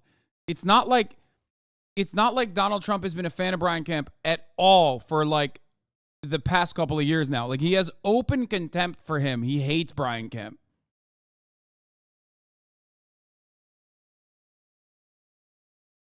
Also, this in Georgia. On the left, former President Trump intimidates the witness in Georgia case. On the right, Georgia law stating that to release a person on bail, the judge will have to find the defendant poses no significant risk of intimidating witnesses. Note, that is a presumption against release. Yeah, okay, let me explain something. It's not like Donald Trump is going to personally fucking intimidate a witness. He just shouldn't be able to tweet.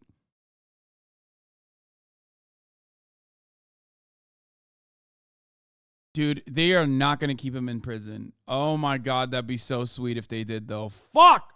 Social platform Sunday, Trump continued calling it a perfect phone call. We love Iowa. At the Iowa State Fair, where the former president and supporters appeared to troll Florida Governor Ron DeSantis in the air and on the ground,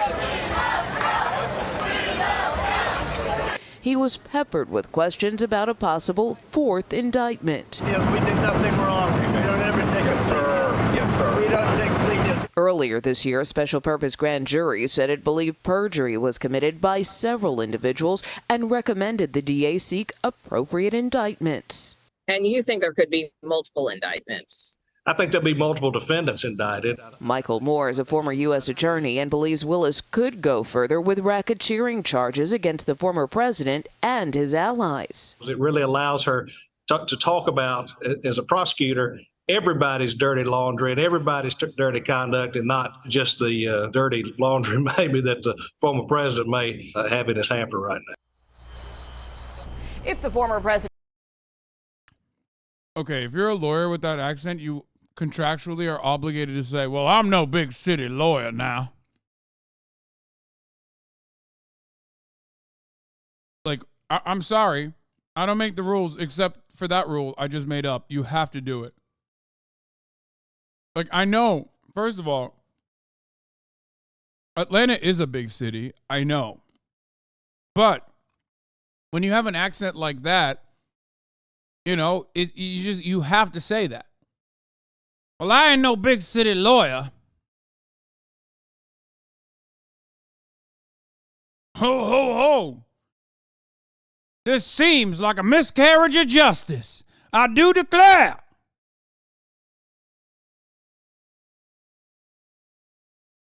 Here he is. What do you do if your partner is resistant to signing a prenuptial agreement? You have to explain the mutual benefits to each party. The intended purpose of a prenuptial is to protect existing and future Dude, what is happening with this guy? It's like terrifying. assets of each other. Remember, love is blind, so you've got to think about it. The only thing that's saving this guy, the only saving grace of a guy like this is that he's like, I'm almost certain that one of those guys who's like secretly gay in the South has probably a woman's name. And that just like makes him more human for a second. You know what I mean? Every other aspect of this is terrifying. Like, I would look at this and be like, this is a vampire.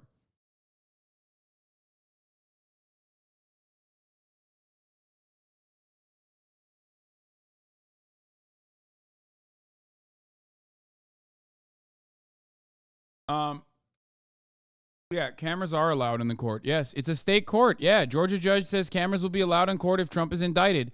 I am going to nut, dude. I need to pay my respects to the big, beautiful state of Georgia. I'm going to be honest with you. I might have to go down there. Okay? I feel like it's giving me so much. I mean, it's just incredible.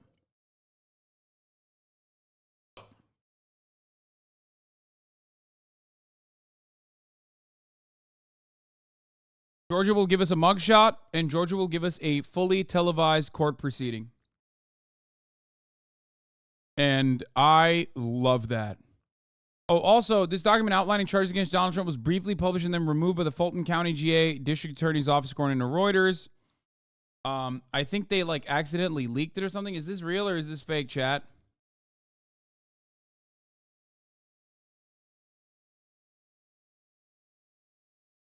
Why do some courts allow cameras? A lot of courts allow cameras. What do you mean? It's actually rare that when courts don't allow cameras. The ones that don't. Oh, it is real.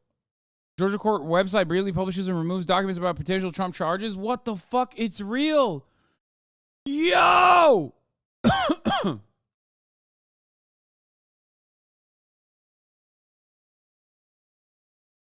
Trump's lawyer said the episode was not a simple administrative mistake.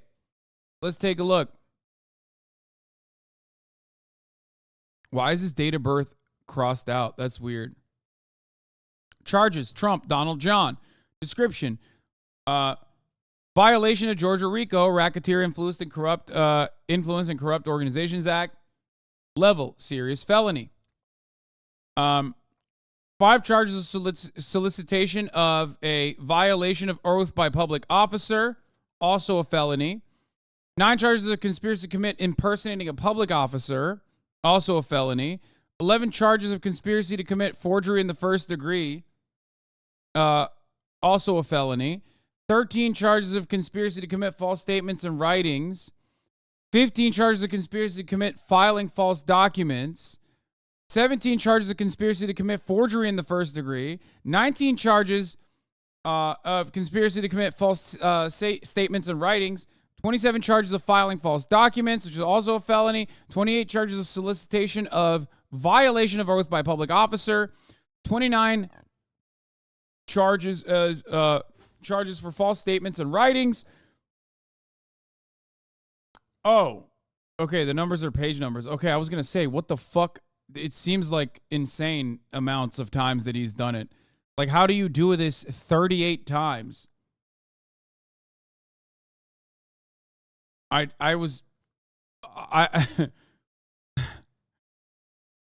This is fake. The DA came out and said it's fake. What? Why is Reuters covering it like as though it's real? Oh, the Reuters report that those charges were filed is inaccurate. Beyond that, we cannot comment. Beyond that, we cannot comment. Oh, okay. It is not real. It's not fake. It was found on the DA website. Okay. There's two different kinds of fake here. Fake as in some random person published this, or fake as in they accidentally published it, but it's not, the information is inaccurate. So that would imply that a lot of these charges probably are accurate. There most likely is additional charges or something that is not fully accurate in this. However, it did come from the DA's office, according to this, according to Reuters. It did come from the Fulton County, Georgia court website, which briefly posted the document on Monday, listing several criminal charges against former U.S. President Donald Trump that appeared related to his attempts to overturn his 2020 election defeat in the state. Before taking the document down without explanation, it's probably not finalized, which is part of the reason why they said, oh, well, this is not accurate. The Reuters report that those charges were filed is inaccurate. Beyond that, we cannot comment, they said.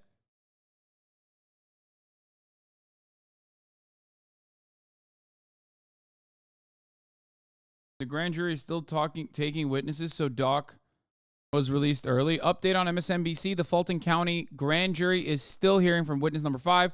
They were hearing from witness number 5 more than 2 hours ago. That's 5 out of the expected 10 witnesses. This was at 2:15, 30 minutes ago today. So they are still doing the grand jury hearings, which means that, of course, they cannot file fucking charges before that. But it turns out it's not fake. It's just inaccurate. Remember, understand, that's an important distinction. Fake would imply that, like, they didn't post it, but they did actually post it. They did actually publish it and then deleted it. The president is charged and convicted here in Fulton County, and he's reelected. He could not pardon himself since this would be a state case rather than a federal one. All right, Nicole, Killian, thank you very much. Fulton County DA Fani Willis is expected to call multiple witnesses as she wraps up her 2020 election interference case and seeks charges against possibly more than a dozen people. What's key to understand this morning? The nature of this case and the potential legal risks for Donald Trump this time around, and how that might be different than his last 3 indictments because these are state charges in part. CNN's Sarah Murray is live outside the courthouse. Sarah, all this activity that's happening inside. I will be doing Aquawatch for this because he has glazed up Fani Willis so fucking hard when she was absolutely eviscerating YSL and Young Thug as a criminal organization, as he slapped them with the fucking fattest RICO charge of all time. DJ Academics routinely hyped her up to me in conversations. If he turns around and fucking shits on Fani Willis now to defend Donald Trump, that's white supremacy. I'm sorry, 100%, that's white supremacy. There is no other way to talk about the situation. If you like Donald Trump and you think Fani Willis is doing a great job arresting and hitting RICO charges on YSL in its entirety, but then turn around and shit on Fani Willis and think it's messed up that you are prosecuting Donald Trump for RICO, hitting Donald Trump and his entire operation with a RICO, if you have an issue with that, that's just white supremacy. Sorry. I haven't seen his statements on Fani Willis as of late. But if I hear a peep from him that defends Donald Trump in this situation, I'm sorry, white supremacy. Donald Trump is posting brand new attacks against someone who was one of the witnesses. What can you tell us about that? Yeah, that's right. I mean, obviously what's going on in the courtroom today, in the courthouse today, is a grand jury presentation, and that's being done under seal. But the grand jury will be beginning to hear this case against Donald Trump and his allies today. As you pointed out, we confirmed that there is one witness who is there to testify today. Our colleagues at the Atlanta Journal-Constitution have spotted 2 other potential witnesses testifying today. And even though Donald Trump has insisted he did nothing wrong around his efforts to overturn the 2020 election in Georgia, he has been lashing out on his social media platform, including against one of the witnesses who's expected to testify before this grand jury tomorrow, former Georgia Lieutenant Governor Jeff Duncan. Donald Trump took to his social media account to say he's reading reports that the failed Lieutenant Governor of Georgia, Jeff Duncan, will be testifying before the Fulton County grand jury. Trump goes on to say he shouldn't, and then he goes on to launch a number of other attacks against Duncan. Again, this grand jury presentation is expected to take up to 2 days, although of course we're I don't get it. What's wrong? He had a perfect phone call, and now that's a perfect threat. A perfect phone call followed by a perfect tweet or truth or whatever the fuck they call it. What's the problem?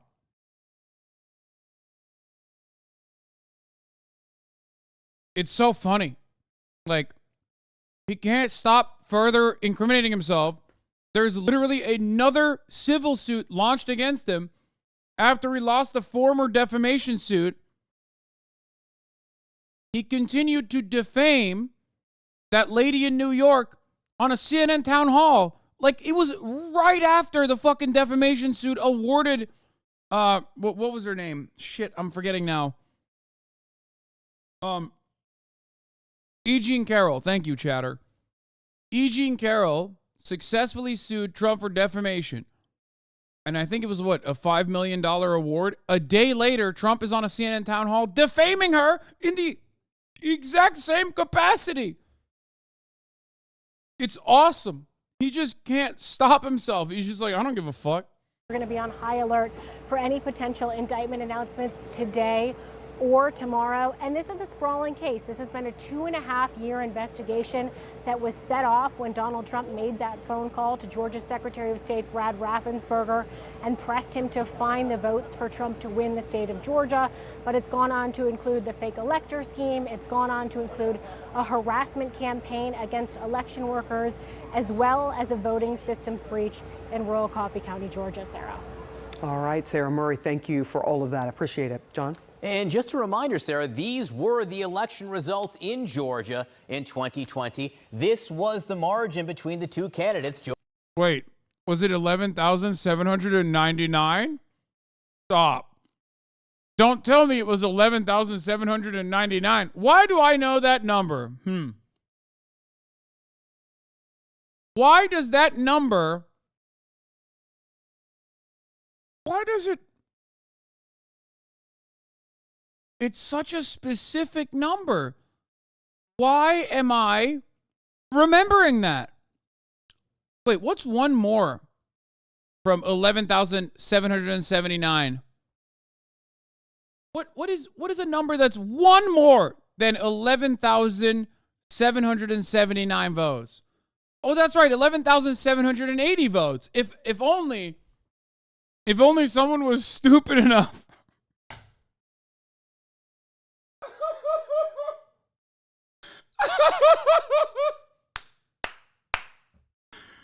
If only someone was stupid enough to be on a fucking recorded phone call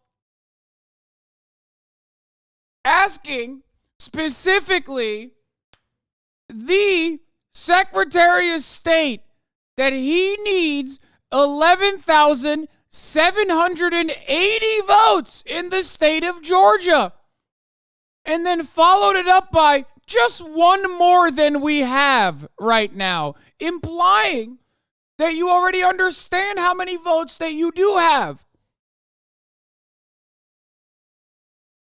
If only there was a perfectly captured moment in time that we all publicly knew about.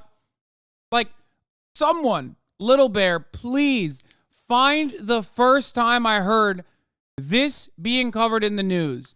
I believe it was around January 6th, if not literally on January 6th, where I lost my mind We have known about this for years.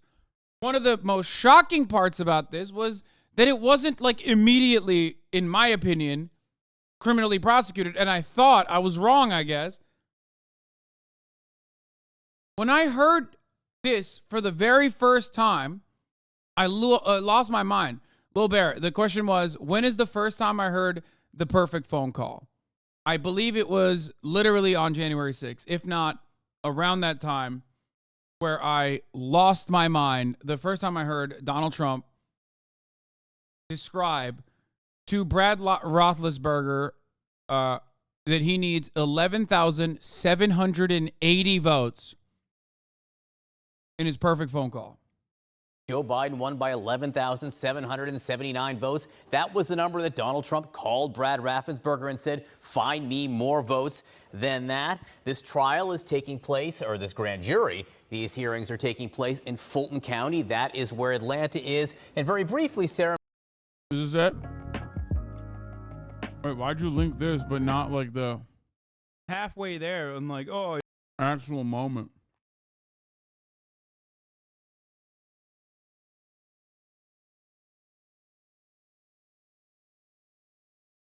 What is this? I'm playing fucking...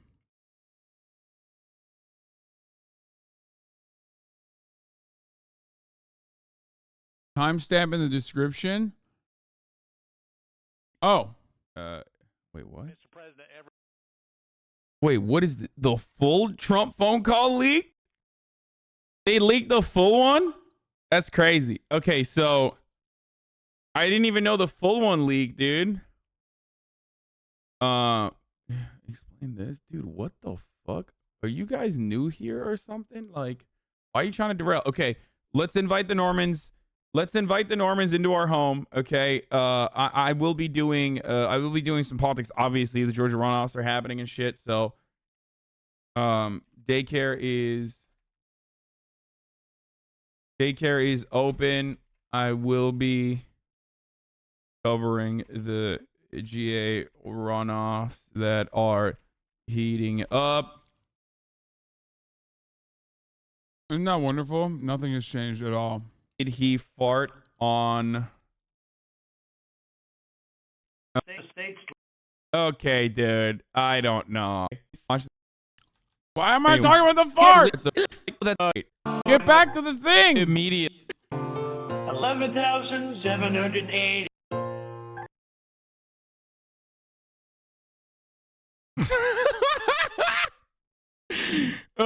The U.S. Attorney for North Georgia resigns effective immediately. Okay. I just I don't know how to deal with this. Where's the call? Did I skip it? What the fuck's going on? Oh my God, I jumped from so many different topics. Oh my God, I hate this. This guy sucks, dude. Why do you watch this fucking asshole? Oh my God. All right, let's continue. Murray mentioned Coffee County. That's why my fucking YouTube videos are fire. There's just all the little breaths are cut out of it. It's so good. That's all the way down. I will watch my YouTube videos sometimes and will go, damn, I fucking cooked on this. Down here in the southern part of the state, you can see Donald Trump won that with nearly 70% of the vote. There's just over 15,000 voters in that county, but it was in that county there now appears to be these evidence, text messages and emails between Trump campaign officials and officials in this county talking about seizing and cracking open the voting machines there. All right, with us now to talk about all this is CNN contributor John Dean, former Nixon White House counsel. John, if we can, I want to start in Fulton County, where former Lieutenant Governor Jeff Duncan is going to testify tomorrow. And we love getting a Nixon guy on this. just saw that social media post from Donald Trump. I'll read you the beginning again. I'm reading reports that failed former Lieutenant Governor of Georgia Jeff Duncan will be testifying before the Fulton County grand jury. He shouldn't. He then goes on to say, I barely know him, but he was, right from the beginning of this witch hunt, a nasty disaster for those looking into the election fraud that took place in Georgia, et cetera, et cetera. You have the potential defendant in here talking about a witness testifying, saying he shouldn't. What are the potential problems there, John? Well, it's not very smart. It's witness tampering pretty blatantly. He's trying to send a message to Duncan to withhold or whatever. Trump is he just doesn't seem to be able to help himself. He's under protective orders elsewhere in New York and now in D.C. He knows better, but he just doesn't seem to be able to behave. And I don't know what a judge will do in Georgia when if the indictment comes down and he finds himself in front of a judge. You know, you were talking about this is happening in Georgia right now. In Washington, D.C., right here, John, there is the federal case against Donald Trump where Judge Tanya Chutkan has warned Donald Trump about his social media messages. What role, if any, will these messages directed at? What happens if Donald Trump is found in contempt of court, both by the two separate federal court cases and, let's say, Georgia? Like, do they fight over him? Like, is there like a custody battle? It's like that classic scene when a crime happens and like the local sheriff is like, at the scene of the crime, and then two guys show up in an unmarked car, get out, and they're like, it's FBI. This is our jurisdiction now. This case just made federal. And then the sheriff's like, oh, fuck. Like, is that what's going to happen? You know what I mean? And they're like, sheriff takes his glasses off and goes, God damn it. The FBI's here. This is my crime scene. Mulder, this is my goddamn crime scene. You keep your grubby hands off of this. And then they're like, no, this is now a federal case. We don't want your podunk hick ass ruining this investigation. Dana's Hollywood watcher, HasanAbi. I mean, I'm just, it's like that. Federal always supersedes state, but he could get back-to-back sentences. Anyway. At Georgia, witnesses have maybe in the federal case. They'll have no effect because the D.C. judge, she has no jurisdiction over what's happening in Georgia, but it will not go unnoticed by her. He has been somewhat restrained in D.C. Apparently yesterday, the only thing I happen to notice is he reposted a picture and a critical remark of the D.C. judge. And whether she'll react to that or not, I don't know. It's not as he's trying to play a game and see how close to the line he can get and how he can send harassment without actually being a harasser, if you will. Sarah Murray and others are reporting that in Coffee County, Georgia, that Fani Willis, the Fulton County DA, has in her possession text messages and emails between Trump campaign officials or people associated with the Trump campaign. You said, no, brother, I'm a constitutional sheriff. Fun fact, all sheriffs are constitutional sheriffs.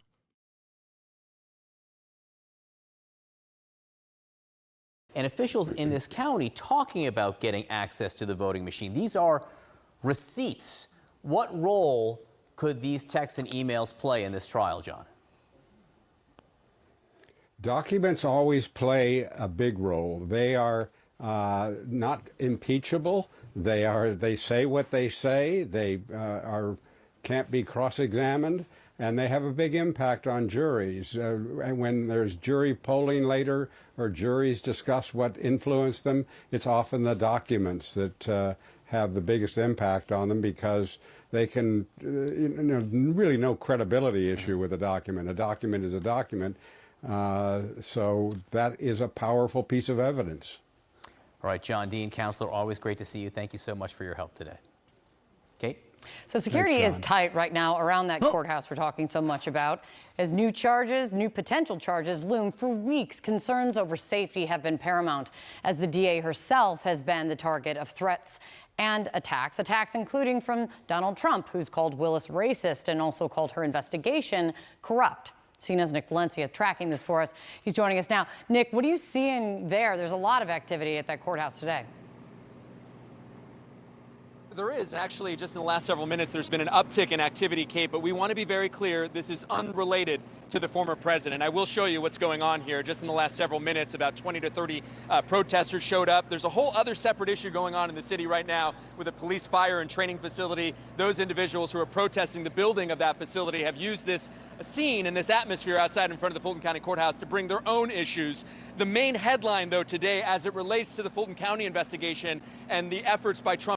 I like how they're just like never going to mention Stop Cop City. Like they are doing such a good job of just straight up avoiding the top of the hour ad break, and on top of that avoiding saying Stop Cop City. Like you would think these guys are just there because they hate when police get trained. They're just like, it seems like these people hate the top of the hour ad break, which comes at the top of every hour. And if you no longer want to see those ads, all you need to do is subscribe for $5 or for free with a Twitch Prime.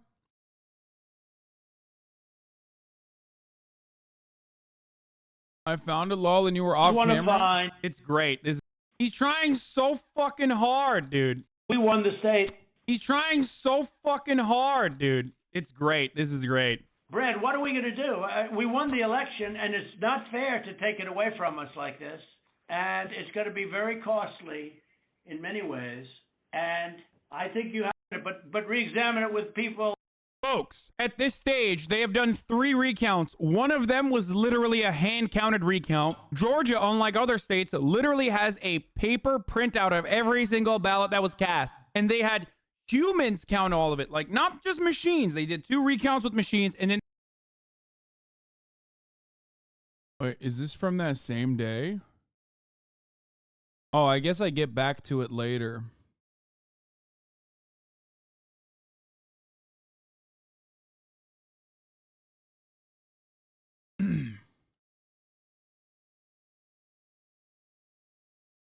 Okay, I forgot where I was. What was I doing? Oh, I was running the top of the hour ad break. Of course. If you no longer want to see those ads, all you need to do is subscribe, which you can do for $5 or for free with the Twitch Prime. Here's the streaming ad right now. All right. Yeah, they're avoiding talking about Stop Cop City. Trump and his allies to overturn the 2020 election is that there is no credible security threat here outside of the courthouse. We have seen some dramatic increase, though, in security preparations over the course of the last several weeks. What am I talking about here? These metal barricades, these plastic barriers. We're seeing more a heavier presence of sheriff's deputies with long guns and tactical gear. Law enforcement sources tell us there's a lot of things that we don't see happening. We can only assume that means snipers on the rooftops and other security measures that are in place here to make sure that nothing happens. There's a lot of legitimate concern about things going down here, if only because of the lax gun laws, if only because of the large contingent of Trump supporters, and he has encouraged them to take to the streets and use really explosive rhetoric, calling this investigation. You linked the exact timestamp, but I'm not actually listening to it. Like, what do you mean? So I don't respond to it. Why do you want me to watch it?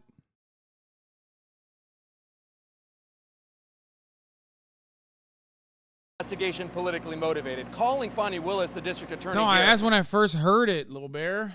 Racist. All of that has led to credible threats against the safety of Fani Willis. She's had to change her security detail. We're now seeing these security preparations here. This main street in front of the courthouse has been closed down. Good comedians will make you laugh. There is still foot traffic in anticipation as the grand jury hears evidence against Trump, and we wait for Trump's potential 4th arrest and indictment. Kate?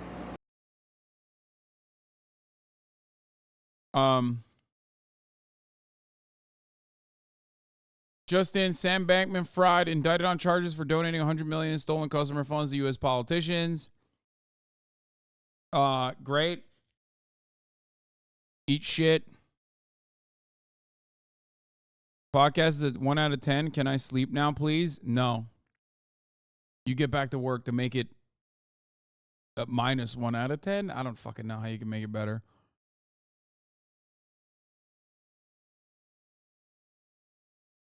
He's just daring the judge now. I don't know where this goes. I'm just very excited. Vince Restroom at the Vintage, Minneapolis. funniest video about the gay senator from Idaho. We'll do that later. Oh, the 5 is back. Let's hear it. Let's hear it from them. Of course it's acceptable. That's why it keeps... Wait, what? I thought this would be about fucking, what do you call it? God damn it. I thought this would be about the indictments. happening. If it was unacceptable, it would never happen. But if you don't do anything after this happens, you are telegraphing to everybody to imitate. This is the most normie brain poisoning narrative on the planet, by the way. Everyone absolutely believes that this is like happening because people just don't care about it. Like, that's why people are always like, yeah, please steal more. Actually, it's fine. It's just, there is no, my dad said they did this because it's not a felony. The major reason as to why this is happening is because people are poor. Okay? It's because people are fucking poor. People are like, oh, this is organized crime. Yeah, organized retail theft. It's like, yeah, but the people that are fucking stealing aren't necessarily rich, okay? They're the fucking poor people. Also, weren't there reports that this is starting to be organized crime, like not individuals, but actual organized crime? Yes. But the individuals that are stealing this shit are the ones who are fucking broke, so broke that they're like, yeah, please, you can be my fence as well. I will steal for you as long as you give me some cash.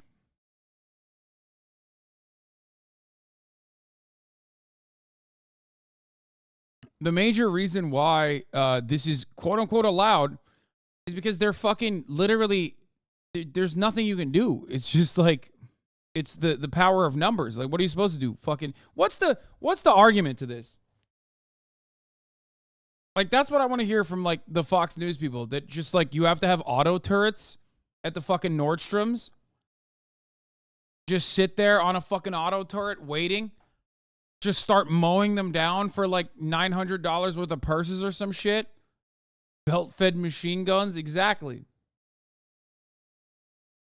Is that what you're supposed to do? Corporations will never try and stop these people because they've determined it's cheaper to not stop them. That's capitalism. I know. And except, despite the fact that that is the case, like, average people look at this and go, they lose their minds more than the fucking Nordstrom executives do.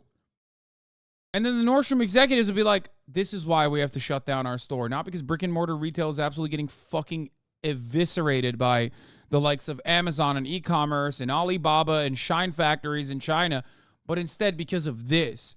And then years later, they turn around and they go, oh yeah, we just lied to you. We just wanted to shut the stores down, and we wanted to massage the narrative a little bit in a more appropriate way, and we move on.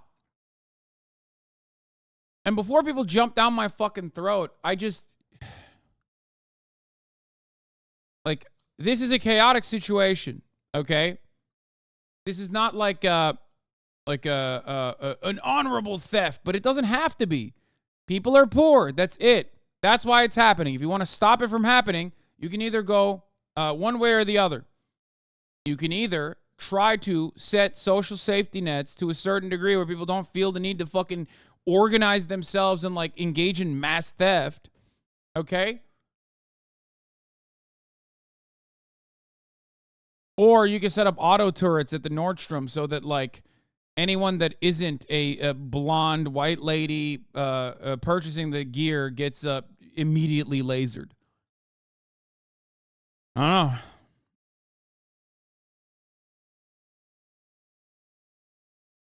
I've seen the Walmart near me robbed multiple times. People just sprinting out with random shit.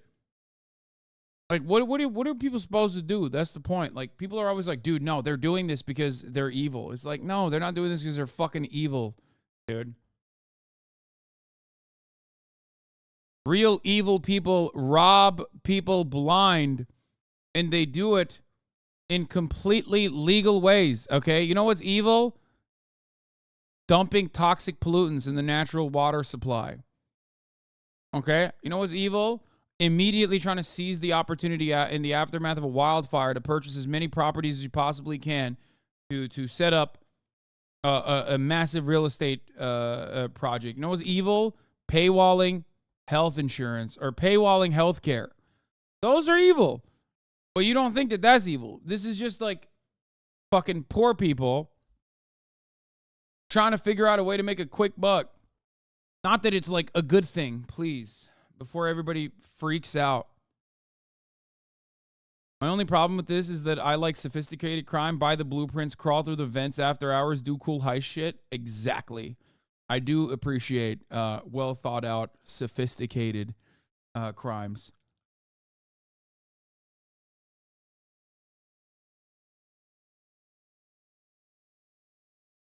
That's it. That's my take on the matter. If you want to stop this from happening, you got to stop the other much larger and much less noticed and actually legal theft from happening. Wage theft is $50 billion per year, more than all the other theft combined. Nobody mentions this when they cover petty theft. Perhaps that theft, which is perfectly fine, perfectly cool, W crime, if you will, is part of the reason why this kind of theft is happening, petty theft. Anyway.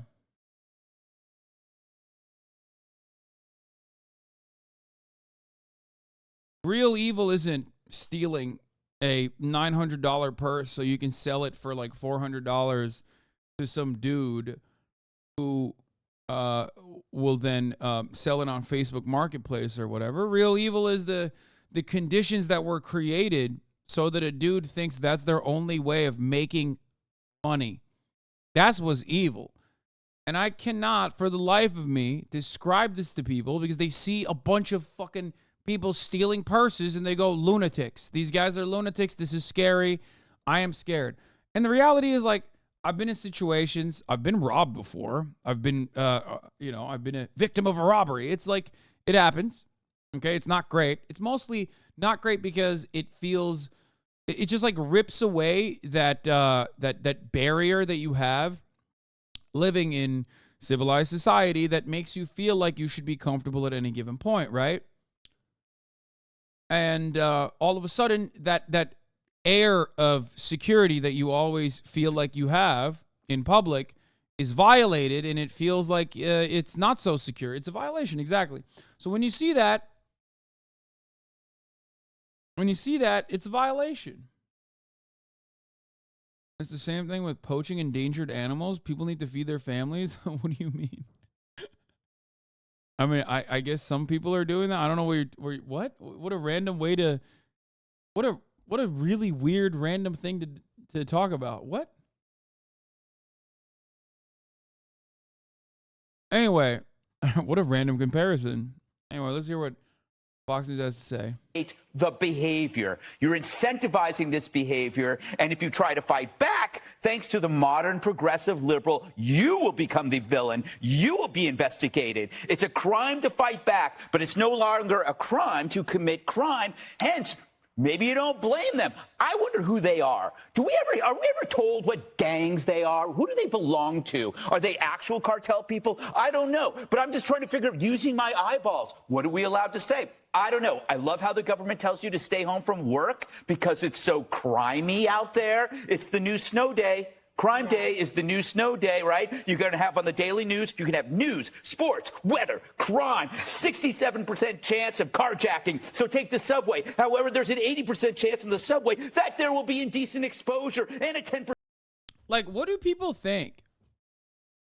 Actually, what do people think when they look at like other countries where this isn't happening? If you're an American and you look to like other countries where this is not happening, do you think it's because like their police is extra brutal? Is that why?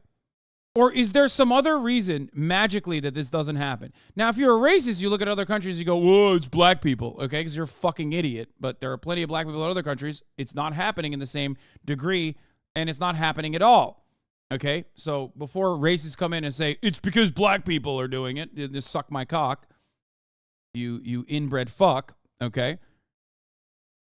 And it's not cops that are significantly more brutal in other countries. We already know America's number one at police brutality. America has some of the most draconian rules. surrounding our criminal justice system, our structure. So what is it? What is it that this is not fucking happening in other countries? What could be the reason? Is it culture? Americans have a culture of theft. Is that what it is? What could it be? Perhaps it's social safety nets, or at least some of it is having a semblance of social safety nets. I don't know. Is it because we're not Christian enough? Is that what it is, chat?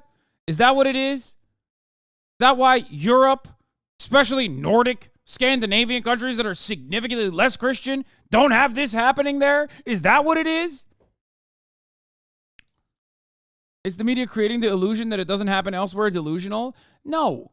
The reality is, crime is a staple in every societal formation. It's going to happen. You put those who have next to those who have not. Those who do not have will try to take some so they can have something. Okay? It happens. It's going to happen. It happens everywhere. But we're talking about like organized retail theft. Okay? Organized retail theft. If it's as bad as these guys claim it is, why the fuck haven't we looked into it long and hard and decided perhaps there's a reason why organized retail theft is not happening in fucking other places? Okay? I don't know.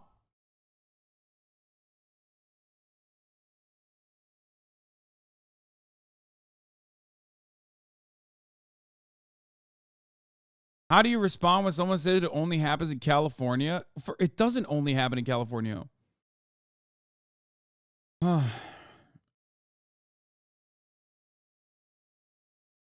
Like there is something that there's something so strange about it where it's like, what do you think it is? Do you think like the UK and California are just like uniquely criminal places? Is that what it is? Just happened in the UK, yeah. Is that what it is? Is there another country there where the social safety nets and the semblance of having a social safety net is just eviscerated? What is it? What's going on?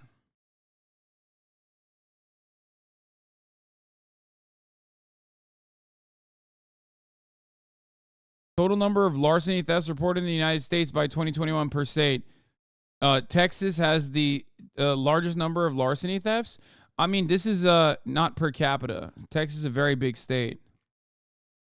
And people will say, well, in California, they're not even reporting it because they're not even reporting it because people are just like, they know that no one cares. They know that crime is legal.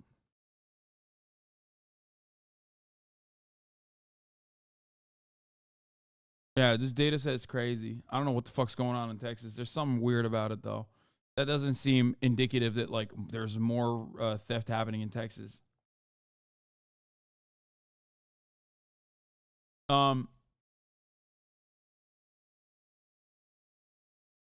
It's Emaru. Yeah, someone needs to lock her up.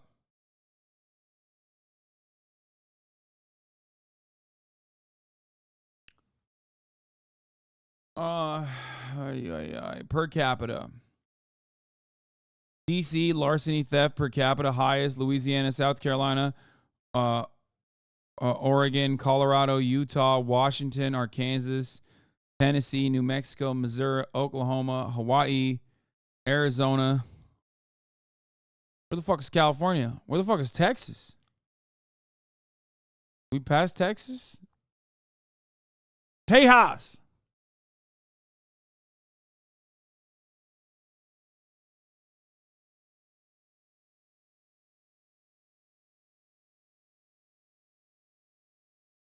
I've been messaging you for months how Florida doesn't report its crime rate to the U.S. government.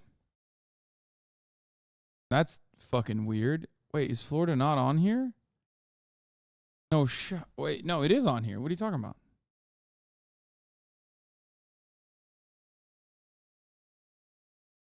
You called it?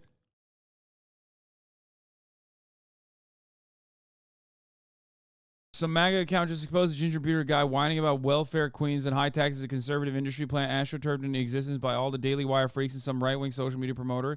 Dan Bongino then confirms it. I didn't want to comment on this because Oliver Anthony seems like a genuinely great guy. But Matt Walsh's sanctimonious word vomit forced my hand. There was nothing authentic about this song's rise to popularity. Jason Howerton seems to be the key player involved in astroturfing campaign. He's the CEO of Reach Digital, which helps media companies, political influencers grow their social media footprint exponentially. Jason was one of the first big accounts heavily promoting the song as he provided a background on Oliver Anthony and his fate. Jason indicates that Oliver Anthony had been contacted to record the song. Jason also admits he even covered the cost to produce the song. So who wrote the song? And how does so many big right-wing accounts have the video ready to post simultaneously? You can like the song and like its message without gaslighting us into believing that this was an authentic viral hit sample hit by a simple country man with a mic and a guitar. Launch a product, get over 1.3 million hits overnight, was the article Miss Howerton shared on LinkedIn.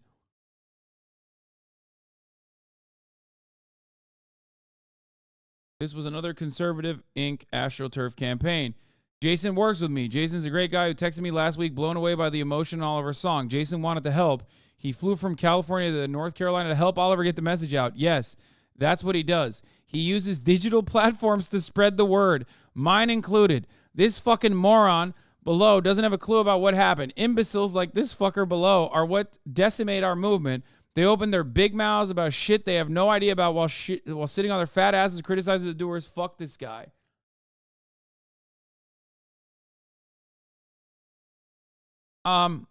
I don't think that the guy had, American Enterprise Institute write the lyrics. But yes, it was astroturfed for sure, just like Sound of Freedom was astroturfed with the Pay It Forward campaign, which is why so many people were like, what the fuck? I can't buy a ticket for this. I want to watch this goddamn movie because I want to learn about the dark side of child sex trafficking for once, but I can't buy a ticket, and then I go into the movie theater and it's fucking empty. What's happening? Yeah, it was because it was astroturfed. Conservatives do this all the time with Apple iTunes, a way to manipulate a way to manipulate the Billboard top 40 lists is by downloading a bunch. They do it with books. They're doing it with music now.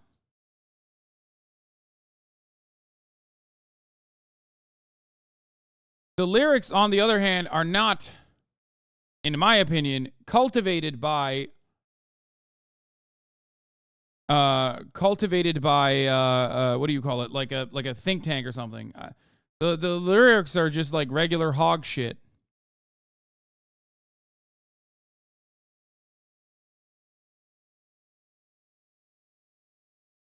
Yeah, I don't believe this for a fucking second. This ain't the most astroturf shit ever. I don't care how viral you go.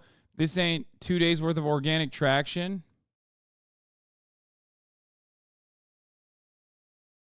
Jason Isbell, 447K followers. Chris Stapleton, 370K followers. Oliver Anthony, 273,000 followers. He's already passed Tyler Childers. Y'all, this is not an indictment of country music or those other three. I love country. It's an indictment of the insane astroturfing going on with Anthony's account. Those other three guys are some of the biggest stars in the genre with decade-old accounts. It's clearly bullshit.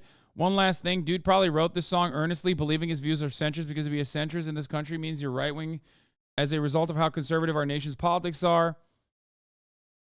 He's useful to him, and he's gonna get chewed up and spit out. No, I think he's also a fucking hog. For sure. Those rich men north of Richmond, their sole purpose is to convince you the root of your dollar being taxed to hell and male suicide rates is obese people that are 5'3" and 300 pounds and not the bloated evil of the military and police state. You got took for a ride, man.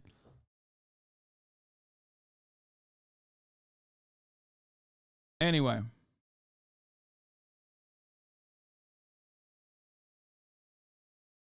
What is this? Oh! What a beautiful man. I got excited because I want to kiss him.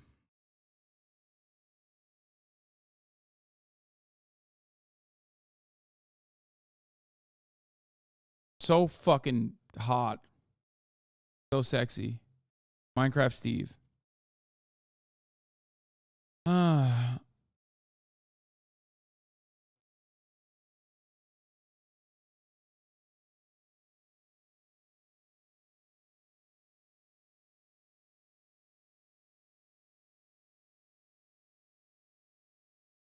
his music has helped some.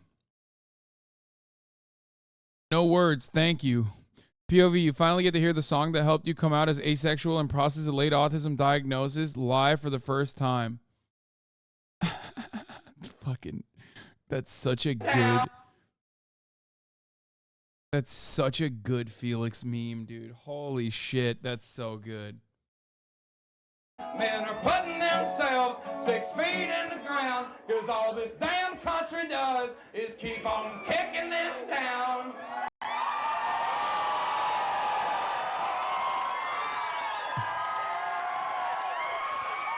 Dude, you gotta give it. You know what? I take it back. Conservatives need to have this. They need to. They need to. They're gonna fucking die if they don't. Okay. No, I'm calling it. They need to have this. Okay. We need to say, even if we think it's not real, we need to say it's real. Okay. Here's why. Bro, this never happens for conservatives. Like, this never happens for them. They're so excited. They're so excited. They're so fucking excited. First of all, he's not a centrist. I never said he was a centrist. He's a fucking dumbass hog for sure. But look how excited they are.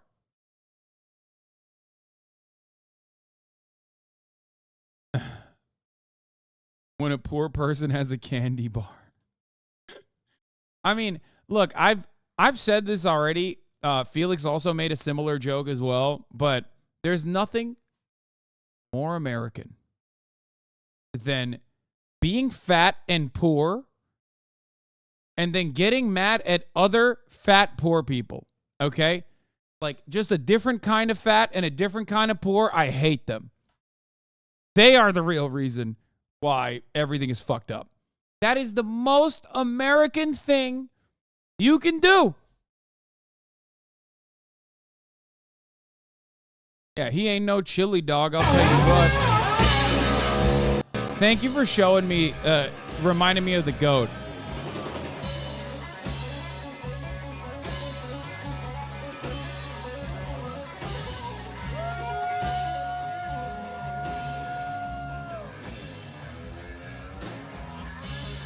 When Chili Dog shreds with a beer bottle, it speaks to me, dude.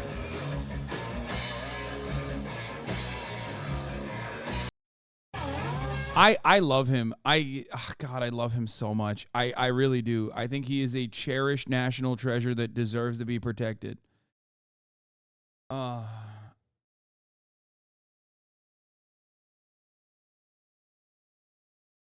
He's so fucking fire. Wait, I thought he was going to eat a chili dog? No, his name is Chili Dog. He was arrested. Wait, what?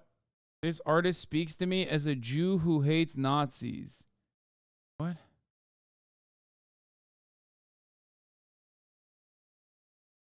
Okay, listen.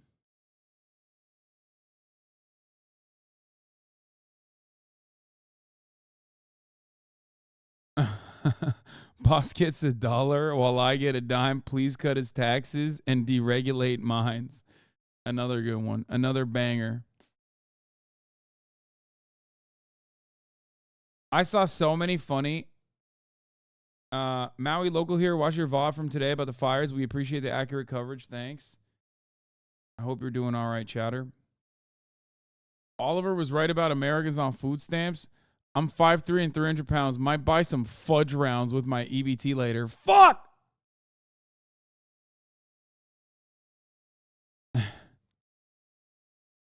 He was right.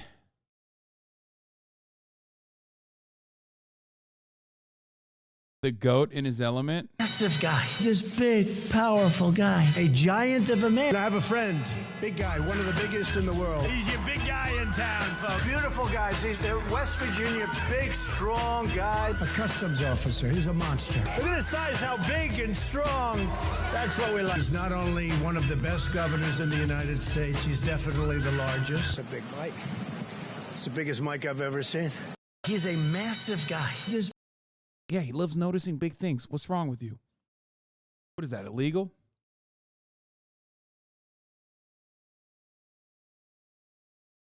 He loves big guys. So do I. All right, let's keep watching this. Lord, it's a damn shame what the world's gotten to for people like me. Yeah, if I'm sweating this much in the fucking heat and, you know, got titty milk, I'm not making a pivotal part of my lyricism, you know, fat people. Just saying, dog. My man is fucking drenched, okay? His titties are pouring, and he's just like, yeah, what about the fat people? Can't get foot rounds. Me and people like you wish I could just wake up and it not be true, but it is. Lord, it is. Living in the new world with an old soul. These rich men know the rich men, Lord knows they all just want to have total control. Want to know what you think, want to know what you do, and they don't think you know, but I know that you do, because your dollar ain't shit, and it's taxed to no end, cause the rich men know the rich men.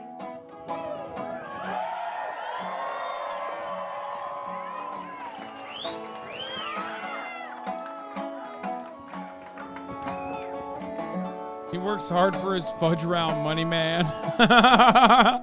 I've been selling my soul, working all day. Why is he never talking about every clip I see, he never hits the real bar? That part is awfully suspicious to me. Where, like, if I wrote this song, that's my proudest bar, right? Like, because that's the one unique part. It's not the fucking chorus, right? The one part of the song that probably hogs absolutely love is the one where he's like, yeah, fuck those fat people on welfare. You know, those are the real problem, right? Why is he not talking about that? He never fucking puts that on the videos. Overtime hours. I wonder how that one chatter who went on a passionate defense of this dude the day this came out must feel right now. Yeah, he probably fucking hates me now. That chatter. A lot of chatters don't actually change their minds. They just like become increasingly more anti-me over the course of their, over the course of their existence.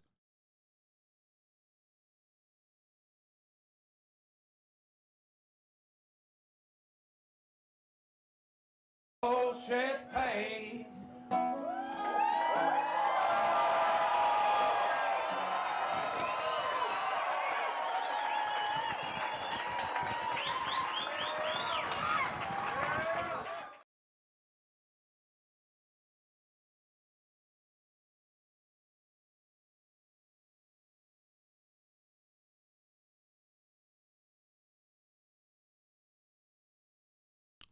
On this one too. That one is just your tweet, isn't it? You just sent me your own tweet. Anyway, I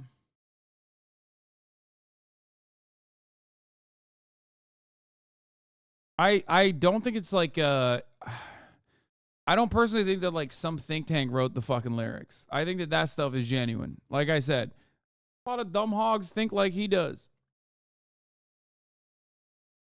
It's an absolute certified classic, okay? Being like, yeah, these evil men. Why are they evil? Not because they like refuse to do anything about corporations robbing me blind, but because they want to control how I think. You know, they want to homify the public or something. And also the real villains of society are the rich men north of Richmond who give 300-pound fat people the opportunity to purchase treats. You know, it's great.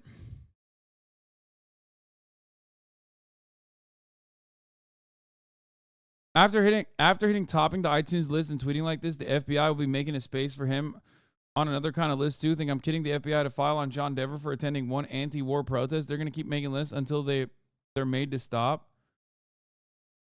Oh God, Edward Snowden, what the fuck is happening, dude? Every single person, with one exception, that is of course our bold, beautiful, brilliant hero, Chelsea Manning, who is a HasanAbi head and a community member.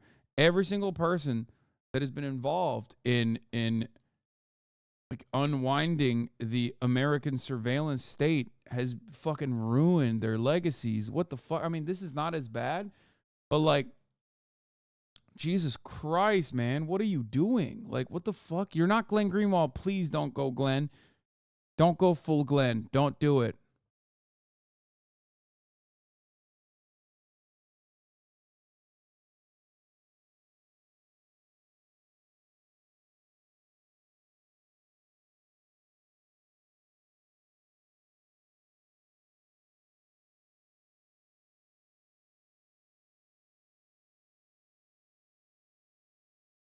He's been in Russia for a decade. I'm surprised he's as sane as he is.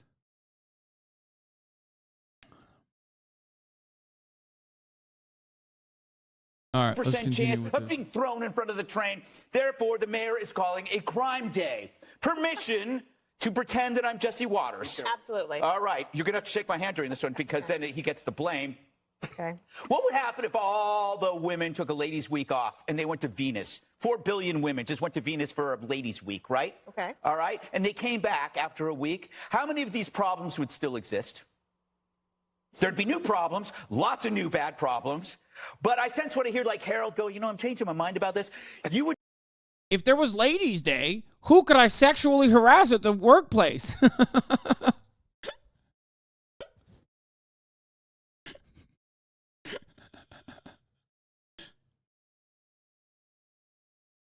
What am I, Steven Crowder? I'm not going to put my dick on the boys' shoulders.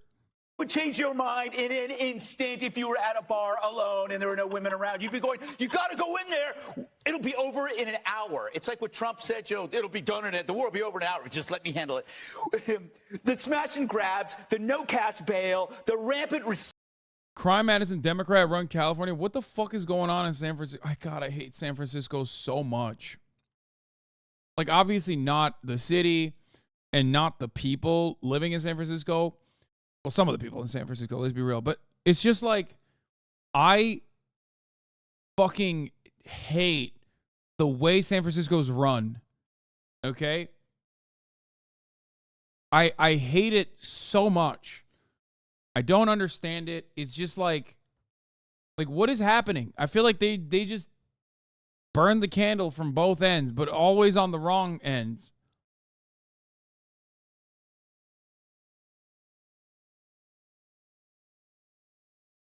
But one thing I will tell you is I thought the fucking progressive DA in San Francisco was responsible for everything that was happening in San Francisco. So much so that every single goddamn piece of shit tech demon got together to do the recall campaign. He's gone. He's out. Chessa's gone. Why the fuck has this crime situation not been solved?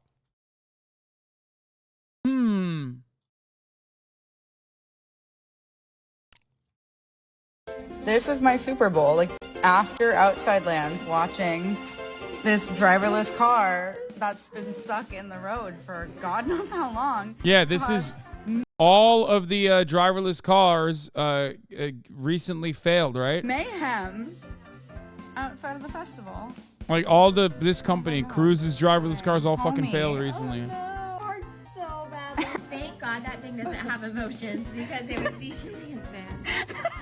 It's causing mad confusion over here.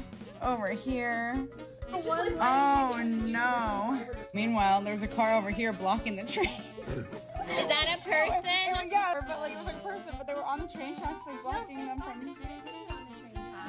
because there's no one in there. Oh no, this person's not taking the zipper effect into account, and this guy's still there. Please let my boy in. What is that? Get another one. It's a Waymo. It's a Waymo. It's another driverless car. What is this city? The Waymo's smarter. The Waymo's so much smarter. Oh my god. Where are we? Meet the Robinsons? Checking in. It's been like 10 minutes. And it's still there. I'm just gonna call it that. I don't think we're gonna get a conclusion to this. Like, I think it's gonna be here all night. So. They blamed it on their music festival. They blamed it on the music festival for disrupting their wireless systems. Cruise blames outside lands for driverless car traffic fiasco in San Francisco. Yeah, I saw videos of this where there were just like lines of cruise cars that just stopped functioning. God, it is a safety mode. Cruise confirmed it was due to the cell connectivity issues from outside lands. I know. I got it.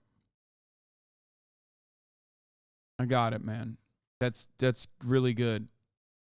We should not immediately make this company not exist. You know what I mean? Like, brother, if your job is to, I guess, provide some form of publicly accessible transit, it's not public transit, but like if you're like a cab service with automated vehicles and you fucking fail to do that in such a public way, that is a gigantic problem. We do not live in a neoliberal, libertarian tech dystopia where you should be able to get away with that. Where are the fucking regulators? Where are the regulators? Oh, I'm sorry. Our fucking driverless car infrastructure wasn't designed for any kind of cell service disruption, which means like next time they'll fucking die. Like next time, who knows? Who knows what might happen? The regulators just approved it. One of the regulators was literally a former Cruise counsel lawyer. I love that. This is why I fucking hate San Francisco, because it is the worst neoliberal piece of shit fucking area. Okay? It has all of the bona fides of a beautiful city. It has the bare bones of a beautiful city. Obviously, you know, maybe build some fucking dense housing. Holy shit. Okay? And yet it has been gutted, eviscerated, ass fucked by every fucking libertarian tech bro on the planet. It sucks.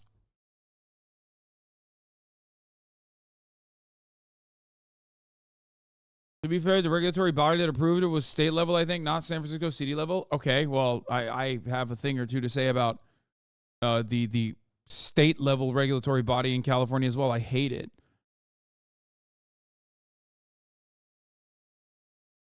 Every part of this goddamn state has all of the workings of a beautiful, beautiful utopia, okay?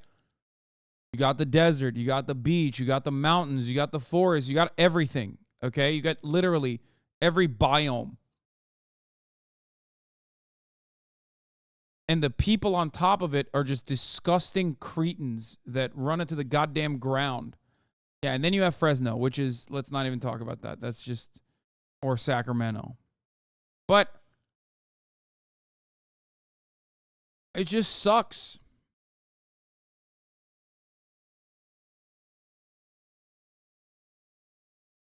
Sacktown catching strays. That's the capital, baby. That's all you need to know about this godforsaken state, okay?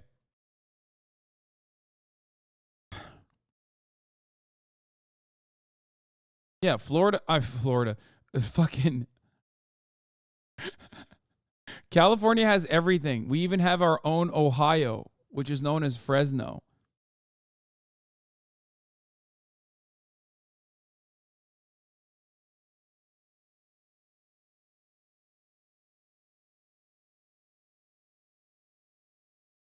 We have the meth capital production of the continental United States, Bakersfield. We got it all, baby. We got it all.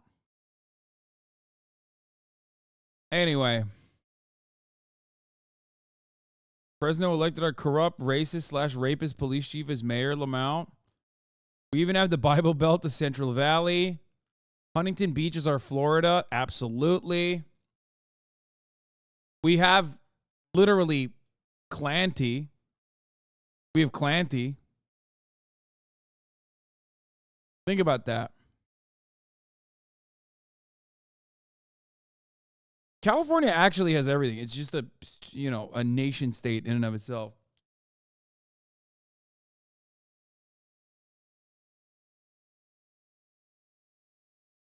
California has everything except affordable housing. Yeah. Or adequate, viable, streamlined public transit.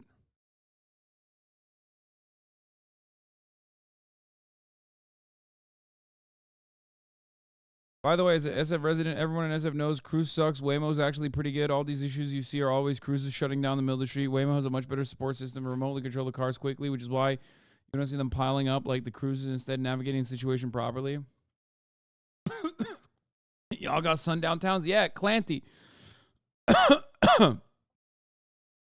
Santee, also known as Clanty.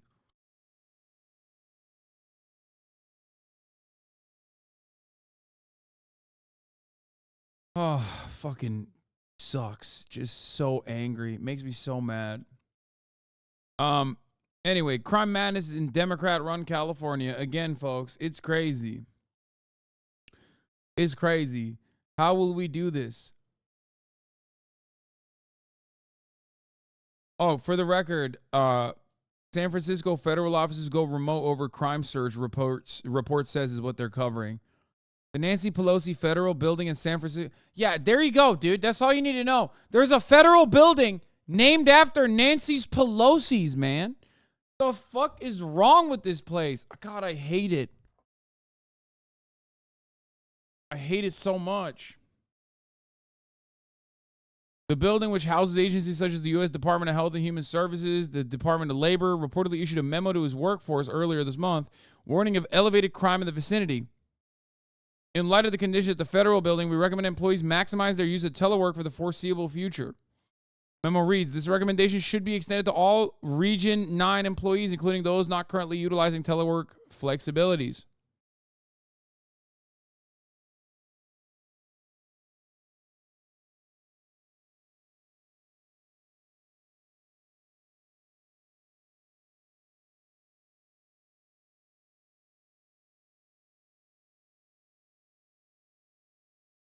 HasanAbi is Nancy hater number 1. Can't tell me otherwise, America. Yeah. Bro, there's been elevated crime at the Civic Center where the Fed building is for years. Source, I worked across the street. Source, I was doing crimes across the street. It was me. So, I don't know, man. If your job to a certain degree is to figure out solutions to these problems, and like you've been doing one thing over and over again, and yet the problems still persist after like 20, 30 years of trying the same bullshit and not really getting any of the results that you want, the desirable results, maybe try something else.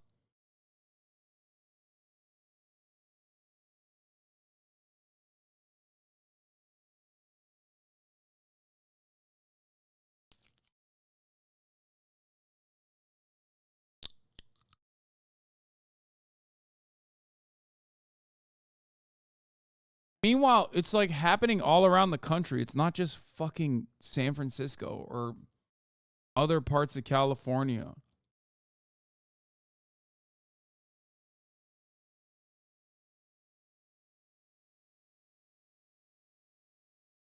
Also, this is like such a grossly written right-wing article. Meanwhile, California announced earlier this year it would offer residents up to $599 in gift cards to incentivize them to quit their drug addictions.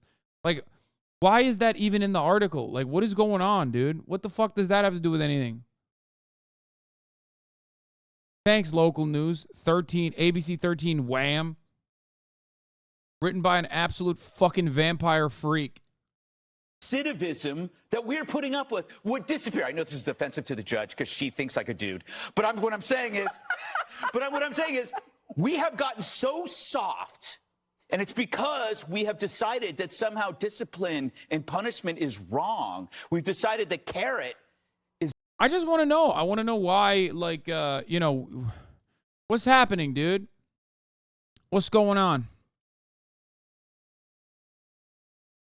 Why don't other countries have the same shit? If you're constantly complaining about this, like, uniquely American problem, hello, hi.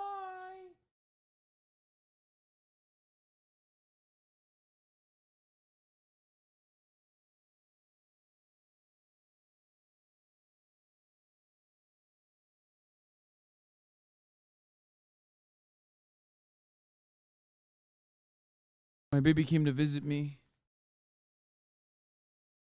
Oh, no.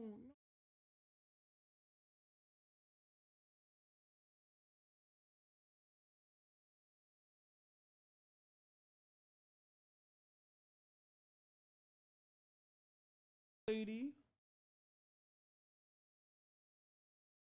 All right, we're moving on from this. Now to the race for 2024. Over the weekend, Republican presidential candidates hit a key stop on the campaign trail, the Iowa State Fair. Rachel Scott is in Des Moines with the latest. Good morning, Rachel. Hey, Michael, good morning to you. Former President Donald Trump spent more time traveling to the Iowa State Fair than he did on the ground. But when he arrived, he stole the attention away from his rivals who were hoping for their own breakthrough moment. Nearly the entire Republican field descending on the Iowa State Fair this weekend, desperate to make their mark. Lose yourself in the music the moment you own it. But it was Donald Trump who stole the spotlight, crowds cheering as his private jet flew over the fairgrounds. At the time, his closest rival, Florida Governor Ron DeSantis, was flipping pork chops and burgers. As he left the tent, chants for Trump. You heard some of that reaction back there at your last stop. How do you close the gap with the former president? You work hard. We've now done 38 of the 99 counties. I think Iowans want to see you. They want to be able to kick the tires. Trump has not visited Iowa nearly as much this year. But when he arrived, he brought the Florida Republicans who were supporting him over their own governor. His campaign even flying a plane overhead with a banner teasing, "Be likable, Ron." But campaign stops like this could be more challenging for the former president in the coming months. He's now bracing for a fourth possible indictment in Georgia and could be on trial in a separate case starting January 2nd, 2 weeks before the Iowa caucuses. I asked Trump if he could hold his lead. Are you concerned about spending more time in the courtroom than campaigning? We have the biggest lead anyone's ever seen. I guess we're leading by record numbers, so I think we're doing a pretty good job. And while some Republican voters are standing by him, I'm still backing him 100%. Others are not convinced. How can he and really serve us, the American people, if he's dealing with all this kind of stuff? We are just 9 days away from the first Republican debate, and there are already signs that Donald Trump will not show up. Candidates must sign a loyalty pledge to support the eventual nominee to make the debate stage, and Trump says he won't be doing that. George. Rachel Scott, thanks. Hi, everyone. George Stephanopoulos here. Thanks for checking out the ABC News YouTube channel. If you'd like to get more video. Hunter Biden's lawyers are arguing a deal they made with prosecutors to resolve a felony gun charge against him is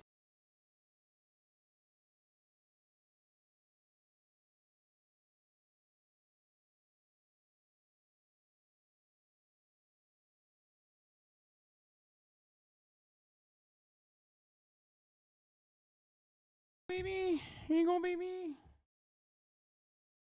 I love you. Wait, why can't I hear this?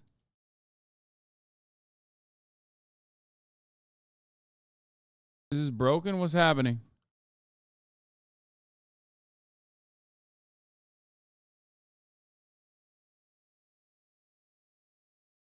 It's just, did he post it without audio?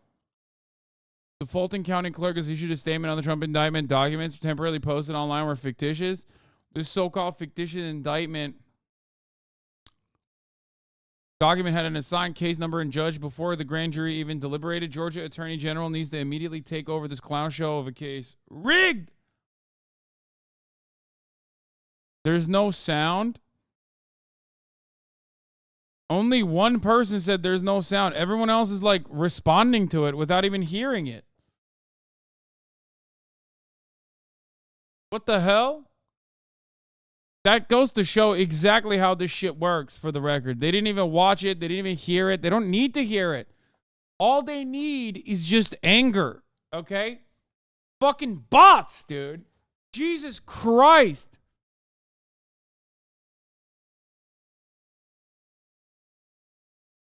Anxious reporters are assembling in the 8th floor courtroom of Robert McBurney, the Fulton judge on duty who will be receiving any charges that are handed up from the grand jury. McBurney briefly stepped in and told the reporters that at the top of the hour, there's a 3-minute ad break.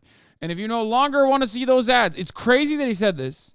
Trust me, it's crazy that he said this. But it's true. At the top of the hour, there is a 3-minute ad break.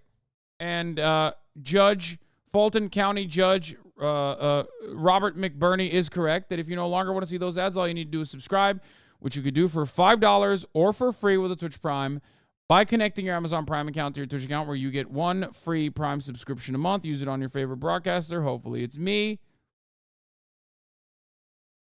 Right? Here's the 3-minute ad break now.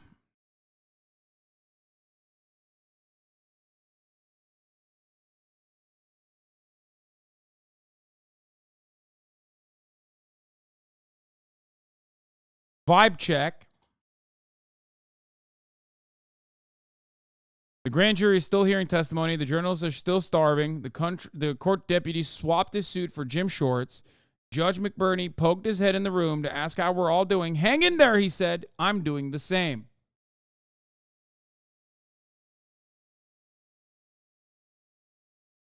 Quick, turn on the Chili Dog soundtrack. It's cooking time. We got us another hog barbecue. Lieutenant Governor is taking questions as he leaves. Donald Trump specifically. They're not going to speak to the specifics of my testimony to the grand jury, as you can obviously understand. What was it like testifying inside? Duncan, did you testify in the special counsel's probe as well? Lieutenant Governor, what were the questions you got? Can you describe them? I'm not going to speak to the specifics of the questions. Can you speak to whether you testified in the special counsel's probe in the DC as well? Can you talk about why you felt it was important for you to be here today? I think it's important to tell the truth and to respond to constitutional duties and answer the questions of the grand jury. And I think it's important for us as a country to finally figure out exactly what happened. And let Americans decide. Let misinformation, tweets, let America decide what's next for us. As a Republican, this is a pivot point for us. This is why you don't fucking hire skinny motherfuckers, dude. You don't elect them. You don't hire them. You don't put them in positions of power. He is way too uptight and way too in shape. Like, look at his fucking perfectly coiffed hair. Of course, this guy's like one of these weird freaks who's like, I care about the Constitution or some shit. You know what I mean? Sucks. My boy Trump is in trouble, okay?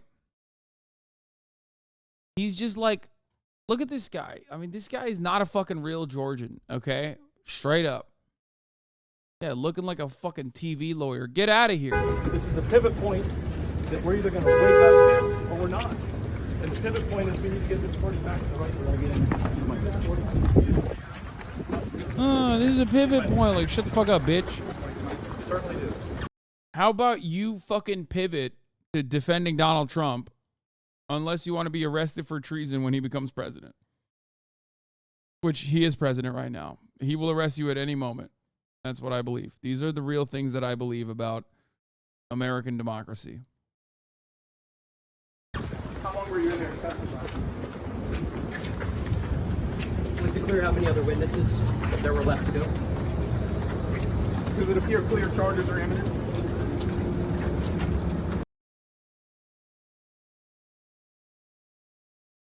This is the lieutenant governor who testified in front of a grand jury earlier in the Trump case, who was called out specifically by Donald Trump and urged not to testify, which is insane. You do have to admit, no matter what your politics is, it's pretty wild when the guy who is currently waiting for a grand jury hearing to be concluded on what kind of charges he might get, is very openly, in broad daylight, in public, threatening one of the key witnesses. It is quite illegal. It's called witness tampering. Very interesting move from Donald Trump. Would love to see what kind of results this will yield. Very cool. It's Alex Jones level. It's like worse, kind of. Possible react for you at some point. A dog about a dealership in Texas who has a contest where the last person to take their hand off the brand new Nissan pickup truck wins it. Very good. Robert Altman was making this story into a feature film at the time of his death. Wait, what? This is Mr. Beast.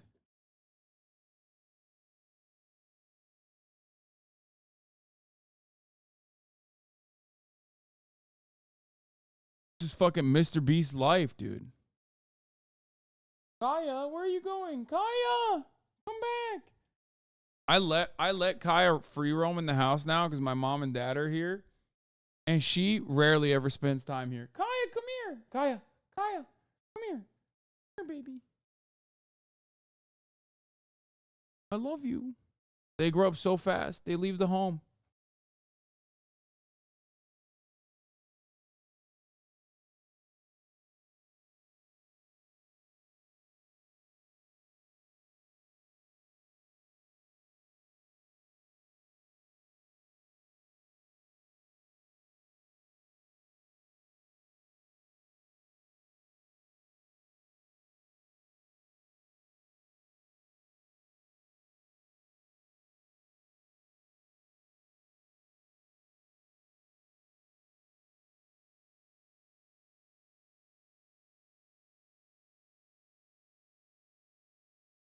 I gave her a yak chew, to fucking bribe her.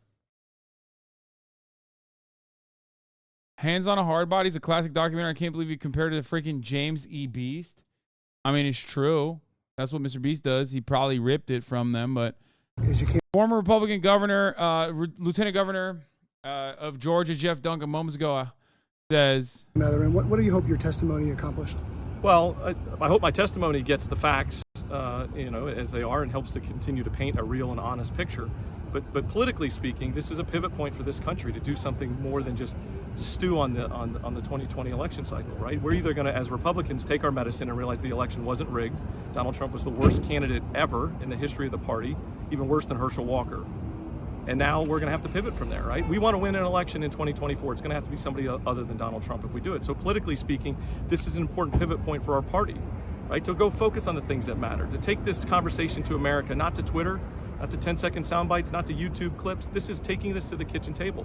I think most Americans care about the economy. I think most Americans care about a porous border. I think most Americans care about national security and public safety. These are issues that we win as Republicans. As long as we make this about the three-ring circus called Donald Trump, we're going to lose every time. And you don't have to go any further than Georgia to see that play out. DNC plant. I mean, he does. He just come across as like an old school, disingenuous, fucking typical politician, typical suit. You know what I mean? It's true. I don't fault motherfuckers for saying it. He is just coming across. He's giving fake. He's giving rhino. He's giving phony. I'll say it. Fuck it. I'm not afraid to say it. Actual big city lawyer. Exactly. True. Oh. Here, this was an incredible fucking moment in American history. I don't care about the Hunter Biden shit, actually. But there's a Dr. Jordan Peterson Motivate Gen Z video that we'll watch. There's a lot of stuff to cover, but this we have to talk about. Family of Provo man in Utah was killed because Brandon's got shooters out there. That's right, the FBI. We already know it. We already know what happened. A man, a beautiful, bold, patriotic man, wanted to exercise his First Amendment rights. He posted a little too close to the sun and said he's going to kill Joseph Robinette Biden with his M24 rifle that he dusted off in his ghillie suit. And for that, he did everything right, and the FBI killed him. However, the story doesn't end there.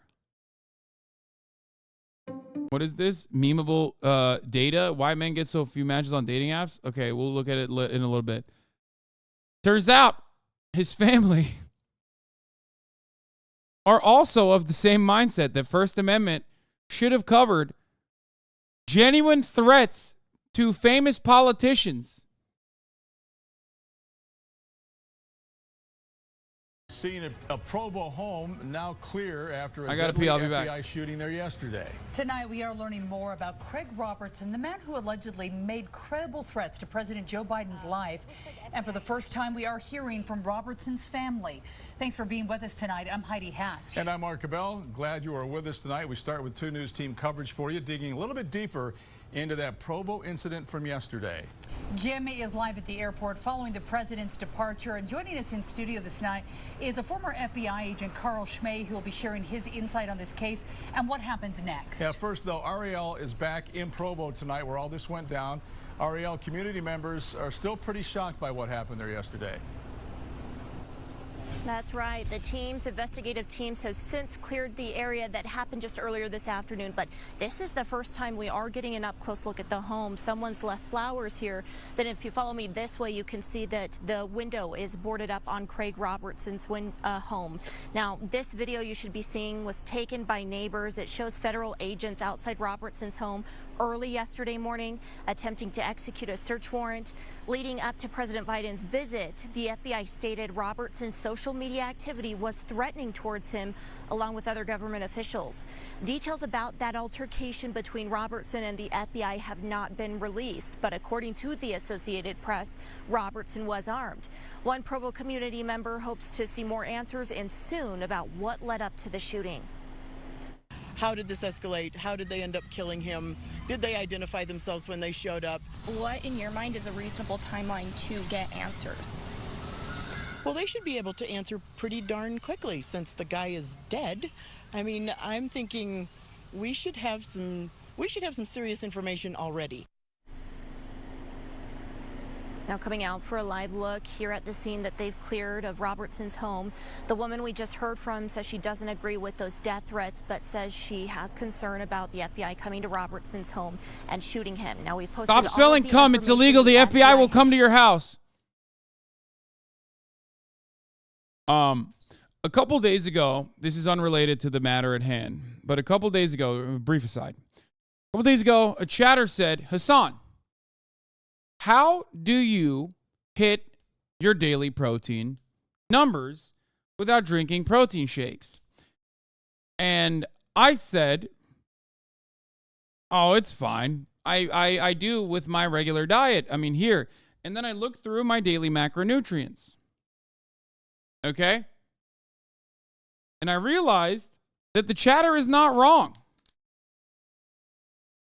It's not a fucking ad, dude. I'm not fucking paid for by Fairlife for their Core Power protein shakes. Even though the shakes do have a shit ton of protein. It's crazy. They have 42 grams of protein with at 230 calories. I'm not paid for it by them. I tried it out last night for the first time. Anyway, listen. I was wrong. Okay? I was fucking wrong.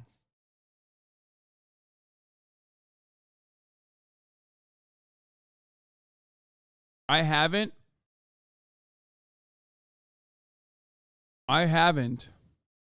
been hitting my protein. And the other thing is, I also wanted to get back on creatine because I haven't been taking creatine.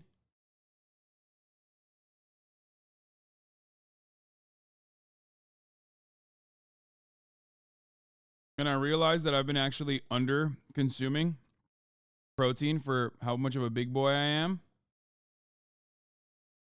Oh, fuck. I'm fucking this up. Bunch of the creatine actually spilled on the fucking desk. God damn it. Anyway. You literally came on to show what I consume on a daily basis. Yeah, I mean, this is not a fucking ad. I don't give a shit. These are probably expensive. I don't remember exactly how much they were, but good amount of fucking protein in them, and it tastes good. And I'm dumping creatine into the bottle right now. and then I'm going to shake it very aggressively. Yeah.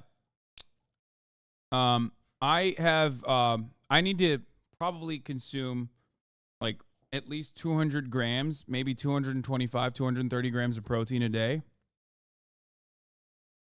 And I've been consuming less than that. I've been consuming like 170. On certain days, I'm consuming even less than that.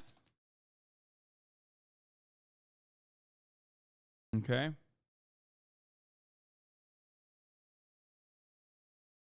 So I need to start consuming more protein and fix that. What are you doing? Oh, this one is not for maintenance. No, for main gaining. This is some fucking mixture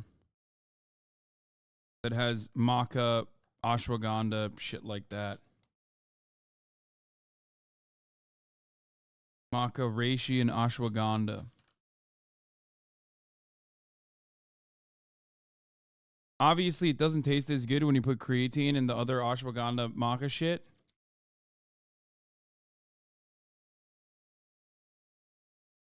But I think that stuff is good.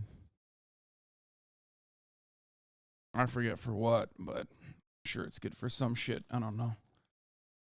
I need to know where you got that shirt from, Teddy Fresh. The combat stress and fatigue superfood. Ashwagandha is good for your cock. Is it? Fat intake should be 0.5, 0.7 grams per pound body weight.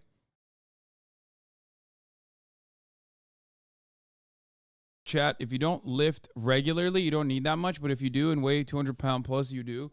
Yeah, I mean, I train 4 times a week. And I definitely do need more than 200 grams of protein. I'm 245 pounds. So, shouts out to the chatter.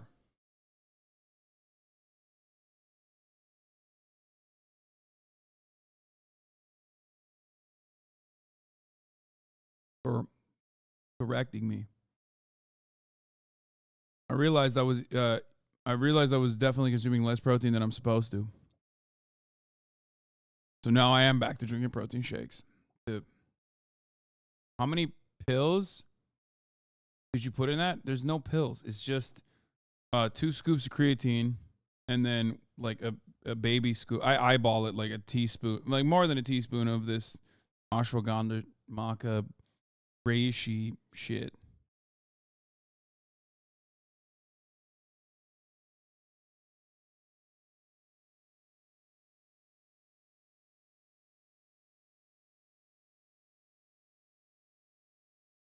All right. Yeah, 150 pills. Shared about the incident up to this point on our website, along with the joint statement released from Robertson's family just today. Again, that's all on KUTV.com right now. Reporting live in Provo, Ariel Harrison, KUTV 2 News. All right, Ariel, thank you very much. To get a little more perspective and some FBI protocol insights into what happened yesterday in Provo, we have former FBI agent Carl Schmay with us today. That's right. Carl is a security consultant and retired FBI agent. Thanks for coming in to speak with us today. I said you can't get enough protein without protein shakes. Did I do that? Yeah, you did. There was a time in my diet when I was eating, I guess technically cleaner, when I was eating like straight chicken breast, where I was absolutely getting enough protein without protein shakes, but I realized like with my current diet, I do need more protein, so I am back on protein shakes. We unfortunately see all too often officer-involved shootings, and we know the protocols after that happens where after about 10 days, usually we have videotape released. Eventually we'll hear the district attorney go through the case and talk about what happened. In the case of the FBI, what's the next step, and when will the public know exactly what happened that morning and maybe what went wrong? So this is going to be handled a little bit differently, Heidi. So this is going to be handled internally by the FBI. There's an inspection division out of the FBI headquarters, so they send people here to conduct a review. There's not going to be any body cam video. Agents don't wear body cams. Let me just ask you and play devil's advocate, because I just heard the lady who was the neighbor Interesting. say they should be able to figure this out pretty quickly. The guy's dead. It doesn't happen that way, but does that make the FBI suspect? Because really there's no outside agency that's going to come and look into. Dude, I'm sorry. Local news being this aggro about like a dude who was killed by law enforcement only happens when the fucking only happens when the fucking law enforcement assassinated dude is like a massive hog, okay? That's crazy. These guys basically fall on top of one another every goddamn day. They're tripping over one another to be the first to justify police brutality and police killings, unless it's a fucking hog that's in the crosshairs. Now they're like, oh, isn't that a little suspect? What's going on with that? Oh, a little weird that an assassination for Joe Brandon happened here. It's awesome. Your agency, what's your answer to that criticism? You know, I've seen several shooting reviews. They're very thorough. I mean, literally, there will be a report about this thick that's going to go over all aspects. So, and you were a SWAT member with the FBI, were you not? I was on the SWAT team for 10 years. Actually, on that SWAT team for 10 years. So you know you know the process. Then. I know the process. Okay. Yeah. Speaking of process, what happened yesterday is part of a long story that goes all the way back to March. It's sad because, like, I do agree with the news media on this, where it's like, what are you, not going to fucking reveal body camera footage? Like, we have to take your word for it? Like, that seems a bit crazy. They're like, yeah, sorry, yeah, we executed an American citizen, and you just kind of have to take our word for it that he had it coming. It's like, okay, well, that seems wild. Fine. He's like, don't worry, I have done this on this FBI SWAT team many times. I killed a lot of people. It was always valid.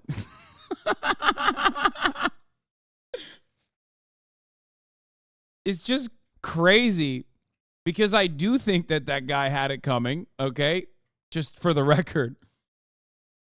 And I know for a motherfucking fact that local media would not cover it that way if it was like an unarmed black teenager. You know what I mean?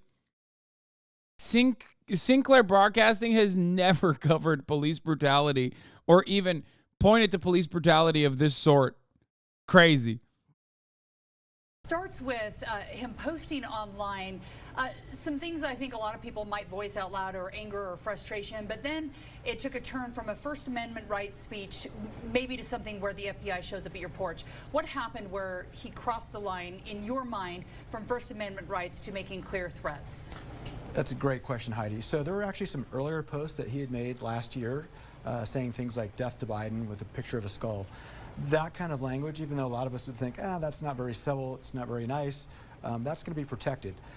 In March, what crossed the line is when he made a very specific threat that he was going to New York to kill the district attorney, Alvin Bragg. Mm-hmm. And it was pretty graphic what he said about that. Fast forward to what happened yesterday. FBI. Yeah, Brandon is such a pussy. Like, Trump straight up got the marshals to execute that guy from Portland and then bragged about it. Like, remember when Trump bragged about marshals literally executing a dude? Not even like a search warrant or anything. They just straight up were like, yeah, kill this guy. And then they went and killed him. Kind of wild. Actually, the reason why they killed him in the street was because he fucking popped like a Proud Boy at a Portland rally where the Proud Boys were, causing a fucking commotion too.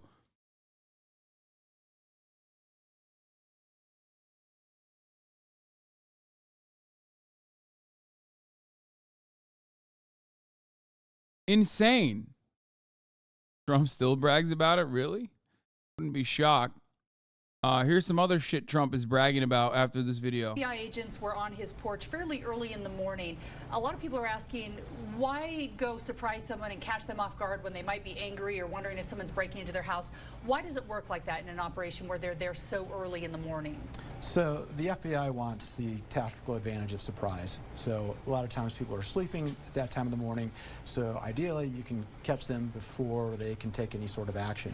And in this case, Mr. Robertson had yeah, we like to catch them while they're sleeping so we can kill them in their sleep. That's why we do it. So we can execute you in your sleep. It's called the greatest window for assassination is when one is sleeping. I mean, that's what we've done. That's what we did to Fred Hampton, and that's what we did to this fucking guy. Said he was going to be armed and waiting for the FBI if they ever came back to his house. So you had that. They had that in their minds as they were going there to. Now, were they going there to make an arrest or serve a search warrant? So this complaint says it's for an arrest warrant, and I think there was going to be a search conducted concurrently as well. Just to see what was in that house based on some of the statements he had made. Exactly. And I think what's interesting to note is that he was visited by the FBI in March. In my experience, when most people are visited by the FBI, that's enough to get them to kind of knock off their behavior. Right. But in this case, he escalated. Not this guy. He started making threats against the agents. And then this week, he really kind of took it to another level when he made threats against the president as the president was coming to Utah. Okay, we got to let you go. Last question. Did the president know about any of this? You don't? I'm sure he was briefed. Okay. And the Secret Service certainly would have been aware of this. All right. And we know that investigation could possibly take months. When we get that, we'll come back and talk to you a little bit about what they found and exactly what happened there at that home. Sounds good. All right. Thanks so much for joining us today. You're welcome. Thank you, Carl. Last night, our chief investigative reporter. Florida Governor Ron DeSantis urged the Walt Disney Co. to drop its lawsuit against him while telling CNBC that he has moved on from his battle with the company and that it should drop the lawsuit against him. Why is it written like this? Wait. Dude, the title of this makes it so funny because it's like oozing with desperation.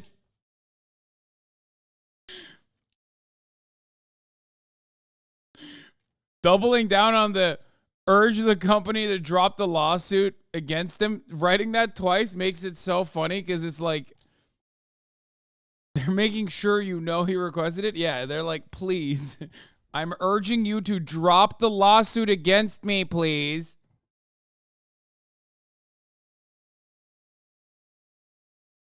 I'm not mad anymore, please. Here it is. Here's the race for next year definitely heating up. Our Brian Sullivan sat down with Florida Governor and presidential candidate Ron DeSantis earlier this morning and is going to have a lot more tonight. Hey, Brian.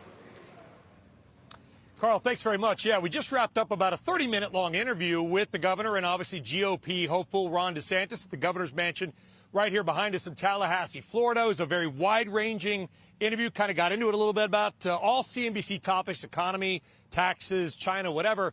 But we also, of course, had to address the issue of Disney and his very public fight with the company. And I asked him just directly, have you or would you just give Disney CEO Bob Iger a call? No one has made Disney more money recently than me because during COVID, they were open in Florida. They were locked shut in California. We said we want you guys to operate because we understood how important it was that their cast members in Central Florida had the ability to make ends meet. And in fact, when Disney closed their parks, I didn't tell them to close. They did it voluntarily. We got all their employees' information. We ran them through unemployment. We helped them stay afloat until they could open again. You got a beautiful desk back over there. Want to pick up the phone today, give Bob Iger a call, and if so, what would you say? Well, here's the deal. Because he wasn't even CEO when this happened. No, I know, but that other guy got booted. Bob Chapek. No, I know. But here's the deal. I would just say two things. Apart from Florida, Disney's had a lot of problems, and I think that the skirmish they got in with these young kids, I think that's a symptom of why they're not doing as well, because I think parents have lost some confidence that this is a company that's really speaking to what they want, the way it had been traditionally. So I would just say, just as a... I'm sorry. I fucking told you. Okay? I fucking told you. A parent, look, my wife and I, we got married at Walt Disney World, okay? And so it's... I told you, dude. I told you that this was so stupid that he was just going nutty with it for no reason. I fucking told you. I mean, yeah, he's a Disney millennial, which makes it even funnier, but like, I told you, who is this for is the question you have to ask when a politician does something. If you are a Republican, you are never supposed to go after a major corporation. Doesn't matter if they're not paying into your campaign. Your principle for the culture wars being your major point of contention is so that you help big corporations when you deregulate, and people don't pay attention to that. You never use the culture war to go after big corporations, you fucking idiot. Same with Budweiser. Remember when Budweiser was in the crosshairs during the Dylan Mulvaney saga, and at RNC or CPAC, one of those, they actually had like an anti-Bud Light meme that they posted on their social account, only to immediately delete it. You know why they deleted that? Because Anheuser-Busch is a massive donator to the Republican Party. Fucking idiots. You're so stupid.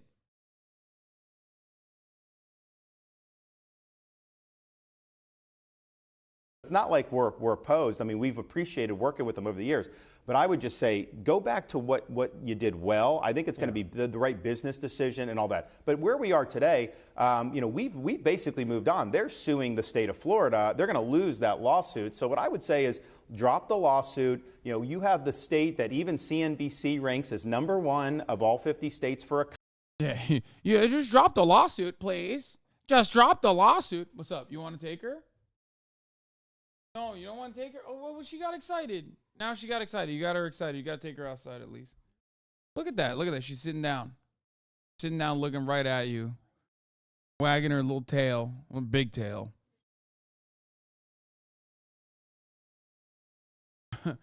Like, come on, please stop suing me, Disney. Don't do it. Ah! He's such a fucking idiot, dude. Oh, God, it's awesome. Economy. We lead. You're such a stinker getting Murad to do it? No, it's my mom. She loves it. She loves taking Kaya out. She's just leaving right now. The nation in new business formations. Unemployment is incredibly low. Yeah, it's like exactly. Drop the lawsuit because you're going to lose probably. Please. This is literally the hold me back. Oh, man, if my homies weren't holding me back, I'd beat the shit out of you right now. But against Disney. Hold me back, Disney.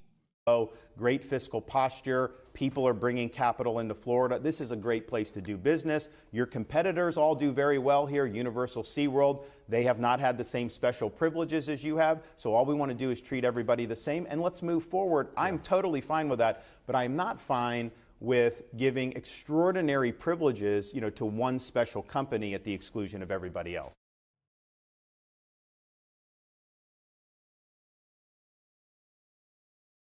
How is Trump's Truth Social post not a direct threat to the lieutenant governor of Georgia? It is.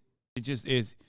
You have to also understand, like, at a certain point, what's good? He just doesn't care about doing illegal shit. Like, it's just the crime. Like, he's doing the crime. Kind of not dissimilar to when he did the crime originally, where he was basically like, I need 11,780 votes. One more than we need. One more than we have right now. Like, I don't know. I don't think he cares. Anyway, here is Ron DeSantis. Would you consider cuts to entitlement, though? Would you consider raising retirement ages? Would you consider things like means testing for Social Security? So everybody who is getting the Social Security. Trump has been ripping into little Rhonda, saying that little Rhonda wants to cut entitlement, wants to cut Social Security, wants to take away your Medicare. Straight up. This is something that Evet, of course. Yok çıkacağım. Ne zaman geri geleceksin? Hold on. Medicare, those promises have been made. Those promises are going to be kept. I don't think this idea that people say, the Republicans want to take away people's, that's not going to happen. It's important. I mean, we have guarantee it's not going to happen. Guaranteeing it on camera, CNBC. Yeah. For the elderly or people near retirement, we're going to meet those obligations. I mean, my grandmother lived till 91. That was her sole source of income was Social Security. And if you look now, there's. Remember, it's important to take note of this because. It's important to take note of this.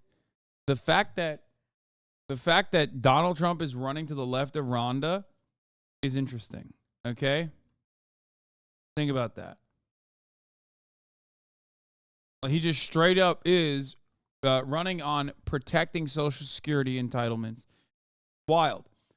Little Rhonda is such a institutional Republican cretin that he has a hard time just straight up being like, no, of course not. Of course I'm not going to take people's Social Security away. Millions and millions of seniors out there where that's their sole source. In an inflationary era, that's really problematic because they do get a COLA, but the COLA is not enough to keep up. Yeah, the cost of living adjustment. So that's just that. And then, of course, in Florida, we have a lot of seniors. Now, here's the thing with the retirement age. When it was created in the 30s, life expectancy was a lot different. But what's happened in the last 5 or 6 years is life expectancy in the United States has gone down, and it's gone down. A lot of that was a COVID reaction. Some of it, but I think some of it was. I think it started before COVID, and I think it's continued even here afterwards. I think it's more than just COVID. I mean, I think that there's deaths of despair. I think you have drugs. Well, we've seen over 100,000 drug overdoses. Yes, so I think it's hard to say. Drop the suit clip. We already watched it. Got a beautiful desk back over there. Want to pick up the phone today, give Bob Iger a call, and if so, what would you say? Well, here's the deal. Because he wasn't even CEO when this happened. No, I know, but that other guy got booted. Bob Chapek. No, I know. But here's the deal. I would just say two things. Apart from Florida, Disney's had a lot of problems, and I think that the skirmish they got in with these young kids, I think that's a symptom of why they're not doing as well. Because I think parents have lost some confidence. He's just like, I've never heard Ron DeSantis actually give you the deal after saying, here's the deal. He always goes off on like a 35-second to a minute-long tangent until finally giving you the deal, the goods. Okay? He's like, here's the deal. Okay? Walt Disney was created in a very different time and place, and the mentality surrounding it was incredible. I mean, after all, I was the one who got married at Disneyland, Disney World. I always got them confused. It's crazy. Take military action against Taiwan. I'm going to ask you that as a former naval officer. And if so, what's our proper response economically?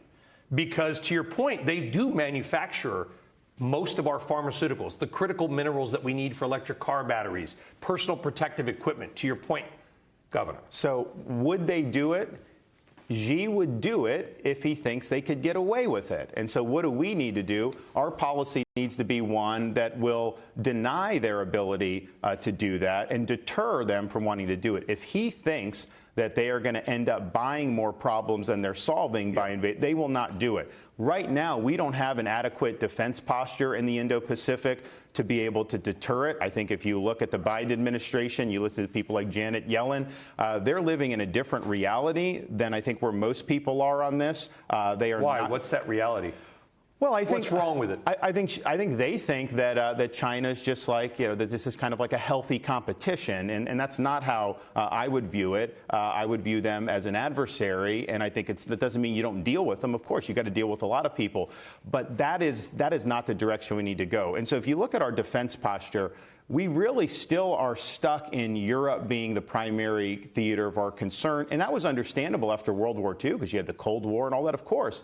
But now the Indo-Pacific really needs to be our top concern because the China threat is so much more significant than I think any other threat that we face. And that's going to require more hard power, yes, more naval power. We have like 280 ships right now in our Navy. Ronald Reagan in the 80s, he had it almost up to 600 ships. So we need to do more in terms of a naval buildup, all with an eye to projecting power in the Indo-Pacific. I think you can deter China. I think time is running out to do it, but I think we can do it.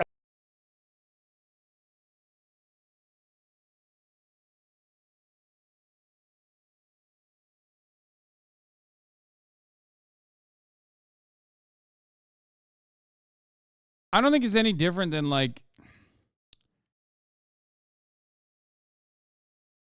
don't think this is any different than anything else that you would hear from any other Republican.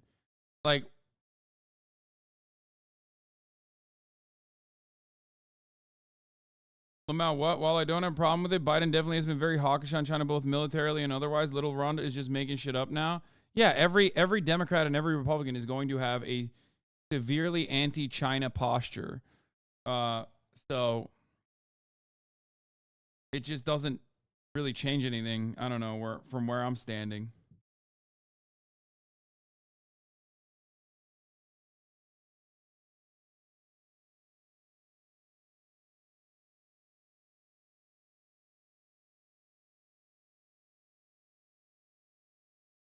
Is this DeSantis' new team speaking?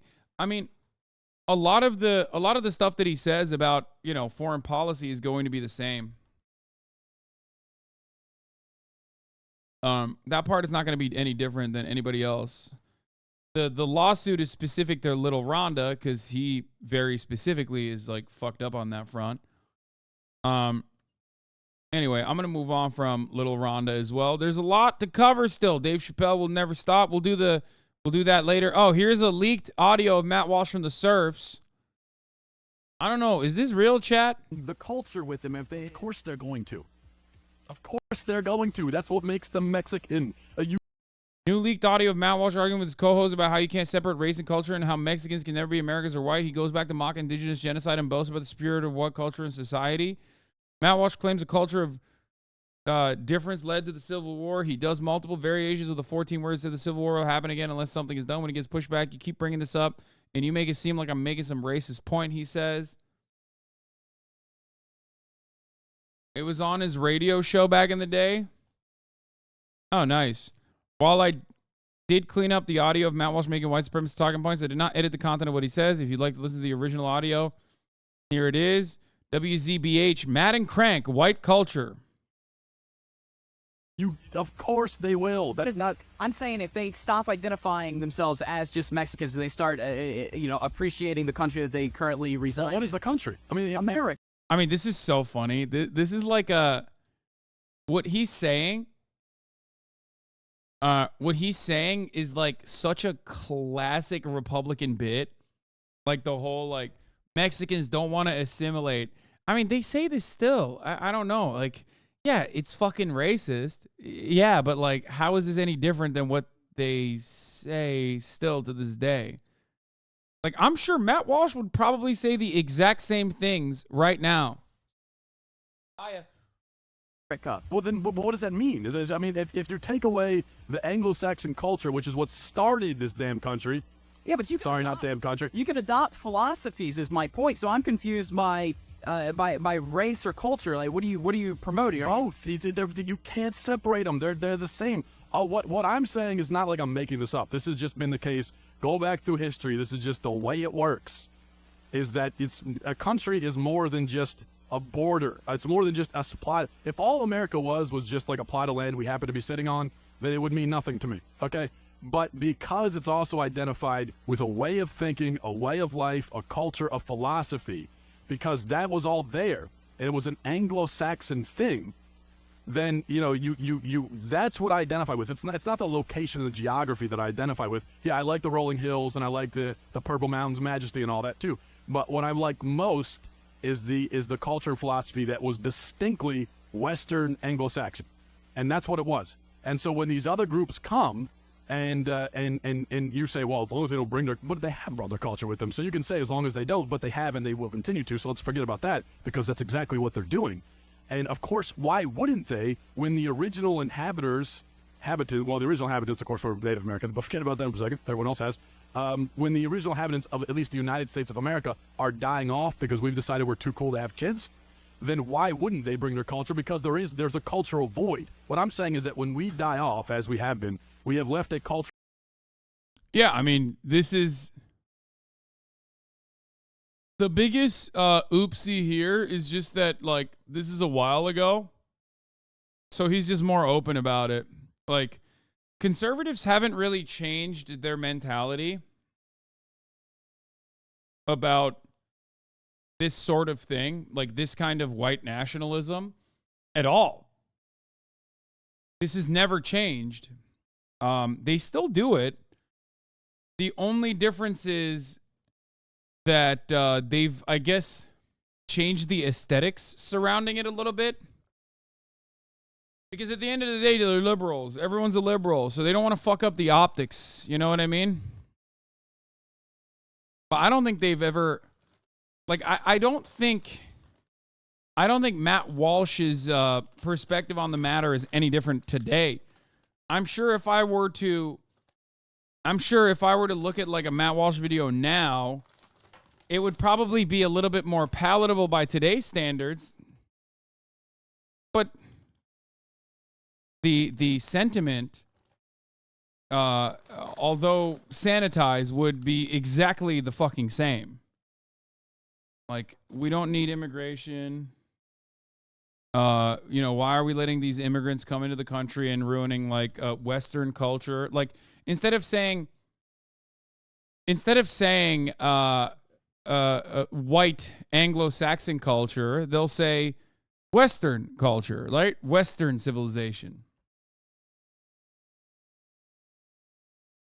That's it.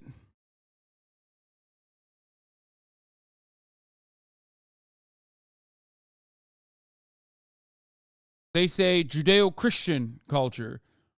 But even then, it's like, well, okay, Mexicans are a part of Western culture, part of the Western hemisphere, but it doesn't matter. You know what that means. You know he means like America and Europe.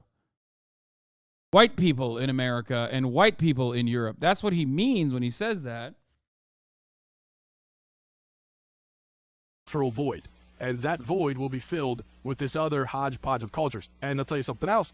When you have just a geographical location, when there's no agreement at all,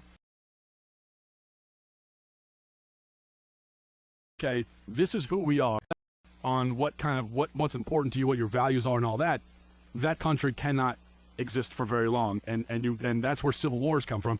That's why we fought the Civil War to begin with, was because there was a cultural difference between the North and the South. And we're going to be heading that way again if we don't say, okay, this is... Wait, what? Yeah, the cultural difference between people who wanted to own slaves and people who were like, no, that's not allowed? Is that what he means? Like, what the fuck? Who we are. And by the way, the people saying this is who we are need to be plentiful and strong. I agree. And potent. I just personally feel that you don't have to be an Anglo-Saxon to continue that line of thought. I just think people need to be more patriotic about the country in which they. Yeah, this guy is the other guy across from him is basically like another conservative, but just not as conservative as Matt Walsh, who has like this belief that like, oh, I don't like the Mexicans because they're just not feeling America enough. And also that he probably believes in his mind, in the back of his mind at least, that they can't really feel fully America enough. But, he's just kind of saying like, no, you don't understand. It's just like they're not patriotic enough. It's like, what the fuck are you talking about? What do you mean?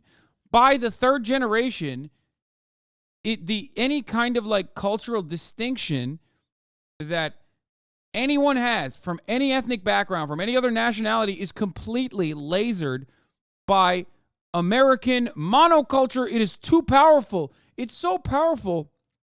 It works. It basically changes people's attitudes in other countries, even if they never step foot inside a United States of America. By the third generation, full assimilation across the board is completed. They know more about its heritage and where it came from and how it sprang about. I mean, I married somebody that's, I don't think Maria's Anglo-Saxon, and she definitely has left her culture at the door. So, I mean, it would... Oh, that's why he's more open-minded about Mexicans or whatever the fuck. Yeah. Yeah, you're a fucking dirty miscegenator. That's what he's going to say. That's what Matt Walsh is going to say. If Maria and I have 5 kids... Like, now I'm confused. Am I perpetuating the problem? See, you keep bringing this up, and it makes me look like I'm making some racist point. I know you say that's what you're trying to do, but that's obviously not what I'm saying. Have relations and kids with whoever you fall in love with. That's great, as long as they're the same gender. I'm fine with that. All I'm saying is that as a general rule, for our culture and our identity to continue, we need to just procreate and keep that culture going. Because you say, well, come over here and have some patriotism and identify with us. Why should they identify with us when we don't identify with us? Wait. My man literally said, yeah, by miscegenation, you are actually destroying American culture because you procreated with someone who's not white. And he just completely sidesteps. He completely sidesteps that point and just keeps going, yeah, no, I'm just not saying, like, you can't fuck a Mexican woman. Like, I'm just saying that, like, more white people need to fuck other white people. Come on. When it's not even important enough to us to procreate and continue our culture, why should they give a damn about it? They don't. I don't blame them. I mean, what? This guy, if he had any fucking brain cells, would just try to be like, do you think my wife deliberately and willingly wanted to eviscerate this white culture that you speak of by marrying me and having children with me? What exact philosophy and values have we shown that are so important to us? But I mean, I think the point is that if you're patriotic Americans that love the country, that have ingrained themselves in this country for several generations, need to start promoting more generations of people. But it's easy to say these vague things like, well, promote and do this and that. But it's the reality. If we actually want to talk about how to solve the problem. I like that he thinks also that, like, culture is somehow genetically transmitted. Like, I mean, that's as white supremacist as it gets. I mean, this is basically the 14 words, you know, we must protect a future for our white children. Like, that's basically what he's saying. I mean, he is a white supremacist. Ironic because, like, as far as whiteness as a anything beyond like a made up social phenomena, if it were to be like a legitimate race or a legitimate culture, not defined on what it's not, which is black, but what is defined on what it is, then trying to reinforce some mechanism of purity would probably be one of the only tangible, definable aspects of what it means to be white, which is ironic because that once again turns into the same conversation that I was mentioning, which is you cannot define whiteness on tangible properties of what it is, white culture, I mean. You can only define it on what it's not, which is black. That's it. Whiteness as a political identity is a perfectly crafted social construct. There are white people in every country. That doesn't mean that their skin is white, by the way. That just means that they are the dominant majority population. In Turkey, it's the Turkish people. You know what I mean? That's how it works.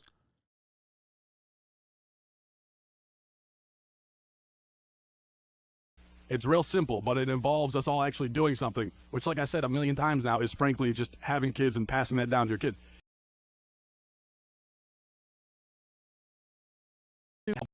If you don't do that, then you're not helping the problem. Sorry, you're not. You're not helping.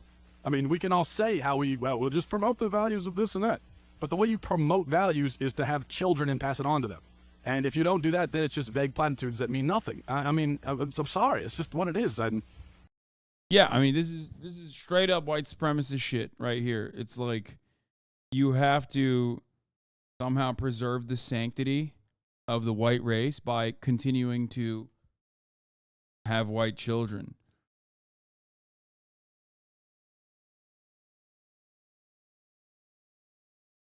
You know? I mean, and I'm no exemption from that. I mean, if I'm 40 and I haven't had a single kid, then I haven't helped. Everyone will make their own. I'm just talking in general. The way in general that this country will reclaim itself, that's the way. Or we can become extinct. If that's the route we choose, then hey, it was a good run. Got a good 300 years out of it, almost. If you don't do that, then you're not helping the problem. Sorry, you're not. You're not helping. Bro, this is like when I joke about like destroying American civilization by like fucking, all of my haters' moms. But he like unironically believes it. It's so stupid.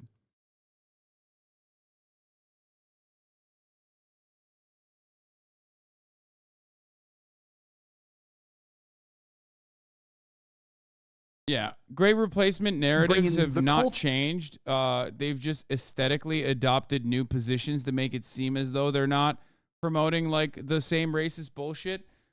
Jordan Peterson, which I will be covering right now, ironically does a very similar thing. Jordan Peterson used to always talk about cultural Marxism, and the Frankfurt School, and how cultural Marxism has taken over colleges and is rotting Western civilization to its core. Now, the original term for that was cultural Bolshevism, used by Nazis. Anytime you hear somebody talk about cultural Marxism, understand that they're actually just repeating the same exact fascist tropes all the way from Nazi Germany about Judeo-Bolshevism, cultural Bolshevism, and what Jewish people that were doing to erode the foundations of Western civilization built by superior races. You're just talking about a repackaging of precisely that. You can't just say cultural Bolshevism anymore because people go, wait a minute, that's what fucking Nazis said. What are you talking about? So you say cultural Marxism.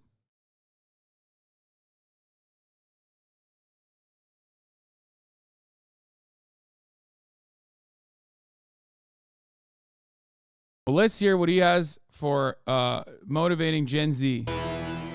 You're going to love this. I recently sat down with world-renowned psychologist and author Dr. Jordan Peterson. We talked about a number of things, including education versus indoctrination and his mission to fight the far-left woke agenda in schools, maybe your school, as well as why Gen Zs can't cut it in the workforce. Not all of you, but some of you, and how we can help them. You got a new study showing new 2023 hires are unprepared for work. They're unprepared for life. Dr. Peterson's take on all of this, especially for parents, is fascinating. Watch. When this study popped up, we thought, you got to weigh in on this. They say that Gen Zers come in, they're sincere, but if they have no necessary instinct on what to do next, find them a lot sitting idly by waiting for instructions on what to do next. Does that make sense to you? Something about this generation that would have trouble being self-motivated? Well, I think that if you set up an education system that's designed to do nothing but demoralize young people. It's odd to do, it's odd to address Gen Z when you are absolutely tailoring this messaging and your broadcast to your true audience, which is boomers, their grandparents. This video is not cut for Gen Z. Not a single Gen Z eye will see this video, especially on television, maybe on YouTube on accident, but certainly not on TV. Okay? The idea that a single Gen Z eye will see this is fucking laughable, which is the kind of attitude that I want you to have while you're watching this, because it's probably going to be tailored towards not necessarily Gen Z, but their grandparents.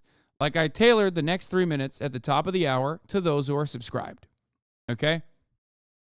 Because at the top of the hour, there's a 3-minute ad break. And those who are unsubscribed, Gen Z or not, will not see the broadcast. They will actually exclusively see the ads. 3 minutes of them to be exact. Now, if you no longer want to see those ads, if you want to be a part of the people that is in the in-group of those who no longer see the ads and hear my commentary instead, then all you need to do is subscribe for $5 or for free with the Twitch Prime, or by getting gifted a sub. Here's the 3-minute ad break now. Gen Z soft skills struggle. Make change at the register. Work with others. Make eye contact. Deal with frustration. Stay off their phones. Take initiative. This is basically all... What was it? All millennials know how to be bisexual, eat hot chip, and lie. Charge their phone. That's so funny.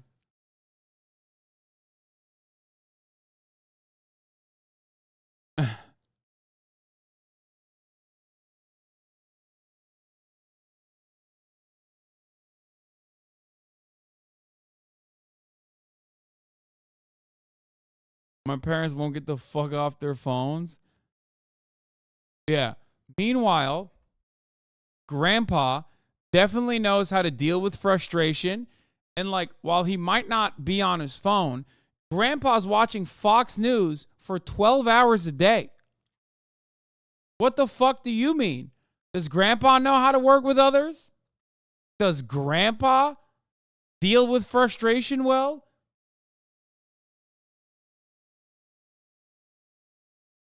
So dumb. And to convince them that their ambition is dangerous and, well, even world-threatening for that matter, a manifestation of patriarchal oppression on the social front, and then a danger to the survival of the planet on the natural front, then, and you don't do anything to foster that ambition and to channel it into a manner that might be productive and to tell young people why their ambition might be useful, then you're going to get exactly that. So you hit what you aim at if you try hard enough, and the education system has been trying to demoralize people for 60 years. One of the things that really stuns me, I haven't been able to figure this out yet. I've been trying to talk to Republican governors about this. I cannot understand why conservatives have been daft enough to allow the faculties of education to retain their hammerlock on teacher certification for the last 60 years. It's insane. You mean the criteria to get the certification and what's in it? You have to be trained in a faculty of education to become a teacher. Why? They're the most woke element of the entire rotten university carcass, and they have the hammerlock on 50% of the state budgets. The conservatives are always complaining about the culture war. It's like, well, you handed all the young people to the faculties of education, right? Their research is terrible. It's low rate. Their students are generally very incompetent, comparatively speaking, on the academic front. It's foolish, and this is the outcome. It's not surprising. And it's a way to work on the foundation. And when you have an R. Is he crazy? Is he suggesting that we just just defund them? These godforsaken institutions, just defund them. They're churning out propaganda. RNC chair or DNC chair, if you have an agenda, that's what to work on. Don't get Mr. and Mrs. Candidate elected. Start focusing on the direction you want the country in, and find out how to give people an education that will allow them to at the very least think, but not what to think. Well, the left-wingers in the 1960s were far-seeing enough, the more radical types, to envision a decades-long march through the institutions, right? And one of their goals was the capture of educational institutions, and that's happened completely. And that's been absolutely abetted by conservatives who tend to get lost in the details. And well, then you think now you have young people who are demoralized and directionless. Well, they're never taught anything about how to acquire a direction. We did a study. I used this program I developed called Future Authoring. We did a study where we had 3 studies, actually, where we had university students sit down essentially for 90 minutes. Right. 90 minutes, this was it. And write out a goal, a series of goals for their life, right? Who could they be in 5 years across 7 important dimensions of their life? And where might they be that would be terrible if they didn't get their act together? We dropped their dropout rate 50% and raised their grade point average by 35%. 3 separate studies. So that's all you have to do if you want to motivate young people, is to teach them a bit of visionary discipline and encourage it. And we do the opposite of that. Plus, we terrify them. Trigger warnings. We tell them that everything's dangerous. Yeah, dude. That's the... yeah. That's what's stopping children from learning, Trigger warnings and stuff. That's what's terrifying children in schools is fucking trigger warnings. My man is perma stuck in 2016 so hard, dude. This is such a fucking 2014 to 2016 era. Absolute idiotic. Dumbass fucking take. I thought we killed this. I thought this was dead. I thought this was not a thing that people were saying.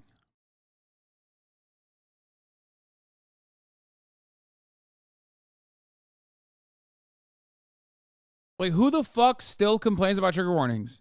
Who? Actually, who? Is there anyone that's still like, yeah, trigger warnings? Like, it was a fixture of the permanently online when it was popping.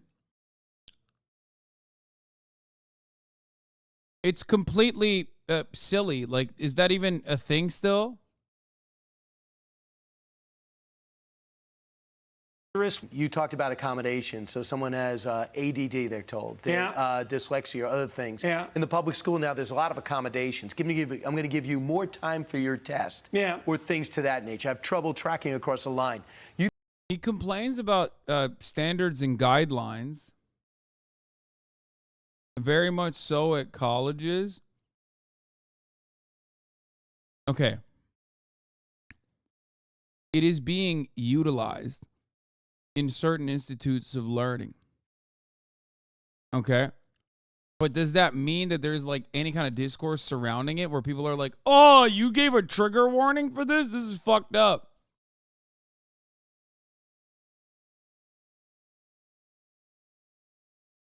Like, are people even mad about it, is my point.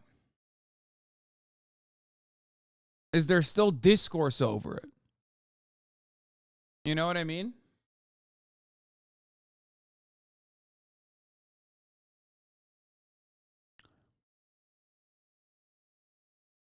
This isn't being a petty bitch for his licensure being threatened for being a dumbass. Yeah, I mean, he was posting about how it was hard for him to find child porn on Twitter. No wonder they threatened to remove his license. Yeah. Don't throw Haz. That's a real tweet that he posted.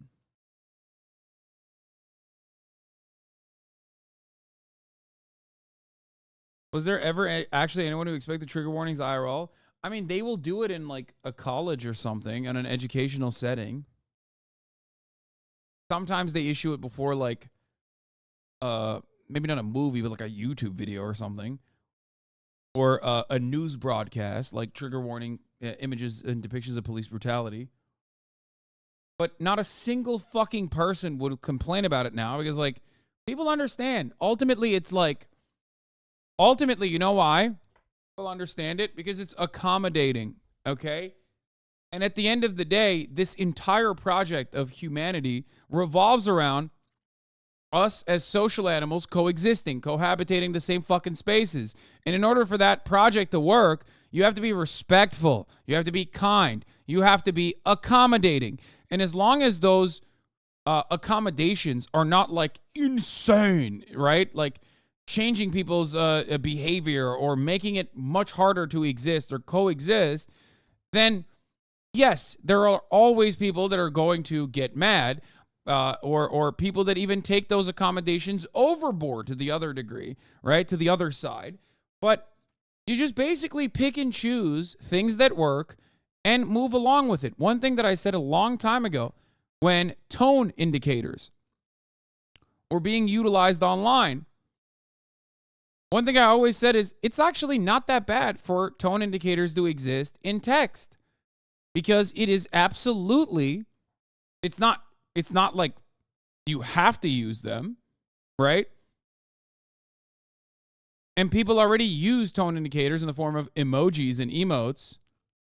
But tone indicators isn't just for people with autism. It's just for everybody, really.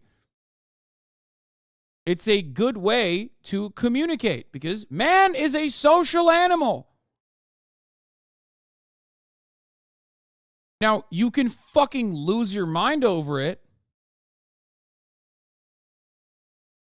and get mad about it and be like, how are these people communicating? It's so much worse now.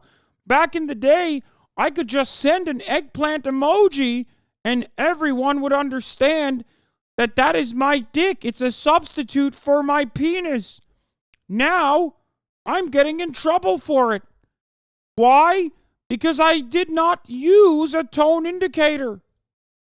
I know the grand jury in Georgia is voting. Do not worry. We're watching. It's pack watch time. Okay? Huh.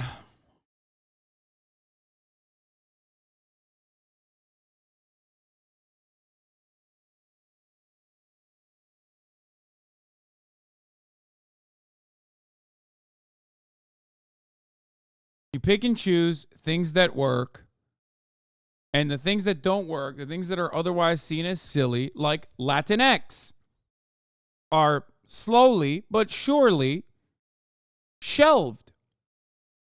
Okay? Or relegated to the sacred halls of academia in certain circumstances. That's it. Birthing person. You will never in a million years see someone drop that in public when describing a fucking human being. Okay? It's just never happening. That is never going to happen. I go to the wokest fucking circles, okay? Trust me. The only time I've heard people talk about birthing person one way or another is always right-wing reactionaries getting mad about a problem that does not exist. Okay? Maybe in a medical context. That's it. It is so fucking dumb to get upset about it.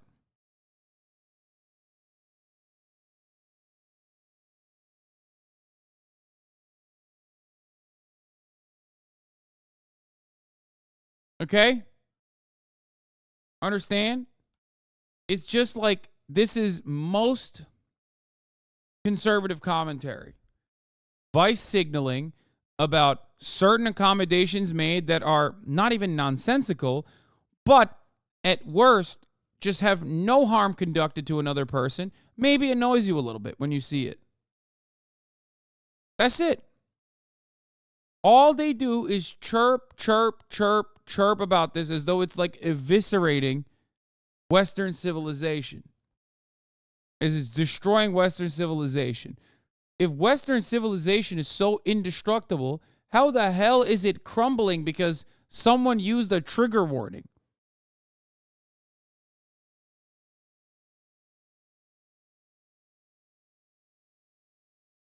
You think accommodations in many cases don't show progress, can be limiting. Why? Well, the problem with the accommodation hypothesis is something like, the advantage is, well, you want to do what you can to help people who might have obstacles that could be overcome to learn. That's not unreasonable.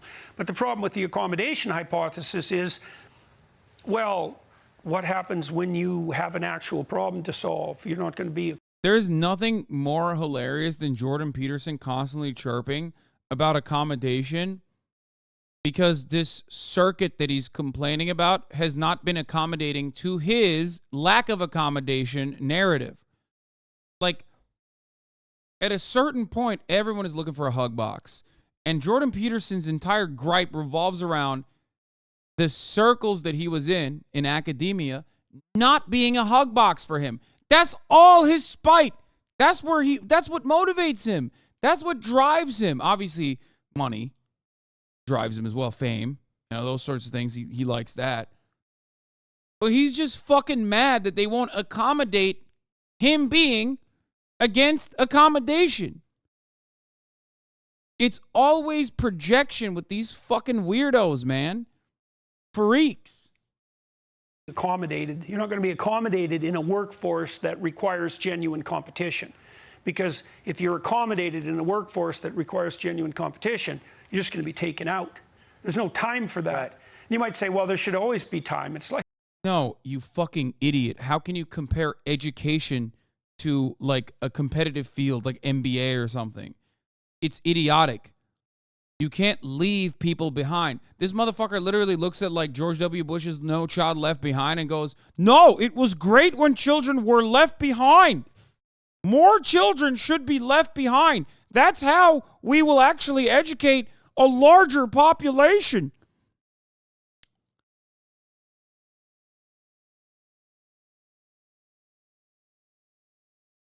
I don't think he doesn't really want the accommodations. Then he won't have a grift. Yeah, that's true. There's that aspect of it too.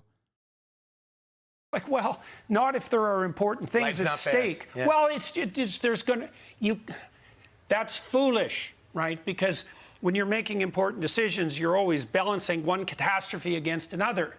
You don't have the option that everything's going to turn out. And so the problem with accommodation, well, first of all, it's going to be gamed, and it's being gamed like mad. And second, it gives the person who's being accommodated to the wrong picture of the world to which they're going to adapt. You think about this with parenthood. How should you treat your kids?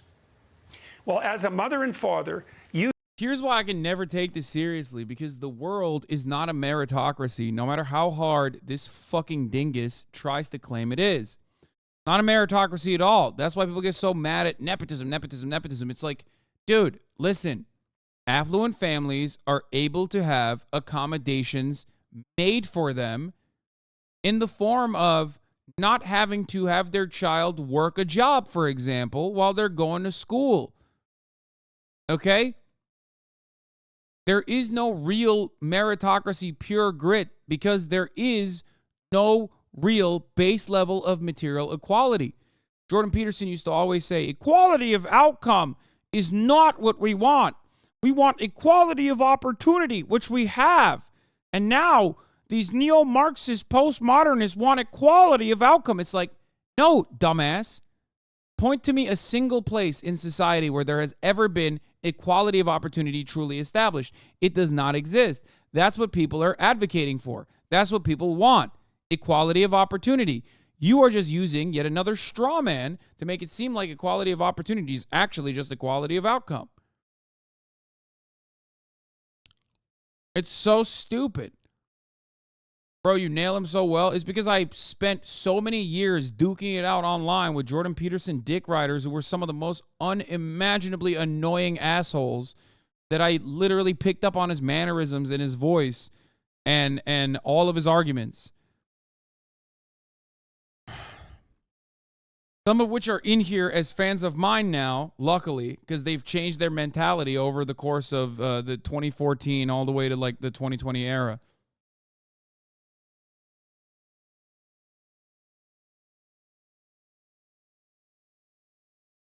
I've been saying the truth about Jordan B. Peterson for years, almost 10 fucking years now. I mean, since he first popped off in like 2014, 2015.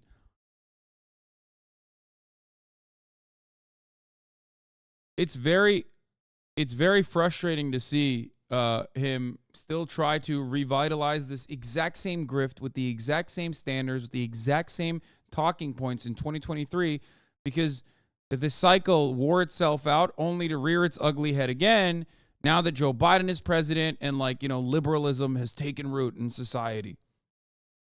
You should be a proxy for the world, maybe a slightly more merciful proxy. But basically, the message you send your kids about their behavior is the same message. Your most popular vid on him helped me change my mind. Jordan Peterson is not a liberal. I don't give a shit how much you try to say he's a liberal. You go to a Turning Point USA conference and you speak as a conservative speaker at the Turning Point USA conference alongside the likes of Tucker Carlson and numerous other people, then you're not a liberal. You are literally a conservative. But a lot of people are new to politics, or you know, they feel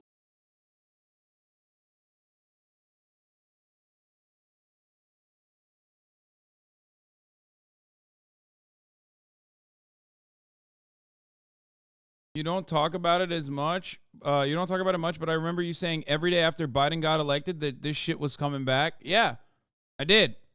And I was right. And it did. You look like Matt Walsh here. Yeah, my hair looks awful here. Jordan Peterson does do regular self-help. Self-help is a grift overall. Okay, guys, remember, this was my worst moments, okay? This is like end of 2020, first half of 2021, whereas like when I was rapidly gaining weight and looking like absolute doo-doo.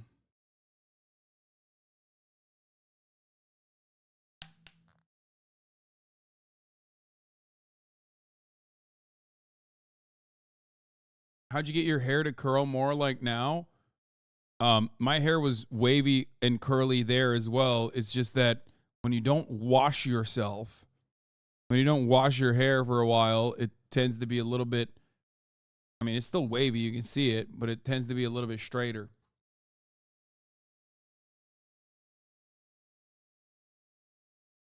I was a real gamer back then. Anyway.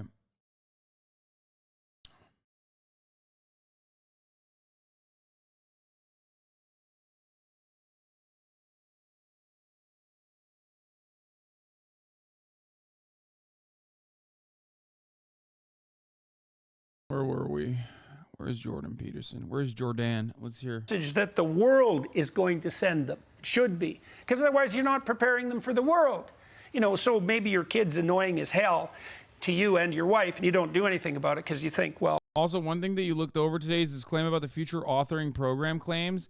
His study is not peer-reviewed, done in only 2 universities, and track GPA over 2 semesters only. Motherfucker out here making outlandish claims. Yeah. One fun thing that these conservative freaks used to do, which is like kind of a dying art at this point, is they used to always talk about how shitty the humanities are, which Jordan Peterson is not going to fully do because, like, I mean, he's a psych guy. But they used to talk about how shitty the studies are in humanities. And it's not a real science, right? Liberal arts is bullshit. Look at all these fucking bullshit studies. They used to bring this shit up all the time. As a matter of fact, they even make like fake studies to prove how easy it was to like get non-peer reviewed studies published and shit, right? Meanwhile, they do that all the time now. I mean, this is him doing the same thing. It's just like a fucking bullshit ass study.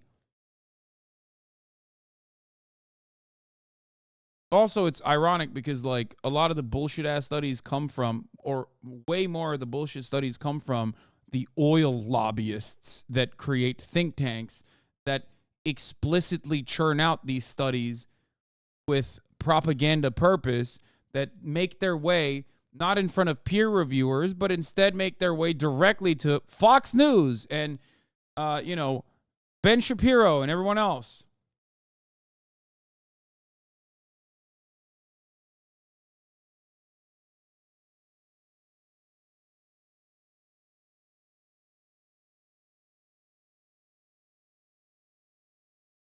We're all mercy. It's like that's just fine until your kid has to make a friend or, deal with an adult that's not you, in which case they're going to get slaughtered.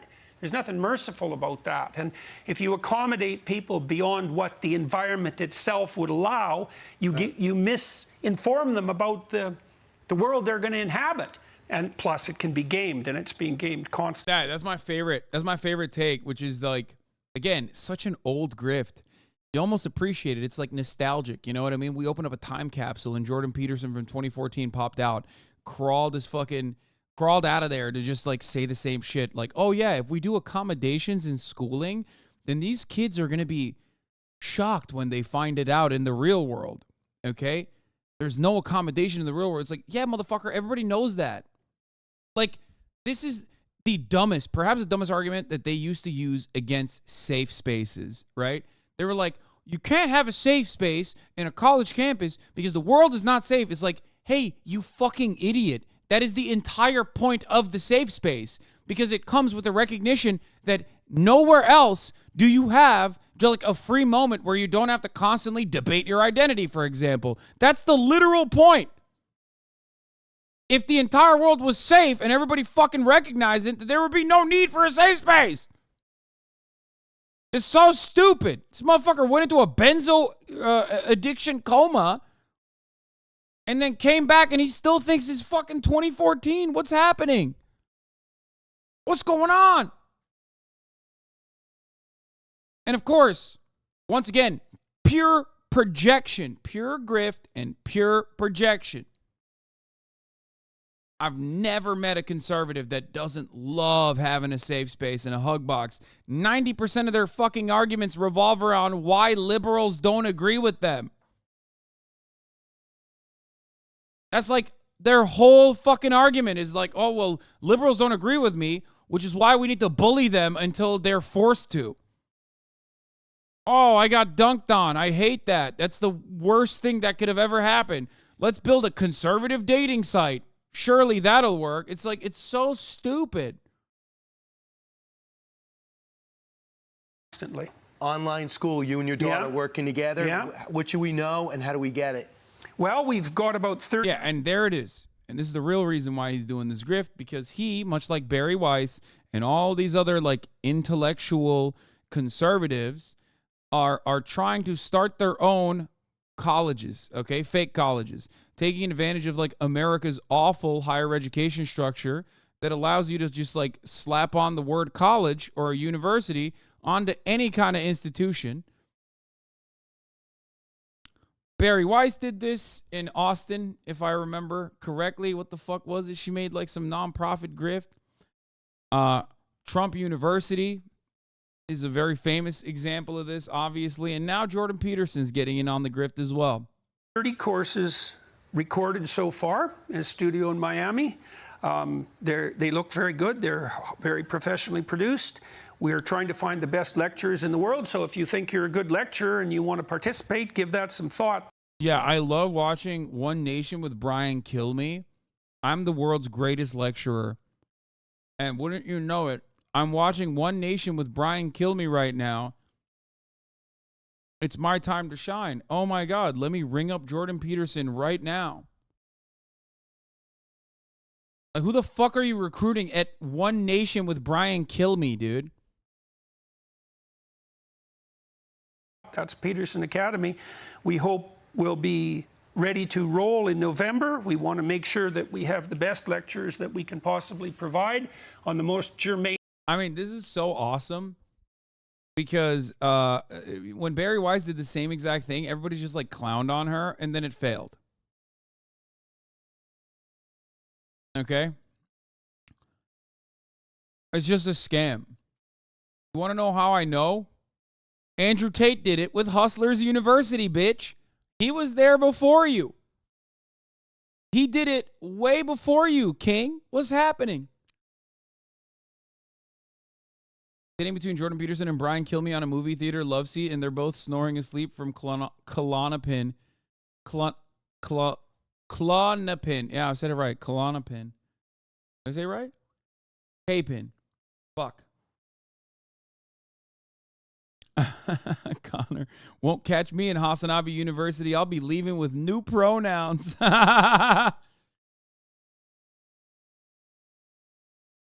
Main topics, and then we're going to ally that with a very stringent testing and accrediting system so that if you are a graduate of this particular institution, the people who hire you will know that you learned what you were aiming at learning and that you did the proper work. And that's extraordinarily important because employers need to know that.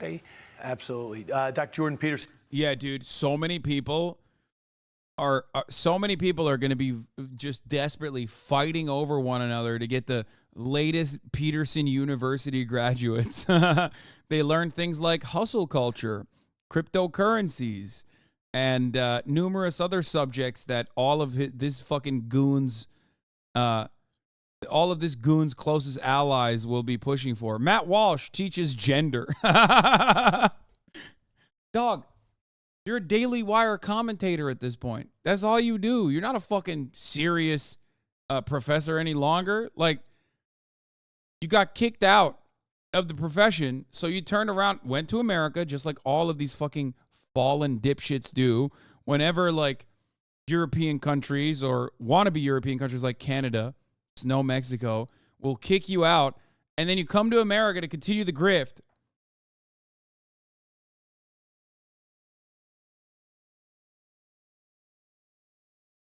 Steven Crowder teaches interpersonal relationships in the workplace. I know you had a few hurdles to clear to get here. I really appreciate your time. I know our audience does. Best success coming your direction. And, well, if you want to go see you in person, just go to JordanBPeterson.com. Dr. Peterson, thanks so much. Hey, you bet. Great to see you, sir. Thanks for the invitation. All right. Pretty cool, right? Don't miss the second part of my interview with Dr. Jordan Peterson next week. Oh, hell yeah. Went to JordanBPeterson.com. My man is still selling tickets for a tour, offering personality courses. UnderstandMyself.com. Conservative Manifesto, a vision for conservatives. Remember, he was a liberal, by the way. Essay, you don't need another autocorrect. ARC, the Alliance for Responsible Citizenship Statement of Vision and Invitation. Where the fuck's his college?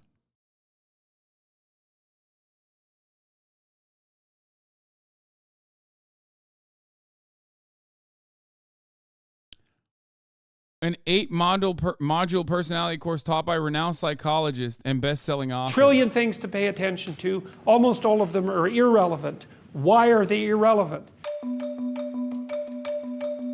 It genuinely is the case that people are different. And of course, it's difficult to get a handle on that because you tend to see the world through your own personality. This is it? This is all they got?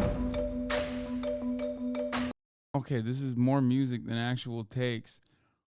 79,000 followers. Launching in 2023. This is so... We're filming a course on the Sermon on the Mount, an intro to Churchill, and an intro to statistics this week. So it's going to be an online college?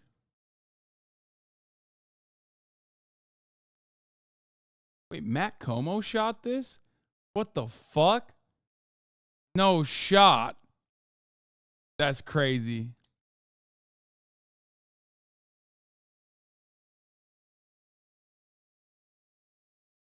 He was like the OG TikTok camera guy. I've known him for years, like probably for the past 10 years. He caught his work caught my attention 10 years ago. And I thought it was really good. And he is very talented. And he's worked with like every fucking big TikTok guy or every big Instagram Vine guy pretty much.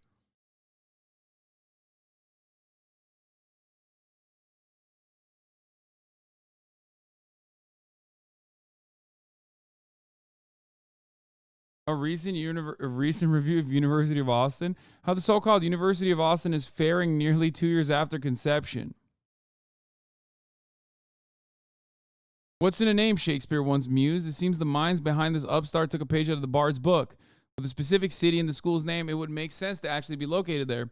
While University of Austin, Texas, has office space for its administrative headquarters in South Austin, all classes have been taught over short sessions in Dallas so far.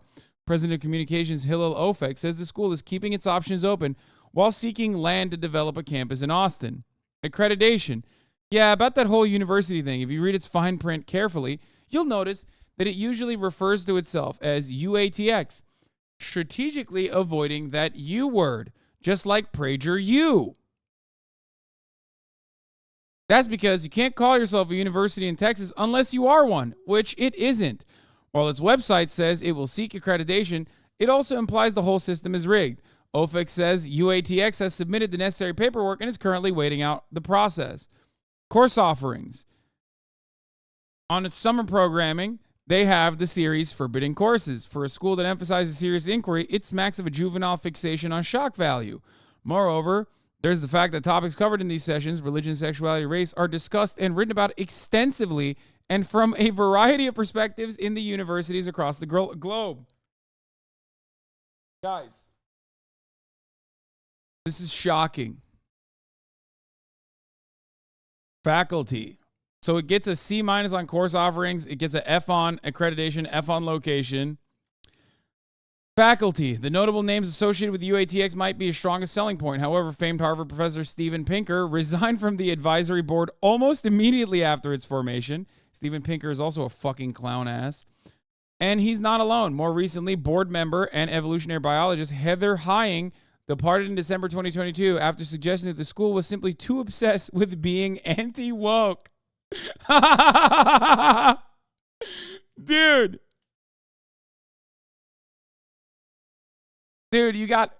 you lost Jeffrey Epstein's friend, Steven Pinker.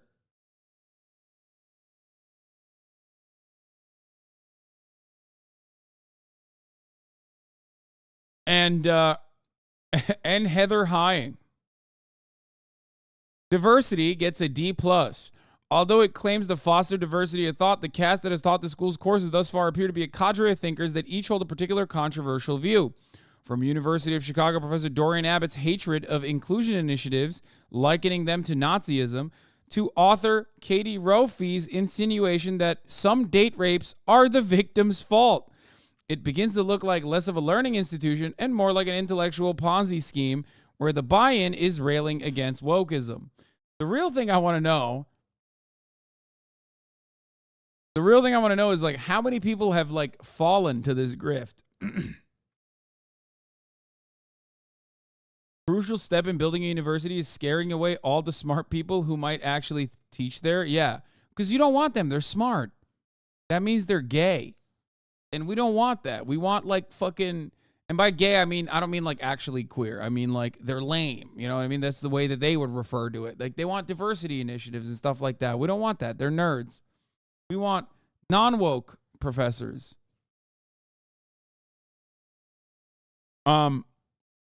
Peterson Academy's Twitter account boasts in its description, courses, virtual classrooms, community, devoid of ideology, learn the world's best, how to think, not what to think.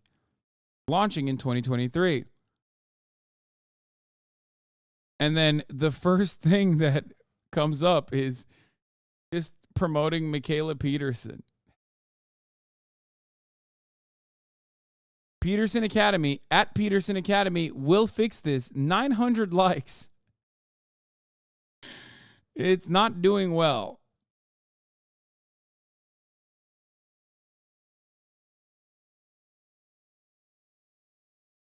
His daughter is hot? Yeah, of course.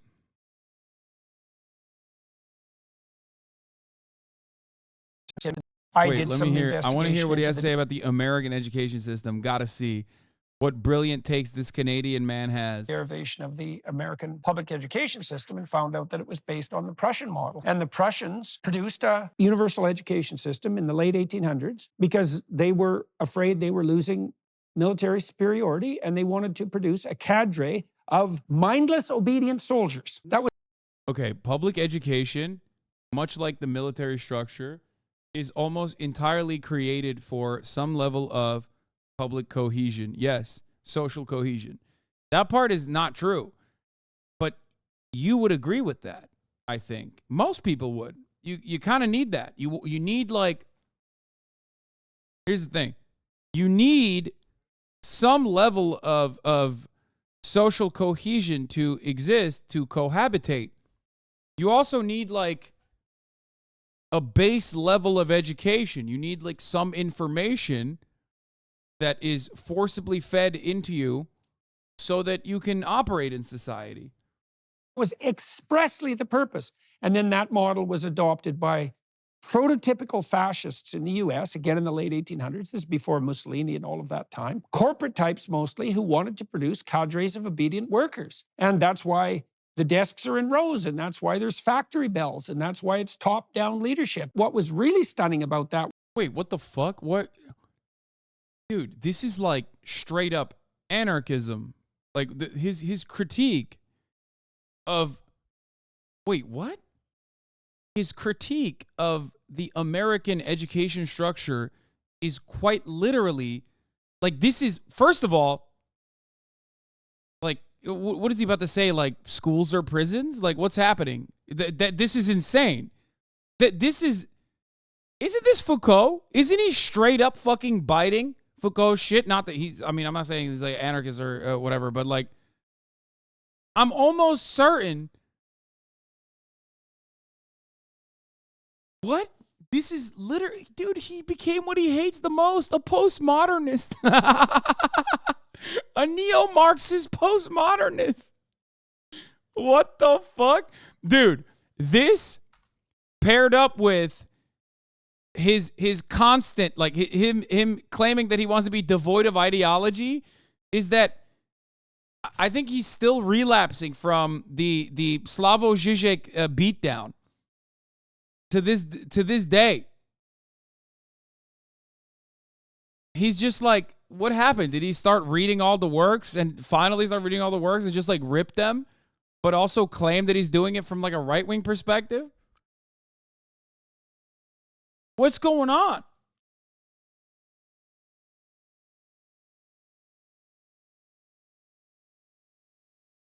It wasn't only that that was the model, but it's worse than that, because the people who built the schools were consciously aiming at eradicating the will of the students who were part of the system because they wanted them to be obedient. I did some investigation. I'm losing my mind. Did no one point this out? I'm sure people saw this and were...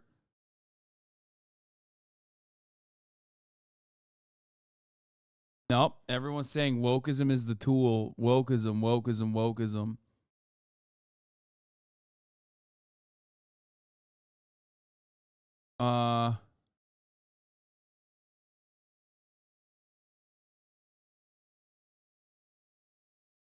Oh my God. Oh my God. Oh my God. People are fucking Foucault posting. But like in a right-wing way. What is happening? This is a Facebook memification. Here's the Foucault quote. Dude, I'm losing it. I'm losing my mind. I'm losing my fucking mind. What is going on? Is it surprising that the cellular prison, with its regular chronologies, forced labor, its authorities of surveillance and registration, its experts in normality, who continue and multiply the functions of the judge, should have become the modern instrument of penality? Is it surprising that prisons resemble factories, schools, barracks, hospitals, which all resemble prisons?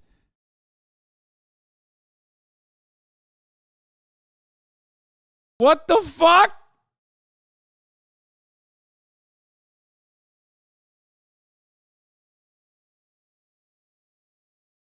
This is critique being appropriated and consumed by the status quo, lol. No, it's also because, like, these people are fucking stupid.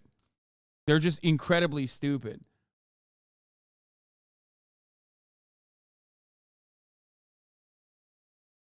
This is crazy.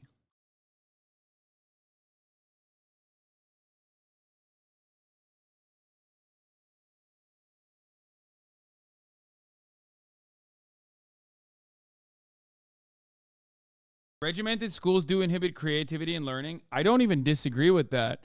The problem is, when you're a fucking conservative saying this, you're saying it for an entirely different purpose. Your purpose is the abolition of the education department. Your purpose is to basically only offer charter schools that are private, to drive an even further wedge into those who have and those who have not.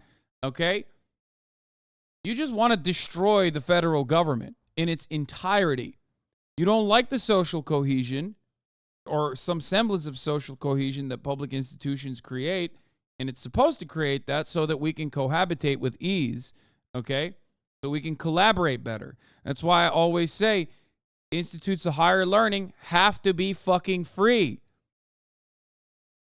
because that will mean that we have a better educated, more productive labor force that is beneficial for even the capital owners, if you want to think about it from a long-term perspective. These guys don't want that. They want people to be dumber. They want people to not be educated. They want only those who are wealthy enough to come from wealthy families to get these educations. To create an even larger wedge between the underclass, the working class, and the capital owners. Nereye? Göremiyorum. Niye?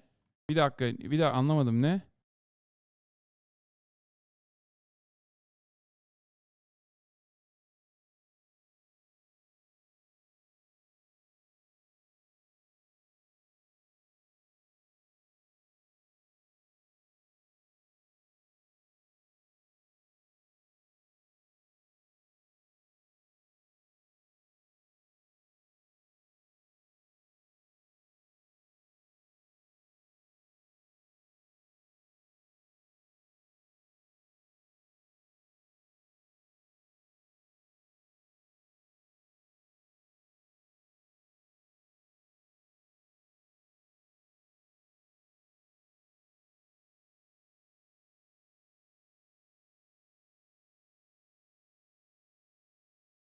Ne?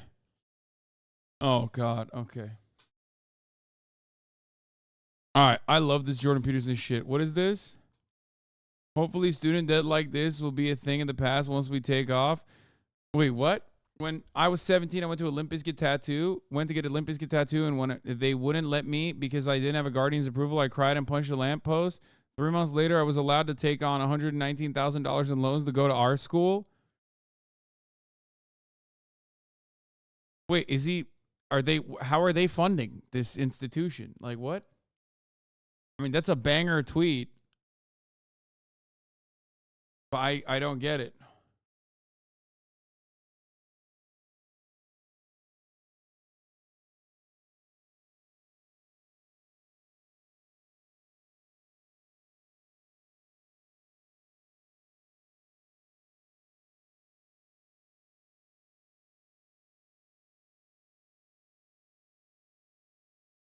Anyway, so Jordan Peterson is biting into Foucault's shit super hard, kind of messed up. We will not allow it, not on our watch. Last thing I wanted to cover is Donald Trump, and then we're going to get to more fun shit. Okay, I have all of that ready to go. It's on the docket. Here's our big, beautiful boy as we wait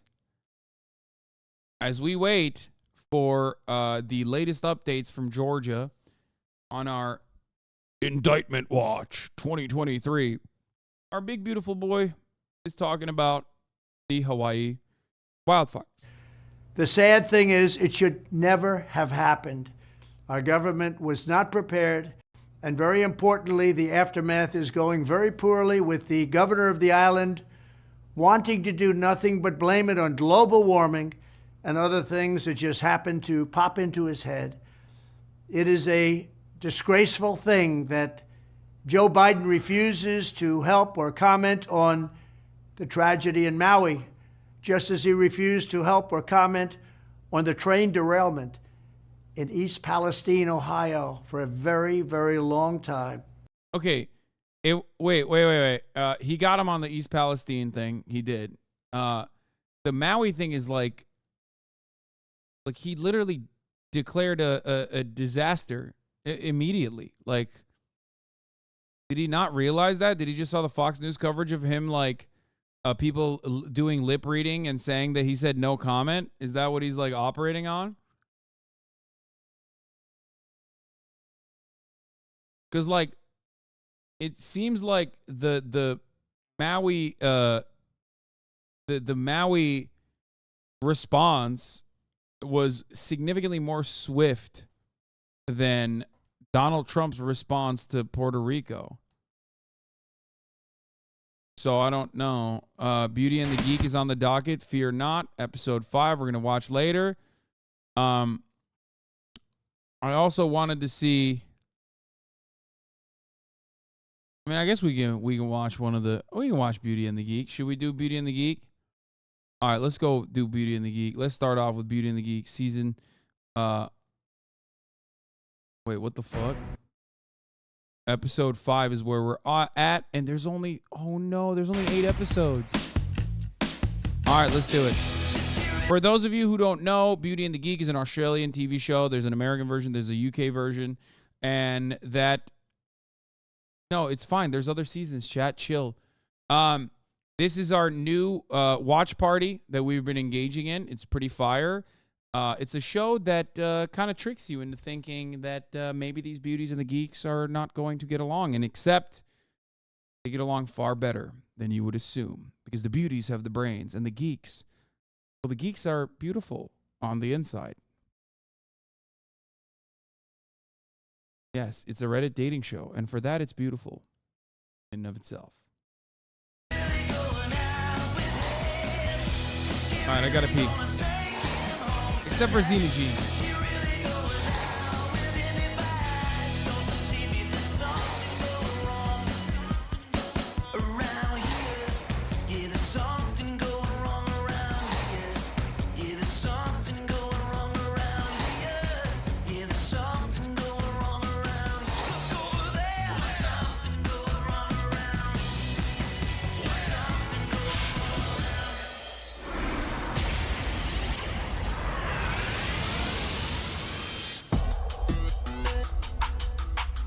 This is the second elimination we've gone through.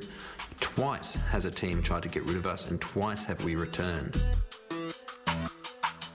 Toby and I are going to try and prove that this week, that we're here for a reason.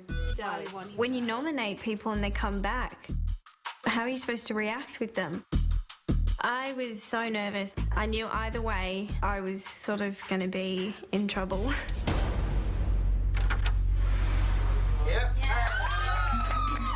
I had a brief moment of just... Yes, it's not fun sending your friends home. It's not Xenoblade. It's Xenogene. You fucking asshole. It's Xenogene, not Xenoblade. Obviously, I'm still in the game for a reason. That was my second chance. Third chance now.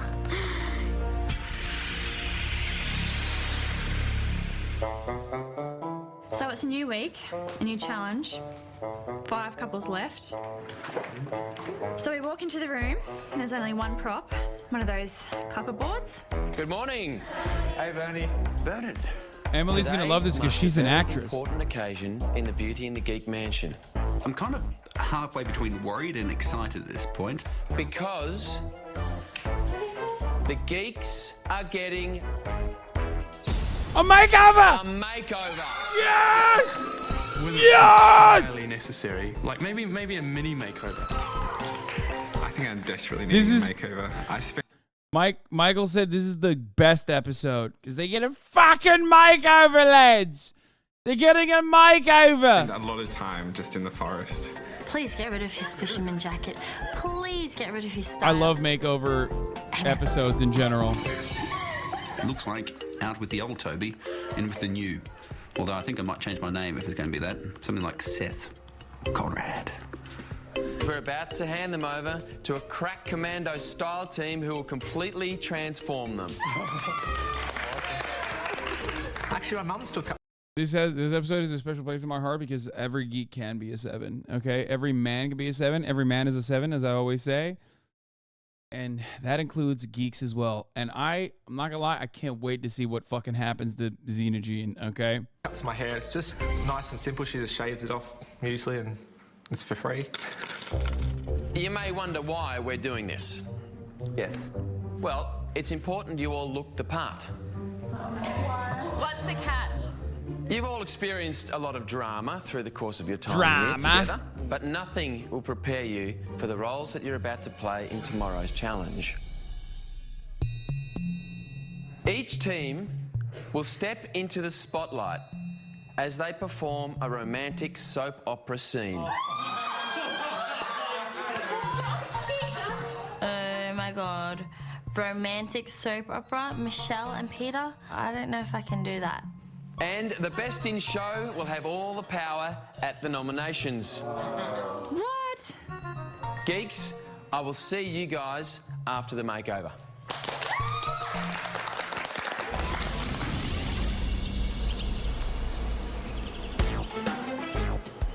The Geek's transformation is going to be a long process. It's going to be exactly like sending them to the car wash. They'll come back and just be like... Detailed.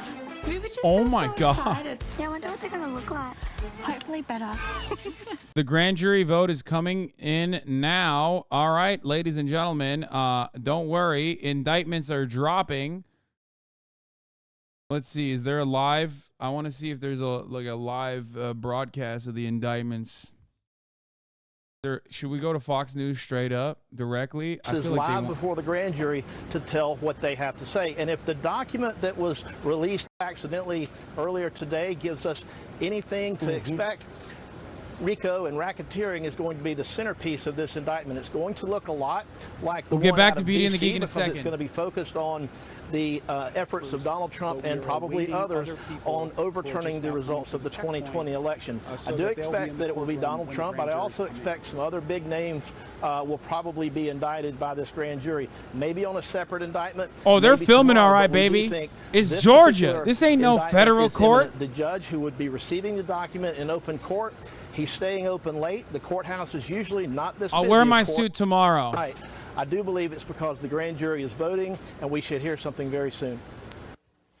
Phil, I want to get to those charges that were mistakenly put on the website. He's being sentenced to death. Reporting on it. I alluded to it, but I don't know if you can see this, but in the upper Yeah, they're right-hand putting him corner of down, the screen, chat. There's a live shot inside the courthouse. What would we be looking at there? Is that press waiting to get an announcement from the judge based on the voting of the grand jury? What are our viewers looking at there? Yeah, so what happens is after the grand jury returns a true bill of indictment, the grand jury bailiff takes physical custody of the document and has to present it to the presiding judge, in this case, Judge Robert McBurney. And he's staying open late. He doesn't normally do that unless there's a very good reason. So that in and of itself is very telling.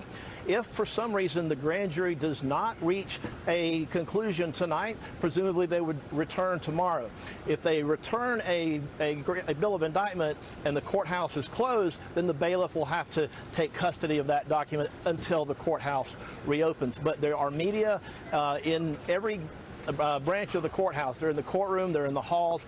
The document itself, when it's returned in open court, we are told Judge McBurney will allow that to be televised, and so we'll see video and have pictures. Latest of it. update from inside. Fulton Sheriff Pat Labott just walked into the courtroom along with 3 other deputies are standing along the wall, and they're still waiting for someone from the DA's office to arrive. He has the option to do that, or he has the option to simply set a court date for the former president to appear. Probably something similar to what we saw happening in Manhattan with DA Bragg. A lot there. Real quick, Phil, the 39 counts you saw included serious felony charges. What kind of time come along with the charges this grand jury and this prosecutor are bringing? Do they add witness tampering? You think they? If I was hitting a fucking 39 counts. Wait, it's already out. What the fuck?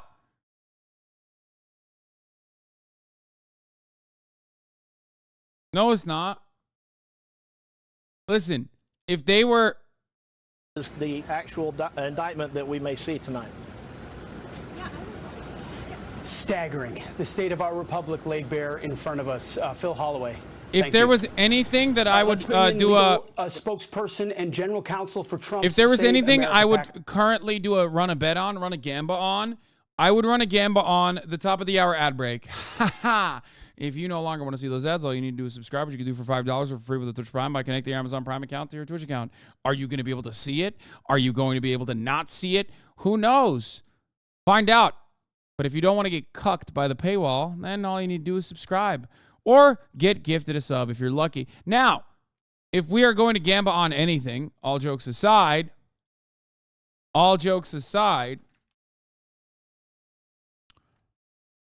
I would gamba on whether or not witness tampering will be added to the indictment. I don't know.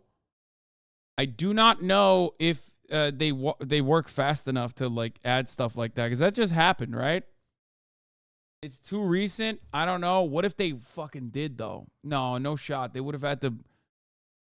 I mean, I guess they had it in front of the grand jury. Who knows? Very confused, MB. Thank you for the 10 gift subs, allowing 10 people to no longer see ads at the top of the hour. Here's a 3-minute ad right now. Spoken about that.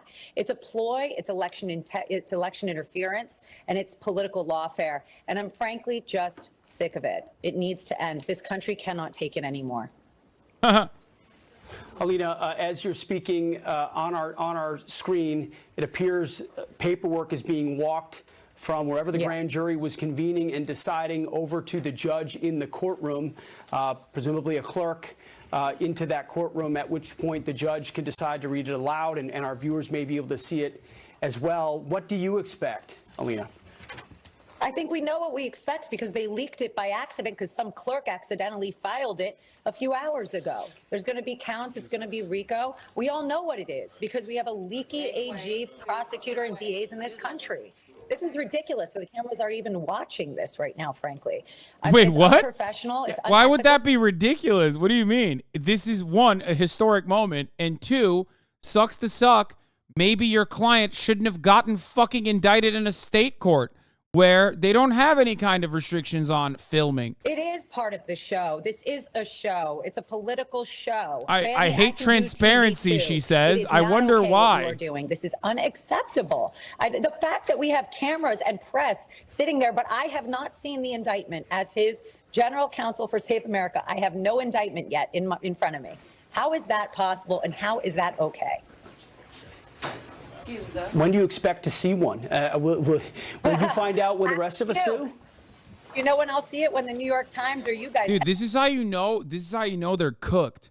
When they're like getting mad about completely erroneous, stupid, irrelevant shit. It's like, wow, it seems like the temperature is really low in the courtroom too. What are they hiding? It's like, dude, you're so cooked. You're so fucking cooked. Wake yet? I don't really know what it's going to take for She said, I can't believe there's court reporters. Like, what the fuck do you mean? It's again, state court. Sucks to suck. Don't do a fucking crime in a state court. Corner of your screen. What's the legal strategy here? How do you deal with this and four? I mean, it's historic. It's unprecedented. They're throwing the kitchen sink at their top political opponent right before an election. How do you manage all of that? You manage it with the facts, which is the one thing that these grand juries do not have. The grand juries have select one-sided information, and they're always selected in states that are incredibly blue and incredibly anti-Trump. Wait, Georgia? What do you mean? Georgia? And that is it. I've said it time and time again, and we're watching it. I cannot say that what I'm watching right now, as bro, have you as seen everyone, all the viewers Georgia? are watching, this is not Yo, America. you know what's funny? We're not. These fucking assholes are literally about to be like, or Florida. These assholes are literally like, honestly, the only time a Republican can ever get a fair trial is if they're doing it in like the reddest district in Alabama, okay? That is like more cows than people. That's it. No other place can my big, beautiful, bold president get a fucking fair trial. Let's go back down to Atlanta, where national correspondent Matt Finn is outside the Fulton County Courthouse. Matt, I presume you're seeing these images.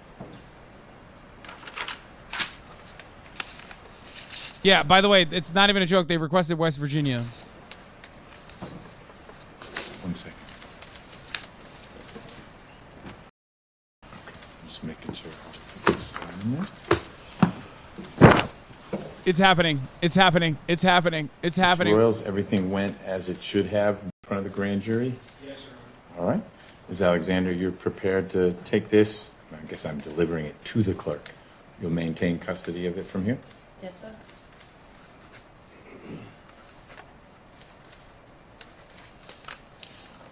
All right. For you, do you take the certification or does it go with Madam Clerk? All right. Thank you all. Yes, you too. I just spat out my gum in excitement. All right, you guys, make way. Bismillahirrahmanirrahim. Bismillahirrahmanirrahim.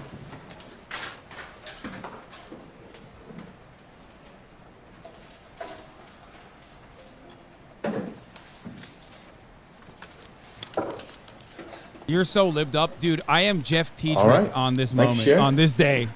Good luck the rest of the evening. I am Seth Abramson. I am Blue Anon. That's it. Was it all you hoped? I am Rachel Maddow. Can you tell us what it says? I did get a good look. So, you all need to leave? I mean that politely and nicely. You've had a long day, but these folks can't go until you all go. I know we had talked about leaving the equipment here. Don't leave the equipment here because you're not going to want to be here tomorrow. You're welcome to be here if you don't have a Rule 22 for what's going on tomorrow. It's just good old trial stuff.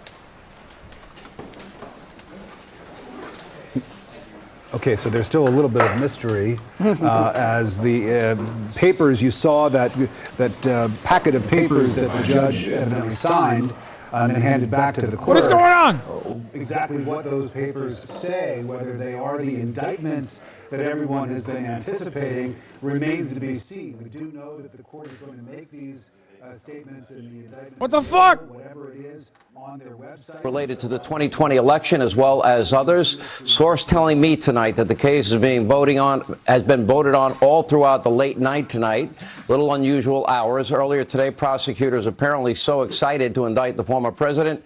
They actually accidentally posted charges online this morning before the grand jury rendered a decision. We're not sure if the judge is going to read that decision. We're going to listen in as indicated. All indications are the leak came out this afternoon and could have been the DA jumping the gun. Let's listen. Can you Can you tell us what it says? I did get a good look. So, you all need to leave? I mean that politely and nicely. You've had a long day, but these folks can't go until you all go. I know we had talked about leaving the equipment here.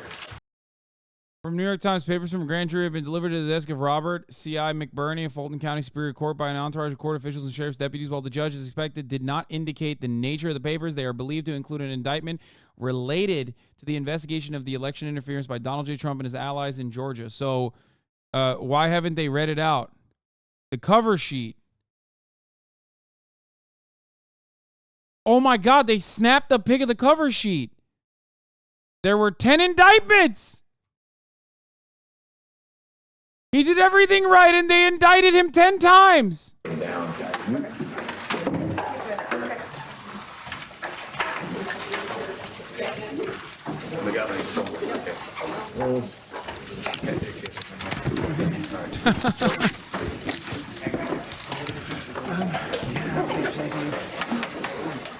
What is happening? That's it? What's going on? To this grand jury arguing why they should vote essentially yes or true bill on the various counts, on the various criminal charges. And they will basically look or have looked through each one individually, and then they come up with a vote, no bill or true bill. So, for instance, if there is a RICO charge, then, which of course is you know, a possibility, then the grand jury votes on whether they believe there is a probable cause to support a... There's no fanfare around this? Like, you're not going to read it out loud, you know what I mean? You're not going to do a dramatic pause? You're not going to serve a top-of-the-hour ad break? What the fuck?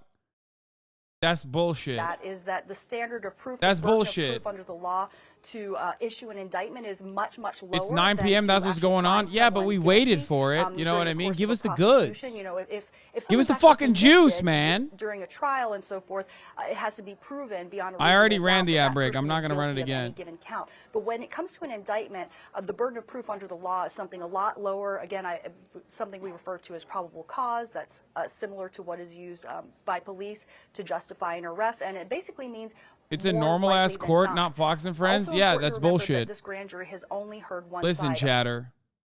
This is the United States of America, okay? You keep that normal process bullshit in fucking England, okay? Except they wear wigs there, so even they love their fanfare. Don't give me this nonsense. We want fucking drama, okay? This is the goddamn television president being indicted in broad daylight on fucking camera. Give me a fucking break, dude. Nobody wants to work anymore. Exactly. Not the judges, not the jury, nobody. They should do it on judge, jury. Yes. Absolutely, yes. I agree. This is not a normal court. This is a set-up court with a fake jury to get the beautiful president. Exactly, and we should see it. But yeah, it's 10. We already saw it.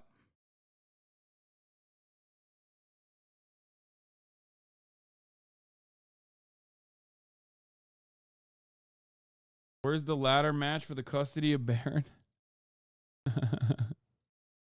Oh, that's funny. All right, what are these fucking guys saying? Oh, Ted Cruz. Well, Sean, it certainly appears that we're going to see an indictment from the grand jury in Georgia that may well be coming out tonight. It could come within the next hour, and I don't know what's going to be in it. There are lots of rumors. There are allegations of RICO charges. We don't know what's in it, but you asked what my reaction is. I'm Trigger pissed. warning, Ted Cruz. I'm pissed at these over and over and over again. If there are indictments tonight, it'll be the fourth indictment of Donald Trump. This is disgraceful. Our country is over 200 years old. We have never once indicted a former president or a candidate and a leading candidate. Yeah, dog. What's disgraceful is like his behavior, not that like the legal process works. Afraid of the voters. This is disgraceful. It is wrong, and it is an abuse of power. He's like, it's disgraceful that my president is being indicted. It's fucked up.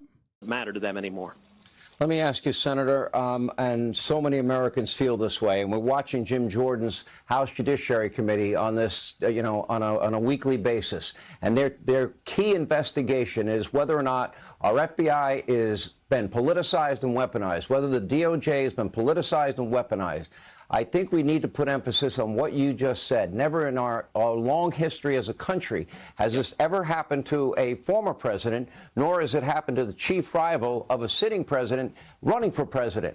And yet they not only want these indictments, this now would be the fourth time history has been made. Yeah.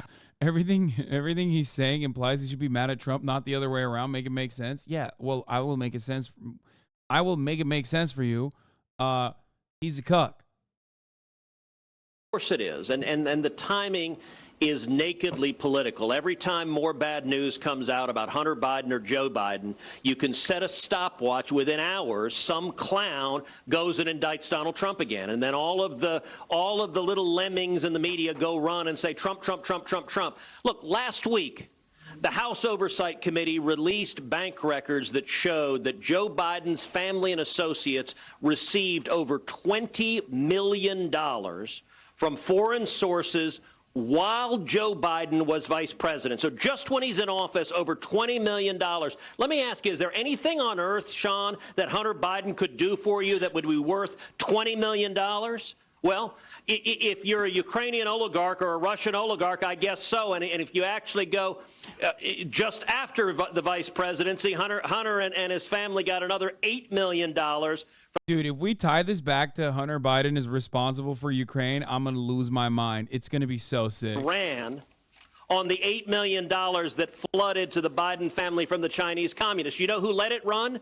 David Weiss, the U.S. attorney who is obstructing justice, who is blocking an investigation. And what did Merrick... Isn't David Weiss literally a Trump appointee? I don't get it. Like, he's from the Trump era. Is he not? Podcast every week, Verdict with Ted Cruz. Today's podcast goes through why David Weiss's appointment is illegal. It is directly contrary to DOJ guidelines that say that it has to be someone outside of the Department of Justice. Merrick Garland doesn't care. He's ignoring the law.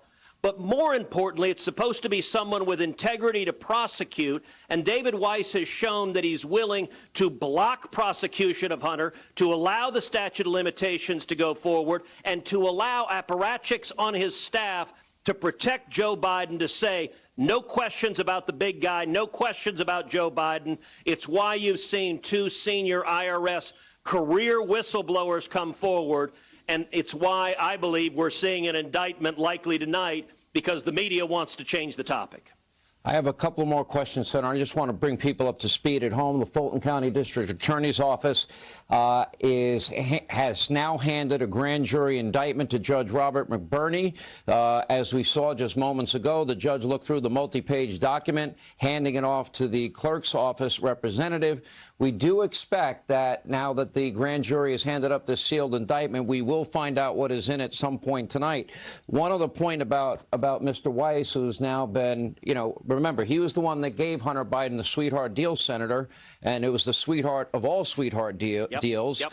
And it was a get out of jail free on anything else that he might have done. You mentioned the statute of limitations. We had already known that on previous charges. We also heard from whistleblowers that were accusing both David Weiss and the Attorney General of telling a very different story about the real authority that Mr. Weiss had, whether or not he had authority in other jurisdictions. It turned out that, in fact, he was telling the IRS whistleblowers that he was telling them he did not have that authority.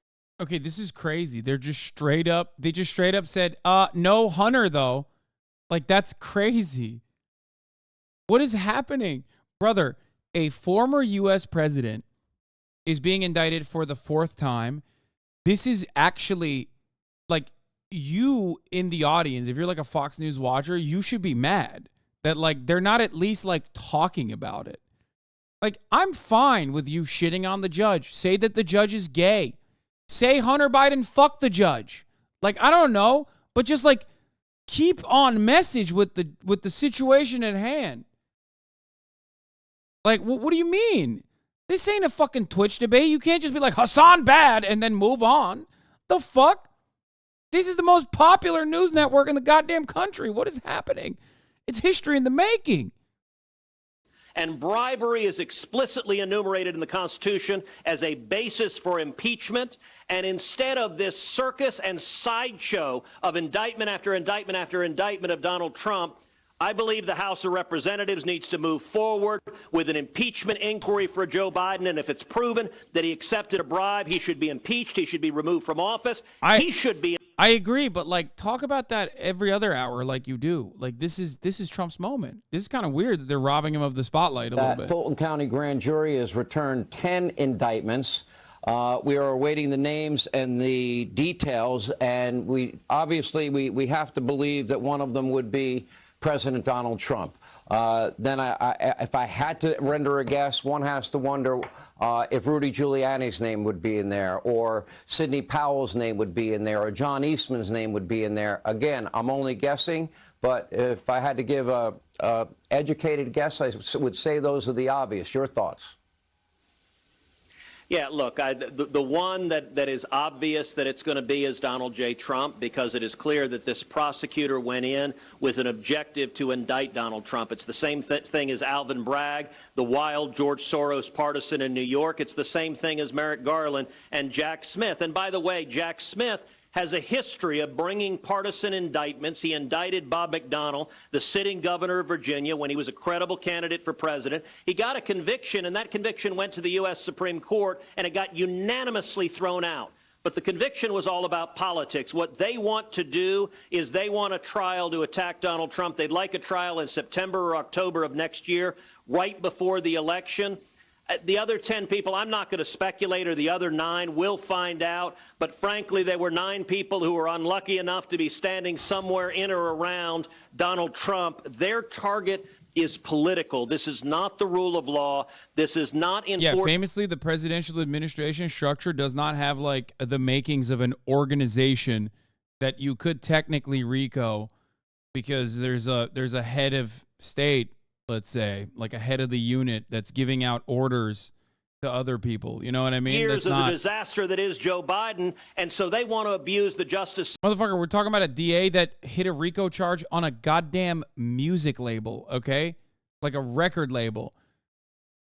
One, if she could do that to fucking YSL, she could definitely do that to the presidency, because, you know, pretty out and about over there, the power structure. Law professor and Fox News contributor Jonathan, we're reading, we now have multiple sources telling us that there are 10 indictments named here.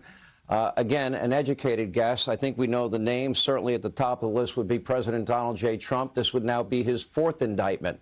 One big difference that we would see in this case, probably versus the other 3 previous indictments, would be Georgia sunshine laws. The likelihood of this being on television is probably great. Will that be impactful to the American people more so than the other cases? Yeah. Well, it will be. The other big distinction is that pay attention to current news. cases There's brought no by more Jack current Smith news than this one, man. are subject to presidential pardon, including the possibility of a self-pardon by Donald Trump if he's reelected. The New York and Georgia cases are not subject to federal pardon authority. Bro, they're talking about it. They're talking about the things I was saying. The suggestion is that there are not just 10 indictments, but that it's based on RICO. And that's a favorite tool of this particular prosecutor. It requires a pattern to be shown, usually of fraud, that ties these people together. This is a lot of indictments, obviously. If you've got 10 defendants. Austin is furiously texting me right now. I'm going to read it. Ted Cruz is such a fucking cuck. Trump took a dump on his wife on national TV, and he's here on Fox inhaling his cock and balls. You can show strong linkages on a case of this kind. You don't want it to look like you're charging everyone and letting God sort them out. And so we have to see what evidence they actually turned up. One of the most concerning aspects about this particular investigation, and there's a number of them, is that it began after the disclosure of the call of Donald Trump to Georgia election officials. That call has been widely misrepresented, in my view. Stop. In the call, Stop. President Trump at the time he did everything right. Said you only need to find around 11,000 votes. And that has been taken as an invitation for fraud. What? That is what it is. Of course, a more obvious explanation, and that is the Georgia officials were saying that further state recounts might not be necessary. And it would be natural for Trump to say, look, you only need to find 11,000 to turn the outcome of this election. So I don't need that many votes. Thus, a state recount is justified. Now, either of those interpretations can be believed by citizens, but you usually... Bro, you literally just described the fraud in broad daylight and just simply restated it and said, well, that's not fraud. It's just, he's just informing the guy. Yeah, to do what? In other words, could there be multiple people, or would that number 10 be the number of people? Look at his face while he's saying it's that. Hard to say, because in the vernacular that people use, it could be individual defendants. It does not appear to be a reference to the accounts. There's been... Dog, he gave the exact number and then followed up and said, one more than we have right now. Like, that's 11,780 votes that we need to find. That's the exact number that he said. You can't, like, that's insane. He said, find it. That's crazy. It's the exact number that he lost to Biden by +1. Someone, and she now may be one of these defendants, gave them access to machines in Coffee County. That has been alleged to be a breach of security of that machine. It was after the election, but the machines were still being controlled, obviously, by the election officials. The problem with that is that the emails that we've read to the Trump team say that...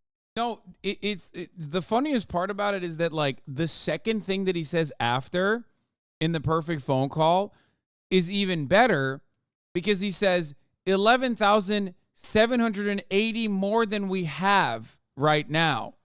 Like, as in, like, I'm admitting that Joe Biden is beating us by that many votes, so I need that many votes +1 so I can beat him. Find those votes. It's just, even if he had spitballed, even if he had rounded up, why didn't he say 12,000? Because if he had said 12,000 votes, for example, there's at least like an argument to be made. Like, we need like 12,000 votes. Like, I mean, it's still fucking ridiculous. It's still fraud. But like, you have no argument there. It was quite literally a perfect phone call in the sense that it was like a perfect demonstration of fraud. The judge and file with the clerk, and the clerk just told reporters that we would hear what is in this what are in these indictments tonight. Worst case scenario, quote, 3 hours.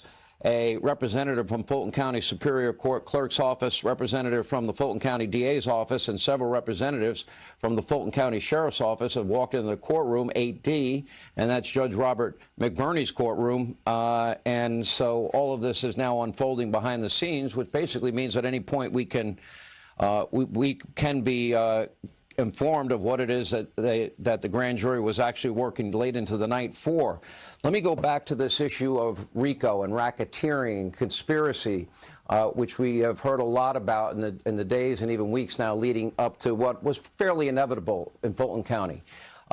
Usually when you hear RICO, racketeering, you think about those were designed to go after specifically the mob.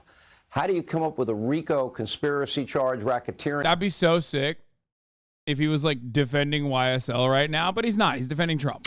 Well, it has been expanded for use beyond the mob. What you have to show is that a predicate offense, one of the offenses listed in the state statute, has occurred, and that there's a pattern of those crimes, 2 or 3 linked together, is enough to establish a RICO conspiracy.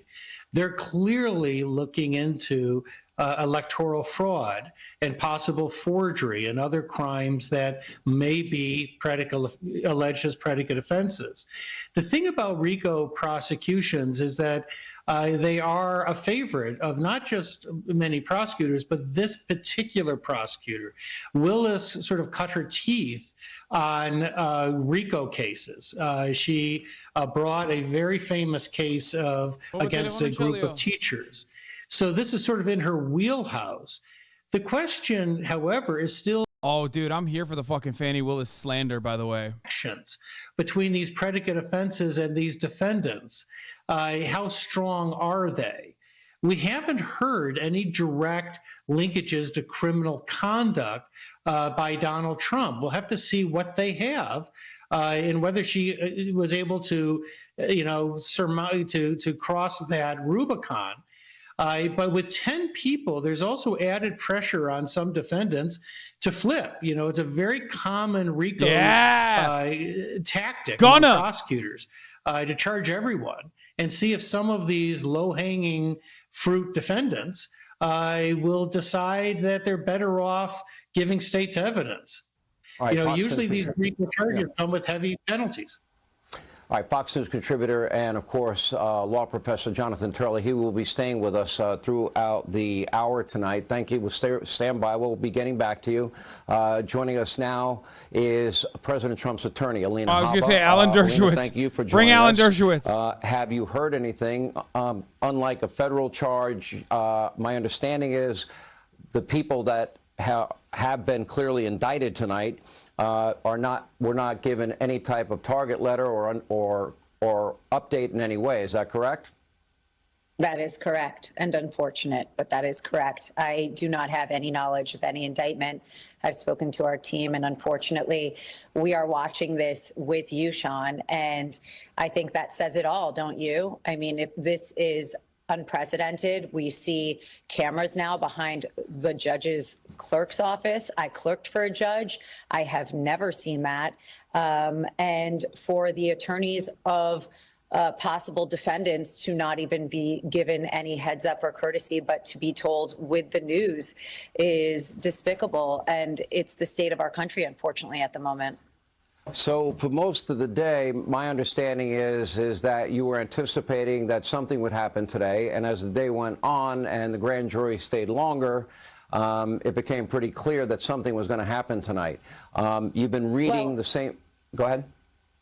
No, well, I mean, I think that there was one critical thing that happened that we should discuss, and that is that hours ago, the clerk accidentally posted an indictment. They said it was a mistake. We don't know what happened there. But then after that, Fannie had the courts and whoever directed to stay open late so that they could try and bring down an indictment, because possibly, in my opinion, I would be pretty embarrassed and not want that to turn over into tomorrow's news.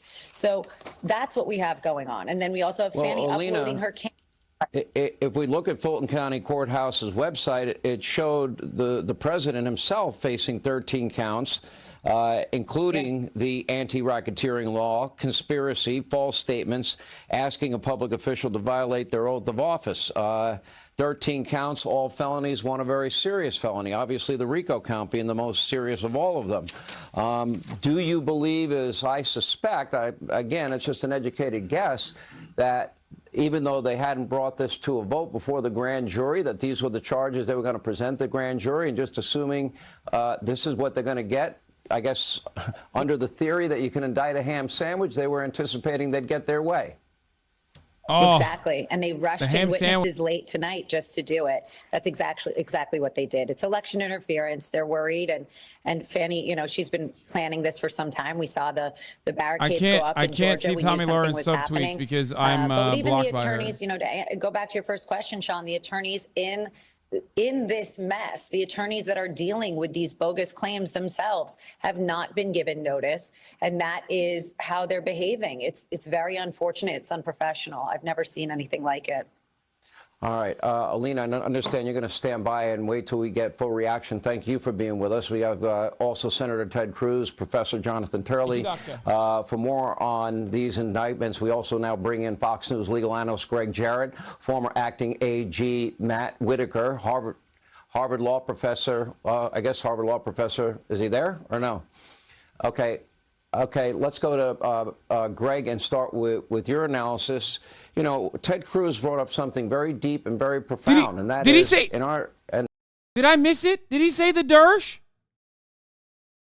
Nor has it ever happened one time to a leading candidate to challenge the sitting president. And he's leading by a large margin in terms of percentage of vote at this moment right now. And seemingly, you know, when you look at now the 3 prior indictments, arraignments, and the expected one when we get this read at some point soon, that this is going to be number 4, and that these trials may actually take place during the time of caucuses and primaries, you know, basically consuming the entire next half a year of 2024 of Donald Trump. Your reaction to that? Well, I think the focus should be on the reaction of the American public. Every time there's one of these indictments against Trump, his fundraising goes up and his poll numbers rise. I love that. This is good, actually. Cope is my favorite. Realizes the truth of what's going on. That this is, as Senator Cruz pointed out, an effort by Joe Biden. Sean, it's actually really good that my presidential candidate has been shot in the head. Many people don't understand that, but it's actually really, really solid. You don't understand. Every time a candidate has been shot and survived, well, you know, their poll numbers have gone up, as a matter of fact. Are you saying that he won't survive this shot in the head? Well, it doesn't matter. Could be great. Could be great for him. Yes, Donald Trump will have his mugshot taken when he's arrested in Fulton County. Doesn't matter your status. We have mugshots ready. We are following our normal practices, and so it doesn't matter your status. We have mugshots ready for you. We are. Dude, I am so Law and Order. I love Law and Order. Earlier court filing, she claims that Trump told the Georgia Secretary of State to find 11,780 votes. That's not what he said. Read the transcript. Trump said that he himself was looking to find some 12,000 votes, which represented his deficit. Of course he did. As Professor Dershowitz has pointed out, all losing candidates say that. That's not a crime. You know, let's bring in Professor Dershowitz. Professor, let's go to 2 points, then we'll get Matt's take on this. The first point is the idea. I've read that transcript, and I've read it again and again. And in that transcript, Donald Trump, on that call with Georgia officials, repeatedly talks about areas where he felt that the vote was unfair. At one point, even mentioning that he felt that he won by over 400,000 votes, and gave specific examples of where he thought that mistakes were made. And then they seem to only want to pull out the one line, just like in the case of January 6th, the one line they didn't want the public to see was many of. Can we see what the libs are saying? Yeah, I mean, we can. It's going to be fucking boring, though. Let me tell you, they're going to just be like very matter of fact. They might even go so far as to be like, is this actually hurting democracy? You know what I mean? Maybe even like defending Trump a little bit for the funsies. A sense that they have a real. Yeah, there you go. They're fucking interviewing the lieutenant governor who was a witness. Yeah, there was certainly a firm grasp of what the details were, right? And just wanting to confirm information, connections, all of that stuff around all the different scenarios, you know, and this isn't specifically speaking about my testimony today, but I've been, you know, I've literally, like I told you the other night, I've written a book about this, right? So, you know, connecting these dots on all these wild, far-fetched conspiracy theories, connecting the dots on how you get to a point that Brad Raffensperger's, you know, the phone call happens with him, how you get fake electors, how you have, you know, he wrote a book, guys, that are presented as though they're God. real and serious. There's a whole trail of information that I think America's going to get to see. And quite honestly, as a Republican that wants to see us win going forward, we need to use this as a pivot point, right? But we have to take this moment serious. This can't just be about the case. This can't just be about a trial. As a Republican Party, we need to take this as an opportunity to move on. And look, it's going to take a team effort here. All these candidates that are out there running can't just kind of stick their toes in the water and kind of call Donald Trump out for lying. They can't just kind of call him out for the election wasn't really. Okay, all jokes aside, I do hate the fucking Dersh, which is why I'm watching CNN right now. I despise the Dersh. He is a disgusting creature, a freak. and hard to even take down. Ultimately, it's best for this country if he's not in this race in 2024. Well, I mean, speaking of Donald Trump, he posted. Okay. I mean, but this is too libbed up. Okay, fuck it. Let's hear the Dersh. Let's hear what he has to say. This fucking freak. Out of things that the Democrats did, Tilden Hayes, John Kennedy election, 2000 election, 2016 election, Jamie Raskin gets up and does some of the same things. These are political actions that the Constitution prefers us to take rather than going out on the streets and rioting. We're supposed to go to court. We're supposed to go to Congress. You can't make those things crimes, and you can't expand the RICO statute to now include political objections. That just, on my podcast, I give bananas every day. I was up to 2 bananas, sort of Banana Republic. I'm now up to 3, maybe even 4 after this indictment. Well, that's a powerful statement. Let me ask you, Matt Whitaker, when Atlanta prosecutors appeared to inadvertently reveal the offenses with which they plan to charge President Trump in connection with this grand jury appearance today, my question is, if these charges turn out to be exactly what they put up on their website, it certainly would give some credence and credibility to a line often cited by people as you can indict a ham sandwich because in the course of going before a grand jury, one side does not get to give their take to the grand jury at all. Is that correct? So that means they hear the prosecutor's side. It makes it that much easier. The bar is that much lower. And I'm sure, if you're going after or to use the words of Professor Dershowitz's best-selling book, if you're out to get Trump and you think these are the charges, oops, we posted up early in the day. Sorry, you're showing the book, of course. These, if they end up being the charges, what does that say about our legal system? Does that give faith and confidence in the American people, or do they go, they can indict anybody? They knew that this was in the can. A county, by the way, which voted, I think, about 24% for Donald Trump. Remember, D.C. about 5.4%, and New York City 12%. The other venues where Donald Trump has been tried. Where he's been indicted. Yeah, Sean, those are all great points. And, the American people need to get used to the term lawfare because the rule of law is under assault. The Democrats are using, complaints and indictments to go after the leader of the Republican Party, the most likely nominee to oppose Biden. And they're going after him in very blue districts, Fulton County, Manhattan, to your point, and then Joe Biden and his Department of Justice using a very aggressive special counsel. And in each and every one of those cases, Sean, they're using novel legal approaches. Remember, the road of justice is well worn. There's precedent. There are many cases, and prosecutors follow, the law and the facts to do these cases. In each one of these cases, these prosecutors are using not only very liberal districts, very left-leaning districts to bring these cases, but they're also using these novel legal approaches that, a lot of legal experts, and I'm sure the panel tonight will agree with me, that these cases are all going to be appealed, and they're all, most likely going to be ultimately overturned. No way. And so, what do we have? There's no fucking way. And we need to gear up and be ready to go starting tomorrow morning. As we head into or it. later tonight. Are you guys joking? Is Hillary Clinton on MSNBC for real? As a former district attorney in neighboring DeKalb County in Georgia, we really no need fucking to hear from you way. Really Thank you. Thank you. And now we're going back to Rachel, who has a special guest. Thank you, Lawrence. Totally normal segue.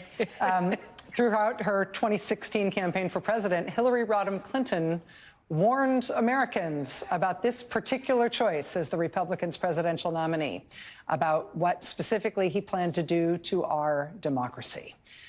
He went on to win that election in 2016, of course, and now so bad. Here we are with a multiply indicted former President Trump. Okay, I'm not gonna lie. I feel like they're just trying to get conservatives to be agitated. Like, that's what it is. A century. All over the country right now, people are wondering what Hillary Rodham Clinton is thinking, watching things unfold in Georgia. I mean, she's not in jail. She came out on top, bitch. Senator from New York and Secretary of State. I should tell you, she has a new essay out in The Atlantic on the well-being of Americans and our democracy. It's called The Weaponization of Loneliness. Madam Secretary, fancy meeting you here. Oh, I It's really can't nice to have you believe here. this. Yeah, this is not the circumstances in which I expected to be talking to you. Nor me, Rachel. It's always good to talk to you, but honestly, I didn't think that it would be under these circumstances. Yet another set of indictments. It's like the Bashar al-Assad meme. It's like, who must go? Lock her up? You mean lock him up? I don't know if 4 is it. We don't know if Donald Trump is among those indicted this evening, but all expectations are that he will be. Do you feel satisfaction in that? You warned the country, essentially, that he was going to try to end democracy, but most of the country didn't believe you. Well, it's hard to believe. Does this pass the Bechdel test? No, it doesn't, because it's 2 women, but they're still talking about a man.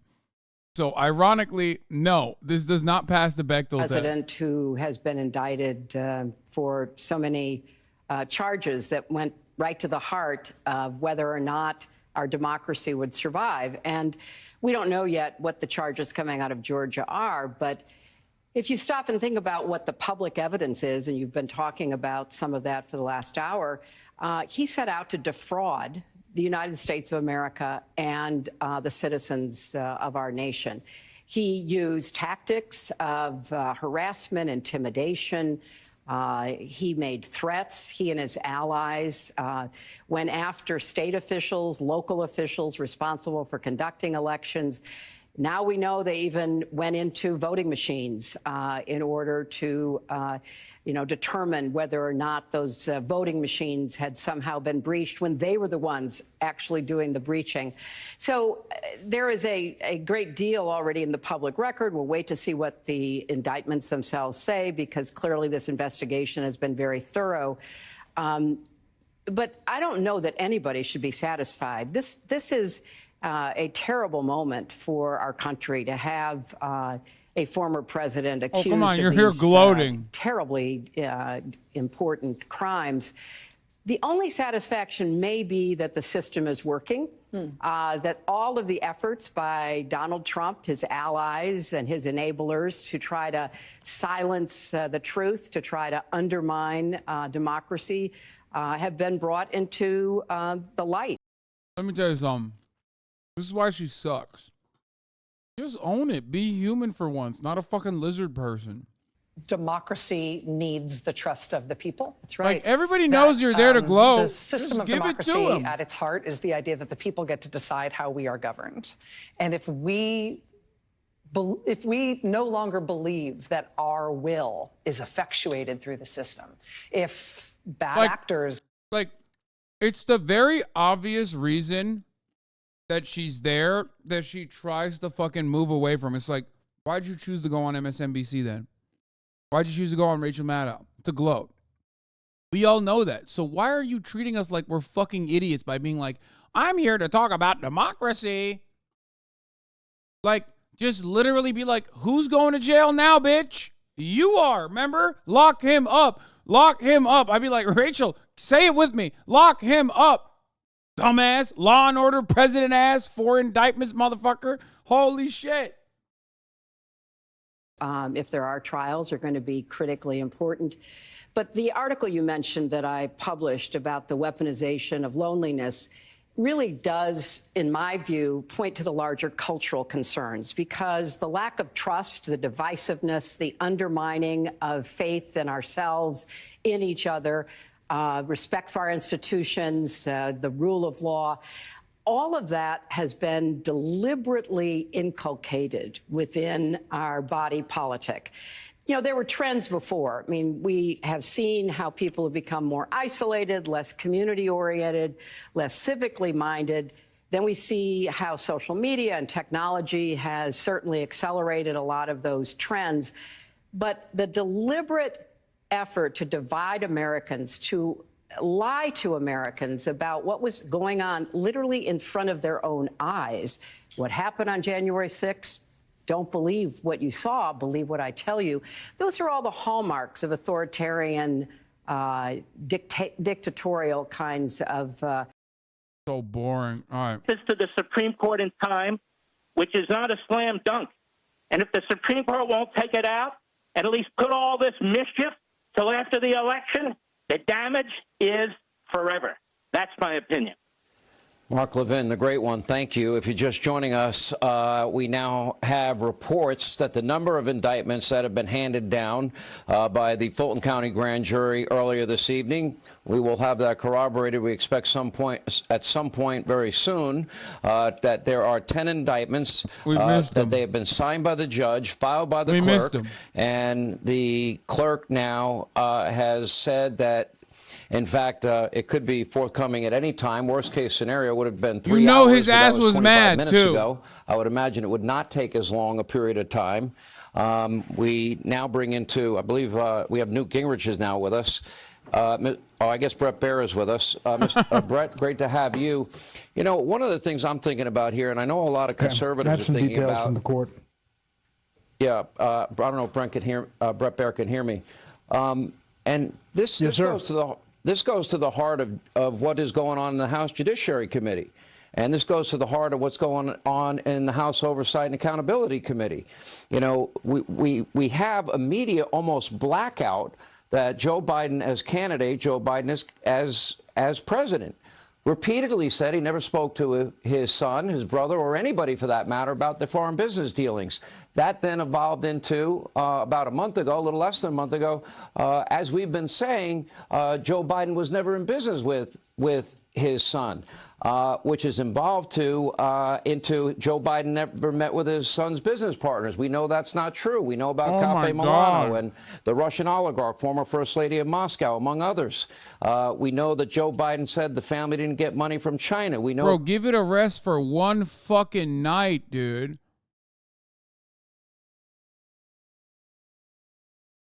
One night. One night. Just like give us the fucking Trump shit. Defend him without like constantly crying about Hunter Biden. When do they ask the question, what did Hunter do at a time when he was addicted to drugs in his life that warranted tens of millions of dollars from countries, many of them hostile regime towards us? Why did the family have so many shell corporations? What did the grandkids that appeared to have gotten paid, according to James Comer, what did they do for this kind of money? And are we really to believe that these phone calls meant nothing and that they were talking about the weather? And people are asking, okay, this is the fourth indictment of President Trump. Okay, Hunter was just given a sweetheart deal that would have gotten him out of all trouble and no jail time. Do Americans have a right to ask that question tonight? 100%, Sean. And listen, this is coming up again and again on the campaign trail with Republican candidates talking about a two-tier system of justice, and they're running against the former president. But I love when they talk about a two-tier system of justice, and they're talking about one of the most powerful human beings on the planet for like 4 years. The transcript being released today that backs up the IRS. Yeah, it literally is a two-tier system. It just like benefits fucking Donald Trump. Roads, and you've done it very well. We try to cover the news as it happens. Tonight, I just want to update you on a couple of things. One is that it is 10 indictments by the grand jury. We saw the cover page that was signed off by the judge. It said 10 indictments had moved forward, 0 no bills. That means that my God, no Fani shot. Willis, the district attorney bringing forward these cases, the grand jury didn't turn away anything. They went for everything that Fani Willis brought forward. So there's 10 indictments. What's happening now is the process of the clerk putting it on the docket, getting through the process. They say it could take anywhere from 1 to 3 hours. This was about 30 minutes ago. But at that point, they expect that the district attorney will have a press conference, even at this late hour, and explain what exactly is in this indictment specifically. We expect that the former president will be charged. When it says 10 indictments, that doesn't mean 10 different people. It could be, grouped. That we expect there are other people involved here. And as has been talked about by your legal experts, the going bet is that this is a giant RICO charge of a conspiracy that they're painting to say that the president engaged in this to overturn the election results in Georgia. Let me get your take, Brett Baer, and thank you for being with us. We saw and we witnessed earlier today, and I know you talked about it on your program earlier today, and that is that prosecutors in Fulton County, Georgia, appeared to jump the gun and inadvertently were revealing the offenses on their website, charging former President Donald Trump in this particular posting 13 counts. Obviously, we've been anticipating RICO anti-racketeering laws, conspiracy, false statements, asking a public official to violate their oath of office. If it turns out that those are the charges, doesn't it raise some questions about the absolute confidence in their ability to get exactly what they wanted voted on the way they wanted tonight? And doesn't it kind of reinforce the notion that you can indict a ham sandwich? Yeah, it was so bizarre today. You know, that comes out, Reuters picks it up, and it's very specific. It's on the clerk's website. It's on the county clerk's website. That's how they get it. Then it mysteriously comes down, and they say, no, that was wrong. It was a fictitious posting, and that you have to be sure that it's the right number and the right judge. Sean Hannity keeps saying the indict a ham sandwich line, which is such a fucking cliche. We get it, bro. Come on. Say that how this happened. So then we see this massive speed up of the witnesses who we thought were going tomorrow being called today. And two of them, or at least one of them, went to the courthouse, was expecting to testify, and did not. So then they stayed. The grand jury. Trump is about as fucking guilty as a ham sandwich in Mecca, okay? This motherfucker has done a lot of shit. Stop saying, you can indict a ham sandwich. You can indict a ham sandwich. Like, yeah, you can. You know, in certain cases. The grand jury, they expected, was going to move forward with all of this. It's 10. It's not 13, but that's where we are. All right. We're also hearing, by the way, there might be unindicted co-conspirators. Brett, thanks for staying up late with us. We appreciate it. By the way, 9 days we'll be watching. Why are they making it seem like it's super late, by the way? It's like fucking 10. What are you, a baby? He kept saying, like, oh, they're working well into the night. And it was like literally 8 p.m. when he was saying that. I'm like, what do you mean working well into the night? House Speaker Newt Gingrich. Newt Gingrich. You know, I'm getting into this moment of time here. And guy who only sees Newt Gingrich through his wife's yassified Twitter posts. Shocked to find out what he actually looks like. A former professor, and you are a historian by trade, not a politician, because I know you so well. And when you think of the history of this great republic, and this has never happened, let alone one time, bad. But now this is the fourth time to a former president, and also the chief rival, the leading rival, opposition rival to the current president that's running for re-election. It does we are add getting a a lot mugshot. of historical significance here. We are getting a mugshot. That mugshot. part of it. Look, I think what you're seeing tonight is one tree in a forest, and I think we are drifting towards the greatest constitutional crisis since the 1850s and the rise of secession and the Civil War. I don't mean that as hyperbole. If you read Andy McCarthy's remarkable book, Ball of Collusion, which came out in 2019. Yes, they're going to televise. He makes very clear that it is Barack Obama who corrupts the Justice Department. It is Hillary Clinton who routinely breaks the law and gets away with it. I fucking love Newt Gingrich. This is the old school Republican right here. Just like still. Doesn't matter what you do. If you're a liberal Democrat, you will not be prosecuted. He learned from Hillary that a person in high public office can get millions and millions of dollars. And they learned from watching Donald Trump that a true outsider willing to take on the entire system could destroy their entire machine. So what you're seeing across the country is a desperate last-ditch effort by a corrupt machine to destroy their most dangerous opponent in a way which not only breaks the Constitution, destroys the rule of law, and establishes a moment of bitterness which I think will last for a generation or more.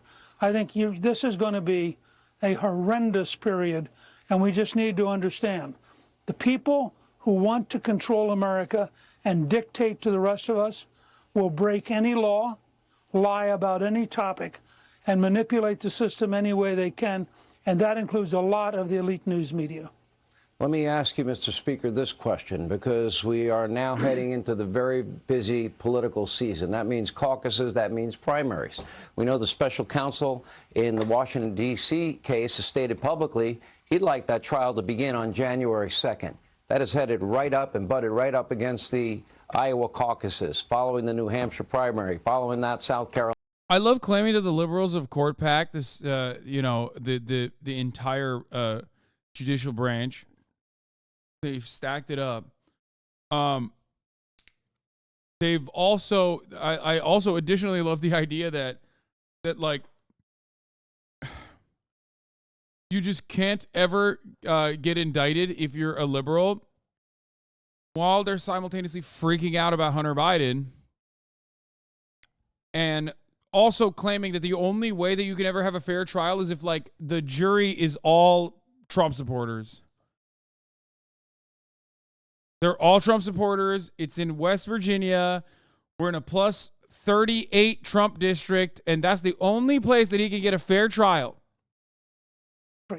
Their hope that they can save the country from what they see as a stunningly corrupt, bad machine trying to control their lives. So let me give you an example. In 1978, when I was running and finally winning after 2 defeats, Dick Cheney was running for the first time in Wyoming. He had a heart attack. His wife helped invent cardiacs for Cheney. And so people who had heart problems all over Wyoming began campaigning for Dick because he was in a hospital recovering. I think if they get Donald Trump locked into a room, they're going to find 5, 10, 15 million Americans willing to campaign as Trump surrogates, willing to go out there and say, I'm going to work for him because I'm not going to let him be defeated by a totally corrupt person. But I'll go a step further. I really believe that the Republicans in the House should cut off Jack Smith's money. I think that his last day on the payroll should be September 30th. They should do whatever it takes to close down this entire anti-constitutional, ruthless breaking of the law in the most, I think this is so dangerous to the very survival of the Republic that it has to be stopped. Okay, let me ask you this, Mr. Speaker, because we have really significant, serious allegations. I went through a list of lies that candidate and President Joe Biden told the American people. He lied when he said that he never once spoke to his son about his foreign business dealings or his brother or, quote, anybody for that matter. He said it as a candidate. He said it as a president. Then we're looking at a phone call December 4th of 2015. And this is Joe Biden getting a phone call with Hunter and Burisma executives. Hunter, of course, by his own admission, addicted to drugs at the time. He's doing these, multi-million-dollar deals with many countries, many of which don't even like us at all. I'm going to die. I'm going to die. And yet he admits on Good Morning America. Bro, this is not good content? Maybe it is good content if you're like 85 years old and your fucking brain is leaking out of your ear. I genuinely don't get it. Like a top of the hour ad break segue is better content than this. Ads are better content than this. Of course, if you want to fucking keep continuing to watch all of this in an uninterrupted fashion, all you need to do is subscribe. Where's the suit? Technically, he hasn't been indicted yet. So at the top of the hour, I'm going to hit you with that 3-minute ad break. A ham sandwich is better content than this. Yes. Look at that. Here's the 3-minute ad break now. Also, the reality is I will most likely not be able to cover the indictment live because I have a podcast. Don't get mad at me. Get mad at Waleed. He's the one who, I'll be live tomorrow at fucking 11 a.m., right? I'll be live tomorrow at 11 a.m., as always, same time, maybe even earlier, honestly. Maybe earlier. Who knows? Who knows? Who knows what might happen? But I've been telling my man, Waleed, that I'm going to do his podcast for a long-ass fucking time. And this is when I scheduled it for. Come on, poo-poo. What do you mean? This is when I scheduled it for. What do you want? They're not going to perp walk him tonight. You know what I mean?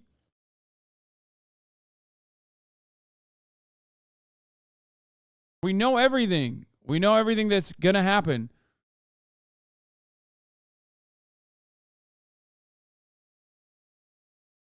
Anyway, love you guys. But I got to go and do this podcast. We already know what's happening. I'm going to give you exactly what's going on. Where do we find this podcast? I don't know. You'll find it when it comes out. Listen, here's what's going to happen. Are you ready for this? Donald Trump is indicted on 10 counts. They are going to be reflected in, they're going to be nearly identical to the counts that we have from the earlier leak. Republicans are going to complain about the earlier leaks. They're going to say, why the fuck did these early leaks happen? This indicates that there is a fuckery going on. They're going to keep saying the same exact things that they've been saying. What about Hunter? What about Hunter? What about Hunter? What about Hunter? What about Hunter? Nonstop. Don't know when the mugshot will happen. Don't know when the perp walk will happen, but they will do those things. Georgia and the law enforcement authorities in Georgia have said time and time again that they are going to give us a mugshot. Okay? That's number one. It's not going to happen tonight, obviously. Number two, we might get a perp walk. Number three, we are going to have the entire court case televised. This is huge. This is a big deal. This is incredible. Okay? So, we're not.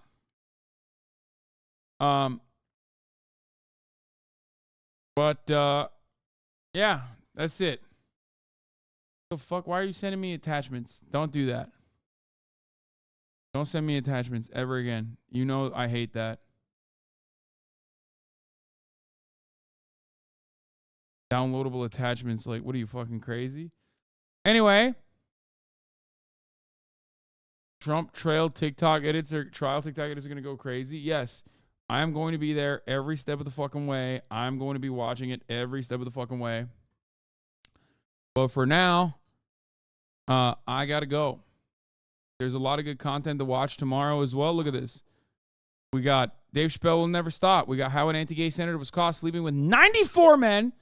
Hands on a hard body potentially. Why men get so few matches on dating apps. Memeable data. Seems like a good-ass video. Maybe incel bait. Trolling a gun show convention from Gideon. We're going to watch all of that. Fear not. Okay?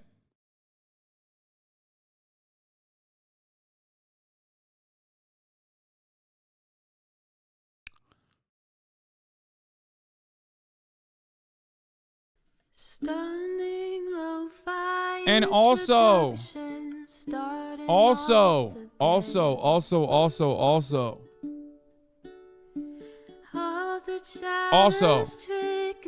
tomorrow, we have the 2v2v2v2v2v2 tournament as well. So there is gaming tomorrow. Remember that.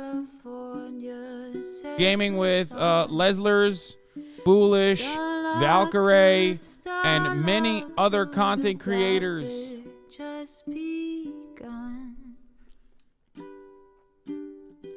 Okay? Love you all. See you. See you tomorrow. Bye-bye.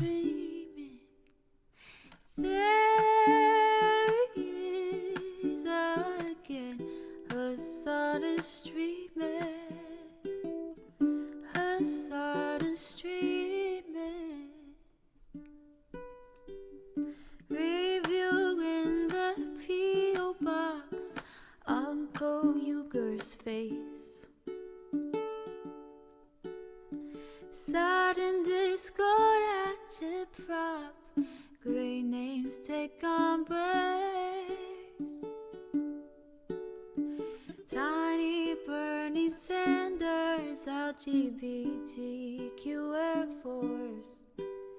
The whole left at your fingertips, on at your door.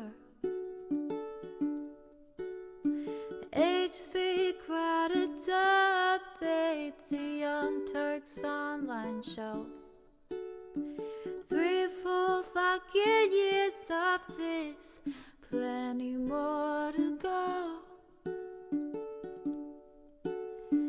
90-day fiance talks of champagne.